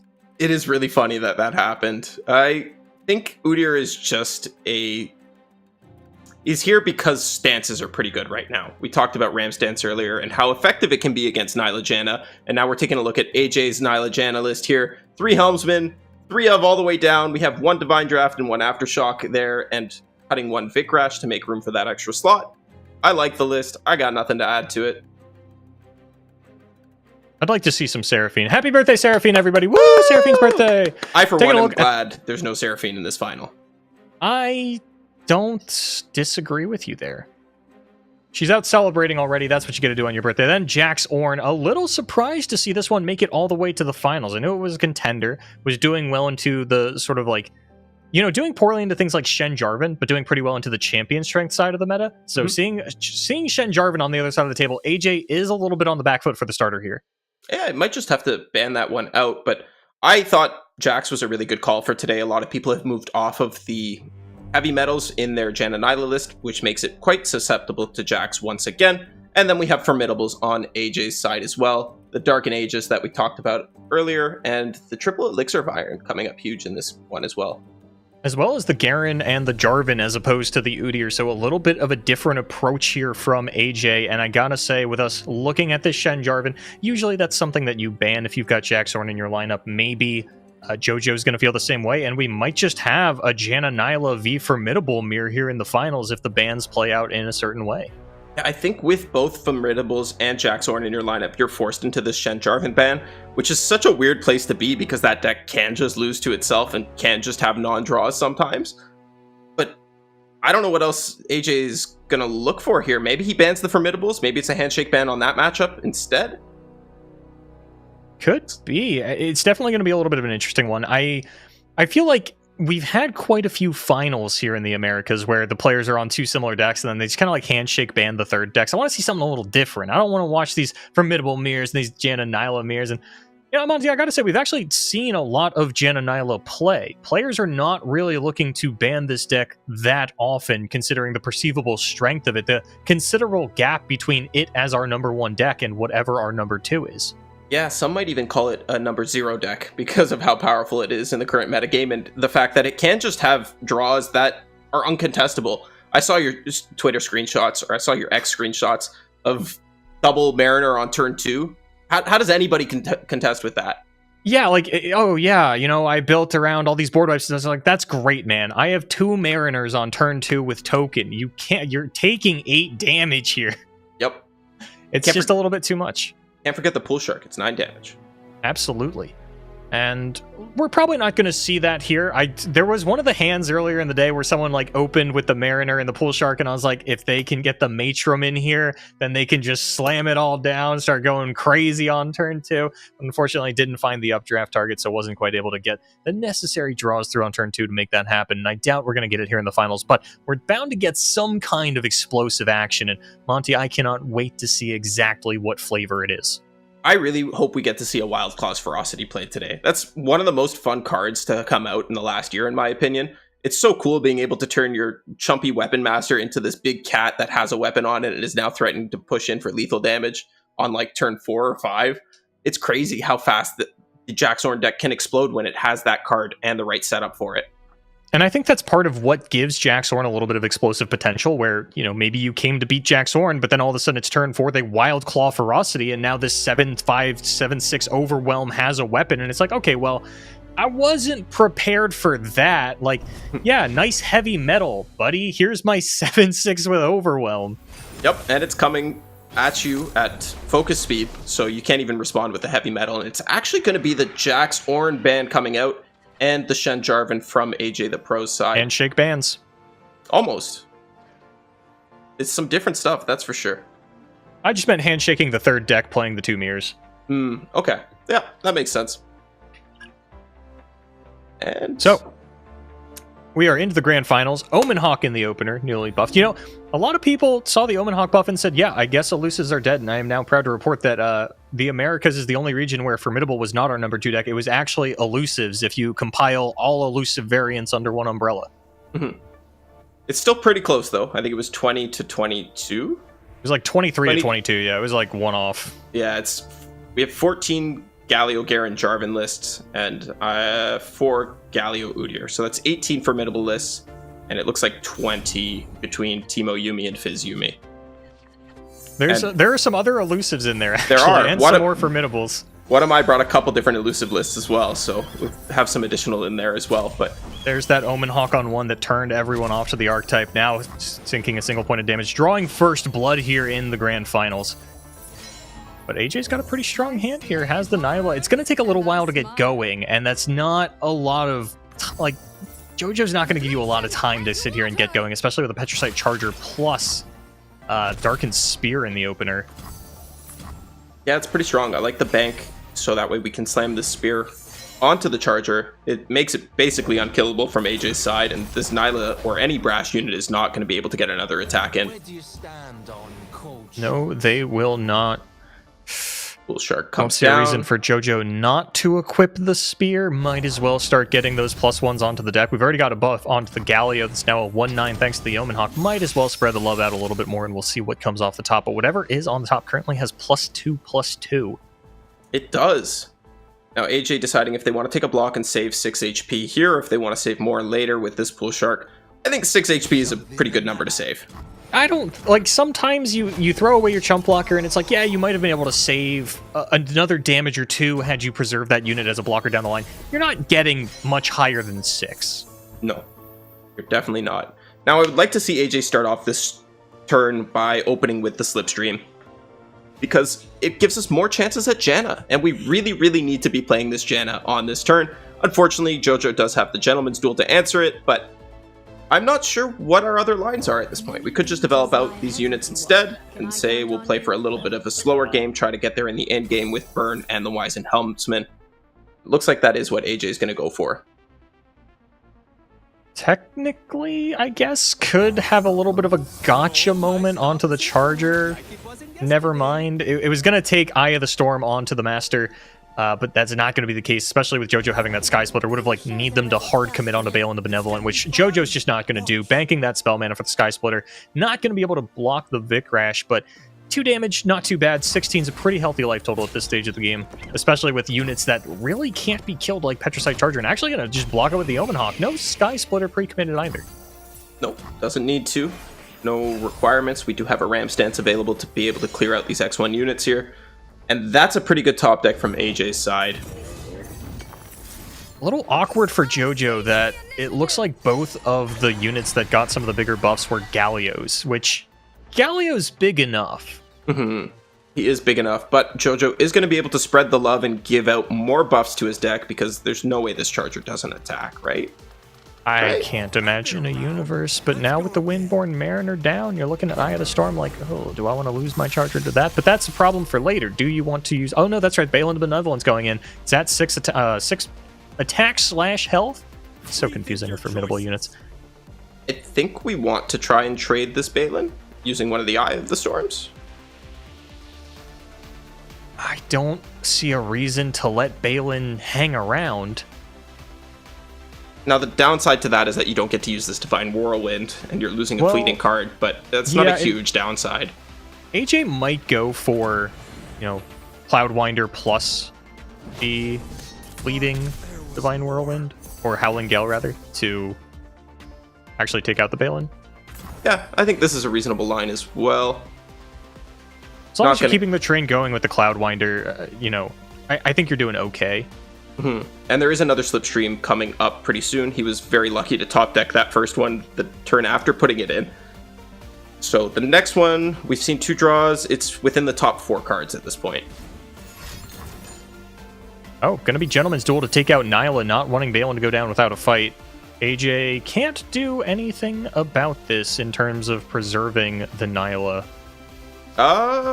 He can't, you're right, because of the +2 buff. Yeah, even if he could, probably just better to get the Cloudwinder down this turn. Yeah, I gotta agree with you, especially going into this attack. We have 2 Eye of the Storms available as well. And this feels like AJ's best chance to try and kill the Petricite Charger, if that's something that's even a real possibility. Jojo drawing Bootier now as well, here with that Galio turn. It's a matter of how much damage can AJ push here. Jojo could get something like regeneration down onto that Petricite Charger, and then it's really never going to die. But AJ's got a lot of draw available. Going to start things off with the Slipstream. Finds a Divine Draft and a 3rd Merum. I like it. And just send that Divine Draft right back for some spell mana. Feels good. Now, Udyr comes down, discounting this stance, which I imagine is going to get played onto the Charger just to make it completely unkillable. See, that's also a 7/6 Udyr. Holy. Yeah, those Darkened Spear procs have not been skipping leg day. That 6 health on the Udyr is going to be really difficult to get through. One thing I'm unsure of, Monty, maybe you can enlighten me. If you have a 0-mana stance in hand, will an Udyr Strike generate a stance? I think it used to, but it no longer does. But don't quote me on that. We will find out momentarily. Yeah, I think it was considered a bug, and they removed that functionality. I like Jojo not risking this Charger. It is definitely a bit of a win condition for them at this point. They lose the Udyr to the Divine Whirlwind, though, and this Eye of the Storm isn't going to get an opportunity to get played, and no second stance was created. Yeah, AJ, things are actually looking really good for AJ here, I would say. While Jojo's going to have an impossibly large Petricite Charger and an impossibly large Galio, because that is a 210 on the right and a 1-9 on the left. They don't have Overwhelm. Nope. They don't have Elusive. AJ is doing a good job at staying wider than Jojo is and consistently chipping them down. We'll start to transition into the burn part of the game a little bit later on in a couple of turns here. Especially with Nyla coming down, like that is more damage that is going on to the Nexus once she hits level 2 and that 2 damage just comes through.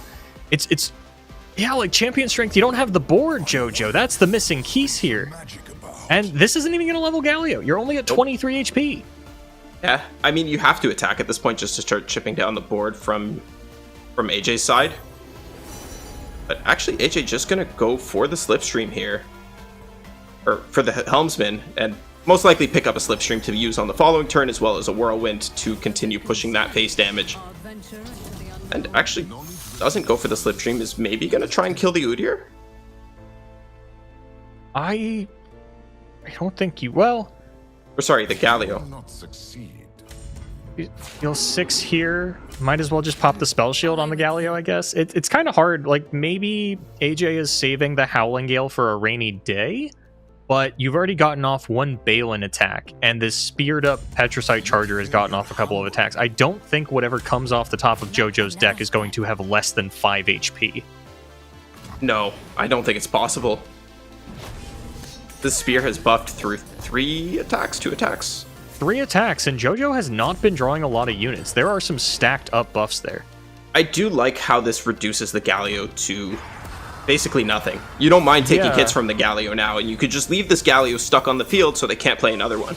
You can just continue to like chump block it slightly, throw some more spells at it if you really need to, but this is definitely keeping AJ safe, and the Nyla's also flipping here, which I didn't realize. And it was close. The scariest part for AJ, Jojo just draws another spell here. The scariest thing for AJ would be if Jojo were to draw a Stance Generator and can get Overwhelm onto that Petricite Charger. That would actually just be lethal with the double Sky Splitter and the Shield of Durand. That's funny. That's really funny, actually. But it doesn't look like it's going to be necessary. Jojo doesn't have any combat tricks. Is going to take a little bit too much damage here, fall down to 2, and then AJ has the Mystic Shot and the Divine Whirlwind. That is going to be game 1 going to AJ the Pro. Yes, it is. I imagine we'll see AJ throw out the Eye of the Storm here just because we have options and turns to play the Mystic Shot and stuff afterwards. So if there is a combat trick, you kind of want to force it out. And if you lose 4 damage, you have 4 damage in hand, so it's still okay. It also taps them under the CS this turn. But we'll see if they just opt to hit okay and then go for the Mystic Shot afterwards instead. Also a very reasonable line.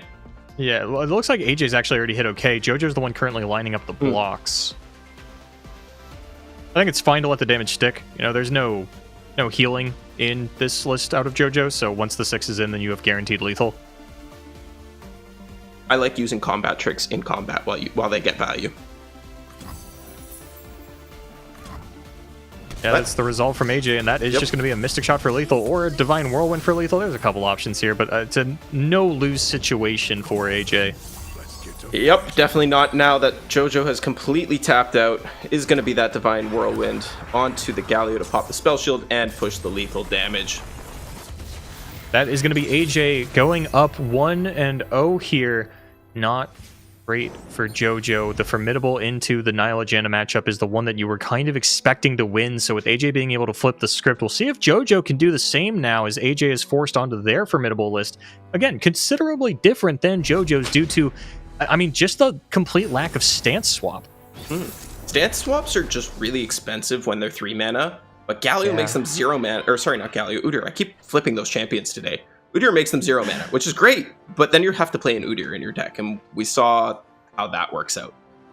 Yeah, you know, I'm a little surprised. No, I guess we did see one Udyr level up animation. I forgot how intense it was, if I'm being honest. I went to play Udyr on ladder because I saw people were doing that again, and I was like, yeah, that is a good one, actually. This is one of the better level up animations out there. It's a shame we didn't get to see it more today, but we do have a chance to see it again as Jojo is queuing up the Formidable Mirror for what could be their tournament life, their World Championship qualification life, as they are not looking as pretty on the leaderboards for points as AJ the Pro is. You know what does look pretty? Balin with token on 4. That it does, Monty. That it does. A little bit of double Omen Hawk action here. What am I seeing? Ooh. Well, we did see a Garen. We saw double strike spells come out of the side of AJ here. Let's get to work. And we saw the Balin top deck. And this looks like exactly what AJ wants to be doing. Garen is going to be able to be flipped on turn 5, if, potentially. This might change things, actually. Maybe we don't bank the mana now that we have a Broadwing.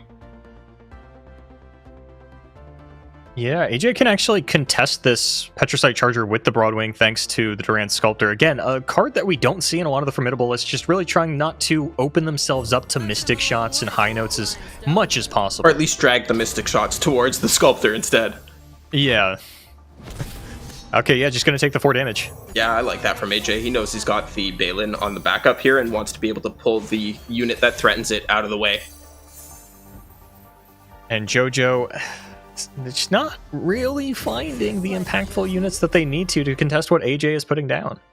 They are able to build a board though, and they do have this champion strength in hand ready to be cast. I don't think Jojo's in the worst spot ever. He's not in a great spot. We'll have to use a Sky Splitter here to save the Charger, which should be worth it. It's a question of, do they also want to use another one to take out Balin the Benevolent with the Petricite Hound? It's a big commitment for the turn, especially when you could just throw down a Vulpine Wonder and a Stance, but you can't let Balin get too much value here. Needs a finishing touch. Yeah, that's true. There is also 3 Elixir of Irons in AJ's list. So, Ooh. Going for that play into a triple Elixir of Iron deck with 1 mana floating, you haven't given them an opportunity to use a buff. It's definitely dicey. Maybe you do it because they can't save the Broadwing anyways, so you just kind of force it out now and then they don't have it later. I don't hate it. I think it's a reasonable line to try and take, and it is going to pay off in this case. This is already looking so rough, Monty. AJ's got such a dominating board position here. Jojo's the one with the CS and the Galio, but AJ's curve is just so much smoother. I don't know how Jojo sort of handles the turns 5 to 6. Yeah. I think Jojo's path to victory has to be a stance onto this Charger yet again. Now, strike spells will actually affect the Charger, so that's not going to go very far for him. I'm not sure how else he can get back into this game. And now with Balin coming down, we just strike that immediately, right? There's no reason to let that swing in. We just saw 2 Sky Splitters come out, and if there is some other buff spell out of Mystery Land, we can just double up with this. Yeah, there goes Balin the Benevolent pre-combat. And it's not like getting the Garen down this turn was important. No. If you really want to, you can, throw out the Omen Hawk. This still gives you 3 mana plus Garen on the following turn. Going into turn 6 again, just like a big weak point for Jojo, who's probably going to have to take a lot more damage than they want to here. Sky Splitter, a phenomenal top deck to protect this Galio this Garen from this Udyr. Now you got me. So many G names running around. Right. But even just with the Gentleman's Duel, another G name, probably would have been fine. Things still looking very, very good for AJ as Jojo does. It's just like 1 unit too shy of being wide enough to feel like a threat. Yeah, it's unfortunate. For Jojo anyways. AJ must be chilling. He's in happy land. He's like, I'm gonna join Floppy in the 2X club. Yeah, and if Jojo goes for something like a stance onto the Udyr this turn, which would surprise me a little, I imagine Jojo just lets this all go, throws down Galio, then decides what to use the stance on. Maybe it's like regen onto the Galio. That could be a massive problem in a matchup like this, but I don't think AJ is letting Udyr go on to the next turn. I imagine it's going to be a more proactive approach to a Gentleman's Duel, but Jojo is actually queuing up the stance swap, and that's going to be a great opportunity. Okay, now AJ has to make a decision. You kill the Petricite Charger, do you kill the Udyr? And it looks like it will be the Charger. I think you kill the Charger. It's close, but Udyr is less of a threat at this point, especially with only 1 stance played. And you have a rally next turn when they Galio, so you get to force an offensive pressure turn as well. The one awkward part is AJ doesn't have a great answer for this Galio. We can just attack into it with Garen. Yeah, it's got 9. No, that was the last game that it was buffed. Yeah, so Sky Splitter 8, is so Sky yeah, Splitter's good. But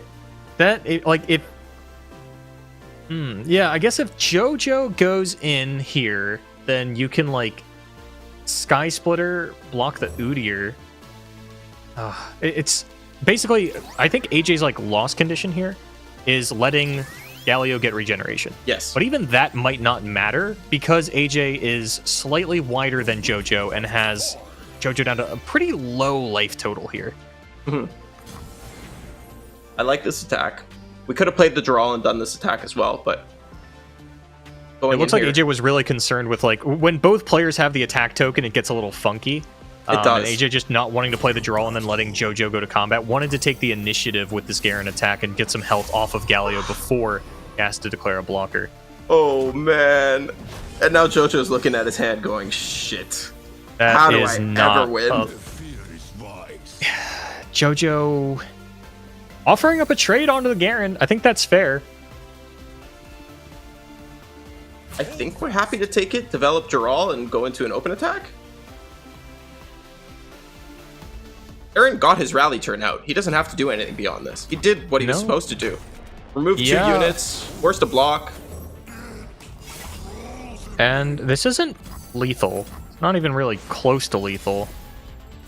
But it's good enough because it clears off the board and Jojo is only drawing champion strengths. Now, this might change things a little bit. I don't think we can actually jam a champion strength here, but we might have to.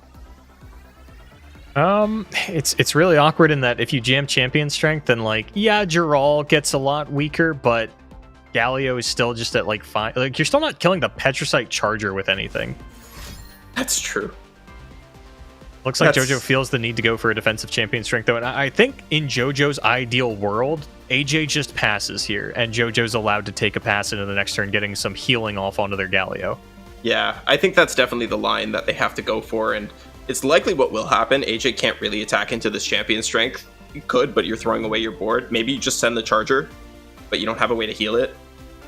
I think you're okay with this. You just pass it. You play your Omen Hawk if you want to. You can also just hold it to have a card because the 1-2 is, or the 2-2 is completely irrelevant on this board state. Oh, drops it instead. Just wants to throw it away as a chump blocker if necessary. And if AJ wants to, maintain a 6 wide board in case they draw their own champion strength, I think taking 5 damage from an Omen Hawk is like fine. Yeah.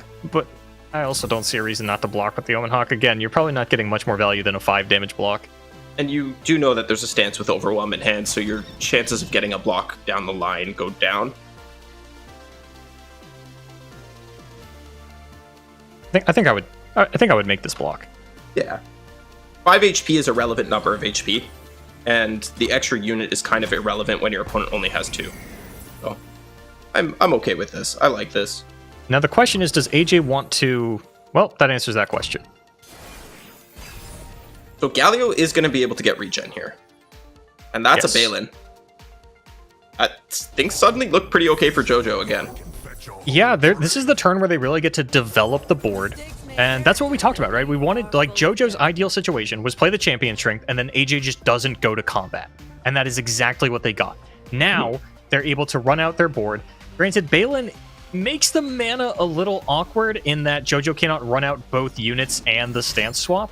But gonna kick things off with, I imagine this is gonna be regen onto Galio. Yeah, I don't think there's any other option here. You have to get that Galio back to being a threat, back towards his own level up condition. And now, do you ever play another stance so that way you can just yeah. This is going to be an Overwhelm stance onto the Galio, and then Champion Strength next turn might actually seal the deal. I wonder if it's that, or if Jojo goes for, like, another regen stance here to maintain blockers. I don't know what is this Galio at. It's going to be like a 10? That's not... So up to 14 with CS? That ain't nothing. Ain't much, though. Looks like it will be the Overwhelm onto the Galio, like you called. At the very least, this is like a free attack for Jojo with the Galio this turn. It is. Gotta take 7. Could decrease it some by blocking with another Omen Hawk, but I don't think it's relevant. Better to just block more next turn into the Champion Strength. Yeah, is going back up to 10, just like you called there, Boulevard. And Omen Hawk number 3 is not what AJ wants to see. No, and AJ doesn't have lethal here. Jojo does have champion strength and fires it off. And I think AJ has to attack Giral into Galio to take some of the wind out of its sails to survive this attack. It's 8 damage exactly if this goes over a 6 HP unit. AJ, that is lethal. Yep. Doesn't want to play it out. That's fair. Save the mental. Go next game. That's fair. Your favorite in the next matchup. That was a series of unfortunate top decks. Oh, man. And this is where it gets kind of scary because you're like, yeah, I'm favored in this matchup. And then it's like, okay, well, Jojo was also favored in this matchup 5 minutes ago, and it didn't really work out for them. So we'll see if AJ is the one that is able to play for the stats or if Jojo is able to flip it just like AJ did. Either way, folks, this will be the last game of this tournament. Jojo versus AJ the Pro, game number 3. Set to be one of the best games yet. Players have both been playing their hearts out all day. They've made it all the way here to this grand finals, and now they're duking it out for their place at Worlds. And $5,000. That's a pretty good bonus. It's kind of secondary, when Worlds is on the line, a little money. Clout greater than money any day of the week, right? Absolutely. The only reason anyone should play card games is for cool accomplishments to put in their dating profiles. That's why we're all here. Never forget it. Mm-hmm. And you know what looks good in a dating profile? Champion. Second place, not as nice. No, it doesn't. I tried putting it there. It didn't work. We're just taking a second to get into the game here. And of course, as I say it, we are straight away into it. Gyla Jana up against Formidable. I'm sticking with it. Happy birthday, Seraphine. Get into it. Nana Gyla? Close enough. Yeah. Close enough. This is a pretty good opening hand from AJ's side. You want the Broadwing to be able to stuff the Nyla on turn 2. You want Gentleman's Duel to be able to go after stuff. Charger is even better. Yeah, that is probably the best card that you could have replaced that with for the early game. Meanwhile, on the side of Jojo, Make It Rain, this is not a matchup where that's getting a lot of value. It could be relevant, though. It very well could be. It removes attack off the Formidable units, so it might save a Nyla, it might save a Janna. It has ways to do good things in the matchup, but I definitely agree with you, it's not what you want to be looking for. And with AJ starting off with, I imagine this is going to be an 05 Petricite Charger. That's already a pretty good way to kick things off. Another Charger. Actually just going to go for the Broadwings. All right. Wants to make sure that the Broadwing can threaten a Janna without any backup. I really like buffing the Charger, though. It's just so hard for for Nyla to deal with. Yeah, it's also, like, buffing the Broadwing... Monty, have you ever attacked a Janna with an 04 Broadwing and felt like that was going to kill the Janna? No, not once in my life. Yeah, me neither. That's kind of where my head's at with this line. Yeah. Where it's like, here you would have been able to go, like, double Broadwing. And just get a couple of units on board faster, but... I think as long as AJ is able to just establish their board into the champion strength, they're looking pretty good. This is not going to be the regen onto the Petricite Charger kind of win condition that Jojo was winning for, that AJ was able to like go wide around. It's going to be a little bit different. Aaron are going to come out here as well, just to apply a little bit more pressure on this attack token. Imagine we will see all of these units swing in. And do we block? Yeah, quick attack into Formidable is something that has kept the archetype out of the forefront of the meta for quite some time, but when you're going down to 1 HP and then trading back onto a 3-1, it still gets the job done. And you have a champion strength available to rebuff this entire thing. Gotcha, gonna come out. AJ's got an answer for this if he wants it. Is it worth it, or do we just double trade this unit? Wants to hold the duel. I'm here for it. Again, we're just working towards this champion strength win condition at this point. We have the mana available to be able to play it on turn 6 when we want to. Of course, we can't see Jojo has some answers in hand for when that does come out, but this Charger's not gonna die. It can't take damage from those. No, and there's a second charger waiting in the wings as well, which is still going to bank the appropriate spell mana into the CS turn for AJ, unless they want to hold up the Gentleman's Duel and they go for the Hound here instead. Pass over from Jojo, who really doesn't have much to do with this current hand state. The Janna engine is just not chugging along for Jojo this game. Gonna have to pull Shark to try and find something. Helmsman can come down a turn early, but I don't really think there's anything of value in the Elemental pool yet. No slipstreams. No, I don't even know if there's anything in the Elemental pool just yet. I don't think there is. I maybe would have liked to see this 5-mana spell be played out onto 3-drop, just to force them to dip below champion strength if they wanted to use it. But the pool shark comes out, we find a Janna, we find 2 Jannas. This might change things a little bit. But I don't think so. Yeah, the problem is, like, after AJ uses the champion strength, their board is still so healthy. And if Jojo goes for Janna, actually even throws away the Divine Whirlwind, it's just going to be Mystic Shot onto the Petricite Broadwing to soften the blow of this champion strength. Yeah, and AJ is in a very good spot from this position onwards. Helmsman is rotting in hand for Jojo. Janna is dealt with. Or it has to be traded down, otherwise you're taking way too much damage here. At least one block has to come through. Yeah, I don't think a Pool Shark is getting much better than an 8 damage block, especially when we take into account that AJ is not on the Udyr version. There's no overwhelm coming down onto these units. You can be a lot more precarious with your life total.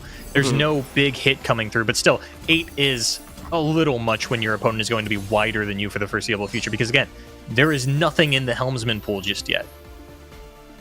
And now we can open up with the 1-drop. Still gives us options for both these gentlemen duels or to play Jaral, or we can just take an open attack. That works too. Might as well just go straight into combat, at least see what it looks like, taste it.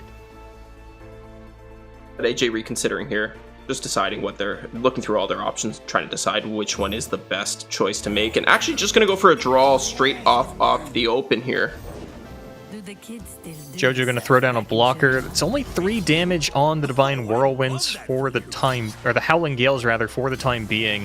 And unfortunately, Helmsman not going to be able to grab both of these from the Abyss should they come out. So, going to be able to clear up a little bit of the board, but those Petricite Chargers, again, just not going anywhere anytime soon. No, definitely not. We'll lose both the challengers though, and that could be detrimental for AJ's plans. Still, I think with 7 HP left and board control in your favor, no draws available from your opponent, things are looking okay. Yeah, Jojo can flip this on its head, like one Cloudwinder to get everything going, and they could be back in the game. If Jojo finds Sunken Temple, that's nowhere near as good, right? Because then you have to maintain cards in hand to actually start to get an advantage out of it. And Jojo's really got to look to just continue to clean up the board here. I think you just have to remove the challenger unit again. Yeah, you really can't afford to let it pull everything out of the way and kill you with these Petricite Chargers. Yeah, if you can only develop one blocker, you need it to be blocking the charger. So, although it looks tempting to take care of the unit that's dealing a little bit more damage, getting the challenger out of the way is definitely the right call. Jojo doing a good job of identifying it. Not enough mana to play Divine Whirl. Oh no, there is enough mana to play the Divine Whirlwind and the Divine Helmsman. Unfortunately for Jojo, AJ does currently have lethal positioned, will be able to double Gentleman's Duel onto the unblocked Petricite Charger for lethal on the following turn. And there is nothing that Jojo can do to reduce that damage because these units do not take damage from enemy spells or skills. In fact, actually just going to kill the Helmsman straight away. Yeah, I mean, why leave it around? It's still 7 damage off of just the Chargers with that Gentleman's Duel backup, so this is still looking like lethal for AJ the Pro. We're not going to call it just yet. Maybe doesn't see the line, but I would be a little surprised if AJ wasn't able to cobble this one together. As would I, Boulevard. There's no chance for Jojo to find the burn necessary from this position. No, 14 is way too high a life total, and Janna Nyla is not something that is known for generating these burst speed blockers. This isn't Seraphine. There's no 9 lives coming out of the woodwork like we saw earlier in the day. And actually, AJ going to pre-commit it here, saying, hey, I have 7 damage on the open attack. Neither of my units can take damage from spells. What are you going to do about that? We'll see the last top deck from Jojo in this tournament. It's a Cloudwinder, a turn too late, and that is just going to be lethal. Wow, what an incredible finish from AJ there. That was very, very well played, very well piloted. Systematically dismantled his opponent's board, dealt with the Janna on turn 4, 5? I think it was turn 5 that Janna actually ended up coming out there. Very well played. Yeah, and I gotta say, kind of unfortunate for Jojo. In the first game, got a lot of top deck buffs, and then just kept getting them onto large units and drawing spells. And then in the second Janna Nyla game, not able to get their engine going. Of course, not to take anything away from AJ, our second two-time and back-to-back Open Worlds Qualifier Seasonal Tier 1 event level winner, joining the legendary Floppy Mudkip up there. So, do not go anywhere. We are going to throw it to a very quick break, and when we come back, we will hopefully have an interview with our brand new champion and Worlds qualified player, AJ the Pro.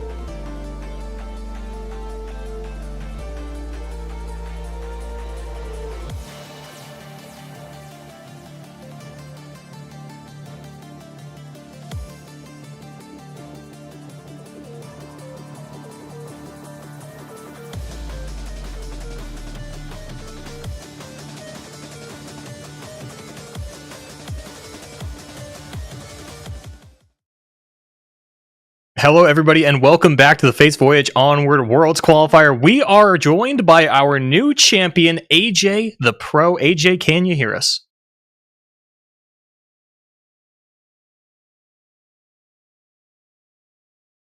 I guess not.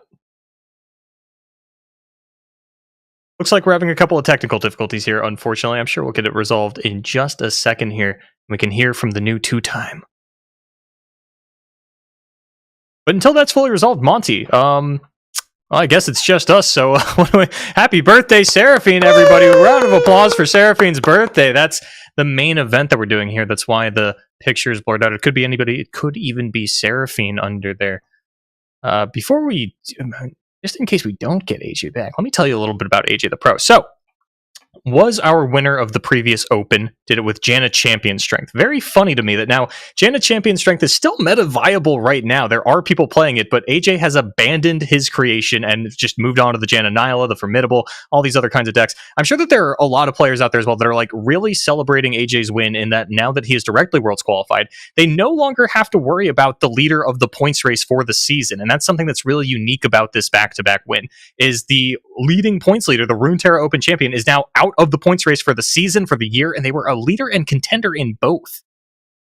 Yes, they absolutely were, and they showed us exactly why they're such a great contender today in today's games. They played very, very well all the way through. Looks like we are still working with production to maybe get our champion back. See if we can get this sorted out quickly and efficiently for you guys. I, for one, have a lot of questions to ask.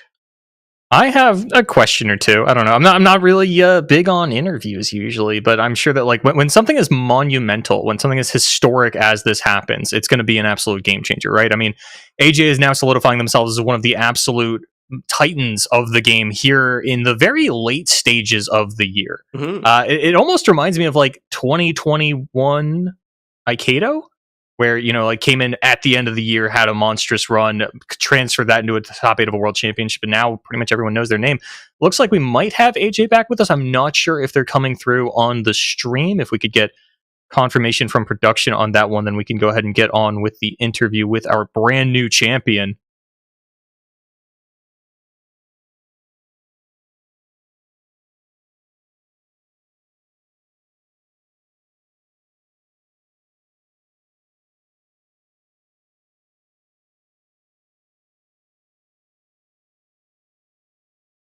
We can... Excellent. It looks like we are in contact with AJ once again. I'm not sure if they're coming through on the stream just yet.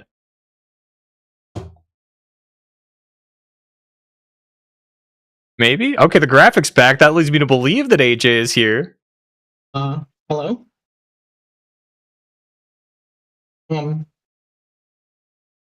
sorry, I don't know if it's working or not. It's okay. We can hear you in Discord. We're just waiting on production.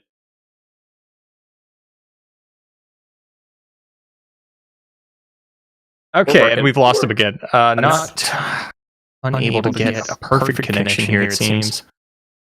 Yeah, it looks like we're going to go to a quick break as we sort out these issues so that me and Monty don't have to keep floundering up here. Do not go anywhere. We will be back. Just 1 minute.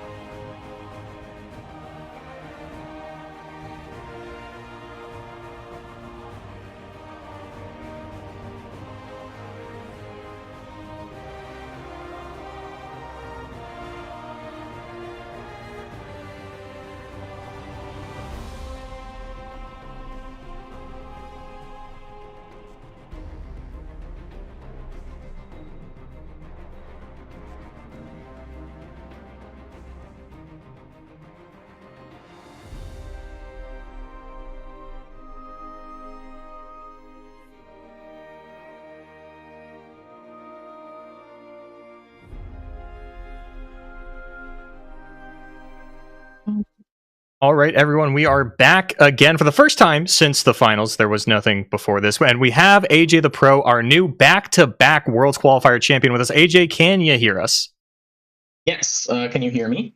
Yes. Excellent. We are underway. So, AJ, back-to-back 2 in a row. You and Floppy Mudkip are the only ones to do it. How are you feeling about that? I'm feeling pretty good. Like, honestly, this open, I only went in like aiming to like play well and like do what I can. And what do you know? What do we know? I mean, it's a historic moment, and we're so happy that we were here to capture it. Monty, I'm sure you're brimming with questions for AJ right now. I have more than a few. Start by saying, yes, we certainly know why he was here. We watched him play super cleanly. But AJ, the question I have for you is, first of all, did you flip your lineup from day one for this top cut? So day one, my lineup was Scouts, Galio, and Nihilogena. And Scouts was like by far my weakest point. Like I went like 4-0 on Galio, 3-1 on Nihilogena, and then like 5-7 on Scouts. It was awful. So it was like we were discussing in Discord yesterday. I have a group of friends. Shout out to Shadow Owl's Money Gang. We were discussing, okay, so Scouts is the weak point. And then we thought, all right, so we're banning Shen because Galio needs to be protected. So it's like, okay, just run Jax. Jax was great. Yeah. I was actually going to ask about the Jax deck specifically. There are a couple different tech cards in there that most other players don't seem to be on at the moment. Bellows Breath, namely, and Sharesies. What made you decide to include these cards in your list? For me, it's two things. One, it's like unpredictability. Like in tournaments, like just having the one of is like so problematic for the opponent because it's like, oh, what if they have Sharesies? Like I'm just dead here. Or it's like, oh, what if they have Bellas? And even if like it didn't like pop up too often in the games, like I think having the tools matter, especially when you have a mulligan and you can like pick and choose which ones you need. That's definitely true. It's something I've talked about with What Am I, who some of our viewers might know. Eve mentioned that exact thing. Having one-ofs is very, very effective at making your opponent have to play around them and have to consider them. The other thing I wanted to ask you about is your Garen, Jarvan, Galio list. The Dark and Aegis is a little bit different than what most people have been on, and I see that you've gone for 3 Galio, 1 Jarvan. Do you want to give us a little bit behind of insight to the reasoning behind those changes? So initially, I was running the box standard version, which was what my team was running, which was 3 Jarvan, 2 Galio, 1 Garen. But I started going on 2-2-2 split, and I thought, okay, I'll try that because he went 9-0, like so he could have onto something. And then I started to notice, like when I was like reviewing my games, Jarvan really wasn't that impactful, but like Garen and Galio were the cards that were winning the games, like with rallies and like buffing your board. And Jarvan just isn't great against stuff like Nyla or at least not as great as Jarvan or Galio, just like locking down a game. So I thought, okay, Jarvan is not necessary, so I'll cut to 1. We definitely saw Galio come up huge in a number of games today, and Garen was massive in that last game, in that mirror match for you. His ability to just buff the board and give them some HP back and some attack power back was certainly fantastic. I actually want to ask about Udyr. Obviously, you didn't bring the Udyr. It sounds like you were never really considering the Udyr, but a lot of your competitors did. How do you feel about Udyr in this list? I don't mind Udyr. Like, I think you're not inting your deck by playing him. But at the same time, I felt like I don't really want to be playing stances because I feel like stances are kind of like sort of win more in the matchups where you're already winning. And I prefer cards like Garen or like Galio that like take a board state that's okay, pretty good, and you just lock it down rather than just saying, oh, if I'm winning, I'm just going to win super hard. Mm-hmm. So, AJ, I do want to ask before we let you go here. You are now directly qualified into the World Championship. I'm sure that you were feeling after the Runeterra Open win and being one of the points leaders for the season and the year that like you were probably going to make it anyway. So is this like a huge load off that it's done, or were you really kind of enjoying that last minute race to the finish that the point system incentivized? In my case, I wasn't too worried about Worlds in the first place. Like, honestly, like if I didn't qualify, I was totally fine with it. I was just more worried about like I want to improve at the game because I think improving at the game is fun and like growing as a player is like really satisfying. And so I really didn't mind this points race thing. Like when I talked last Open, I was like, oh, okay, so I'll probably like just lose first or second round. And like suddenly a competitor. I'm just like very happy. I don't really know how others would feel if like they didn't top cut or didn't do well. Like even if, I mean, at least I'm satisfied. If that helps, I don't know. Yeah, absolutely. Monty, I don't know if you have one last question you want to get in before we let AJ go here. No, I was just going to ask AJ if he has any more shoutouts he wants to give. Perfect. Oh, okay. So I'll shout out Dolmont, Nas, and Pokeking. They're the main teammates I have on my on channels Money Gang. They help me a lot with lineup prep and just general support. And there's like tons of other people in the community I could mention, but I think those three are like the most important. Absolutely. Glad to hear it. AJ, thank you so much for joining us for this interview. And again, congratulations on your previous win, your current win, and we will see you at Worlds later this year. All right. Good talk. A good one.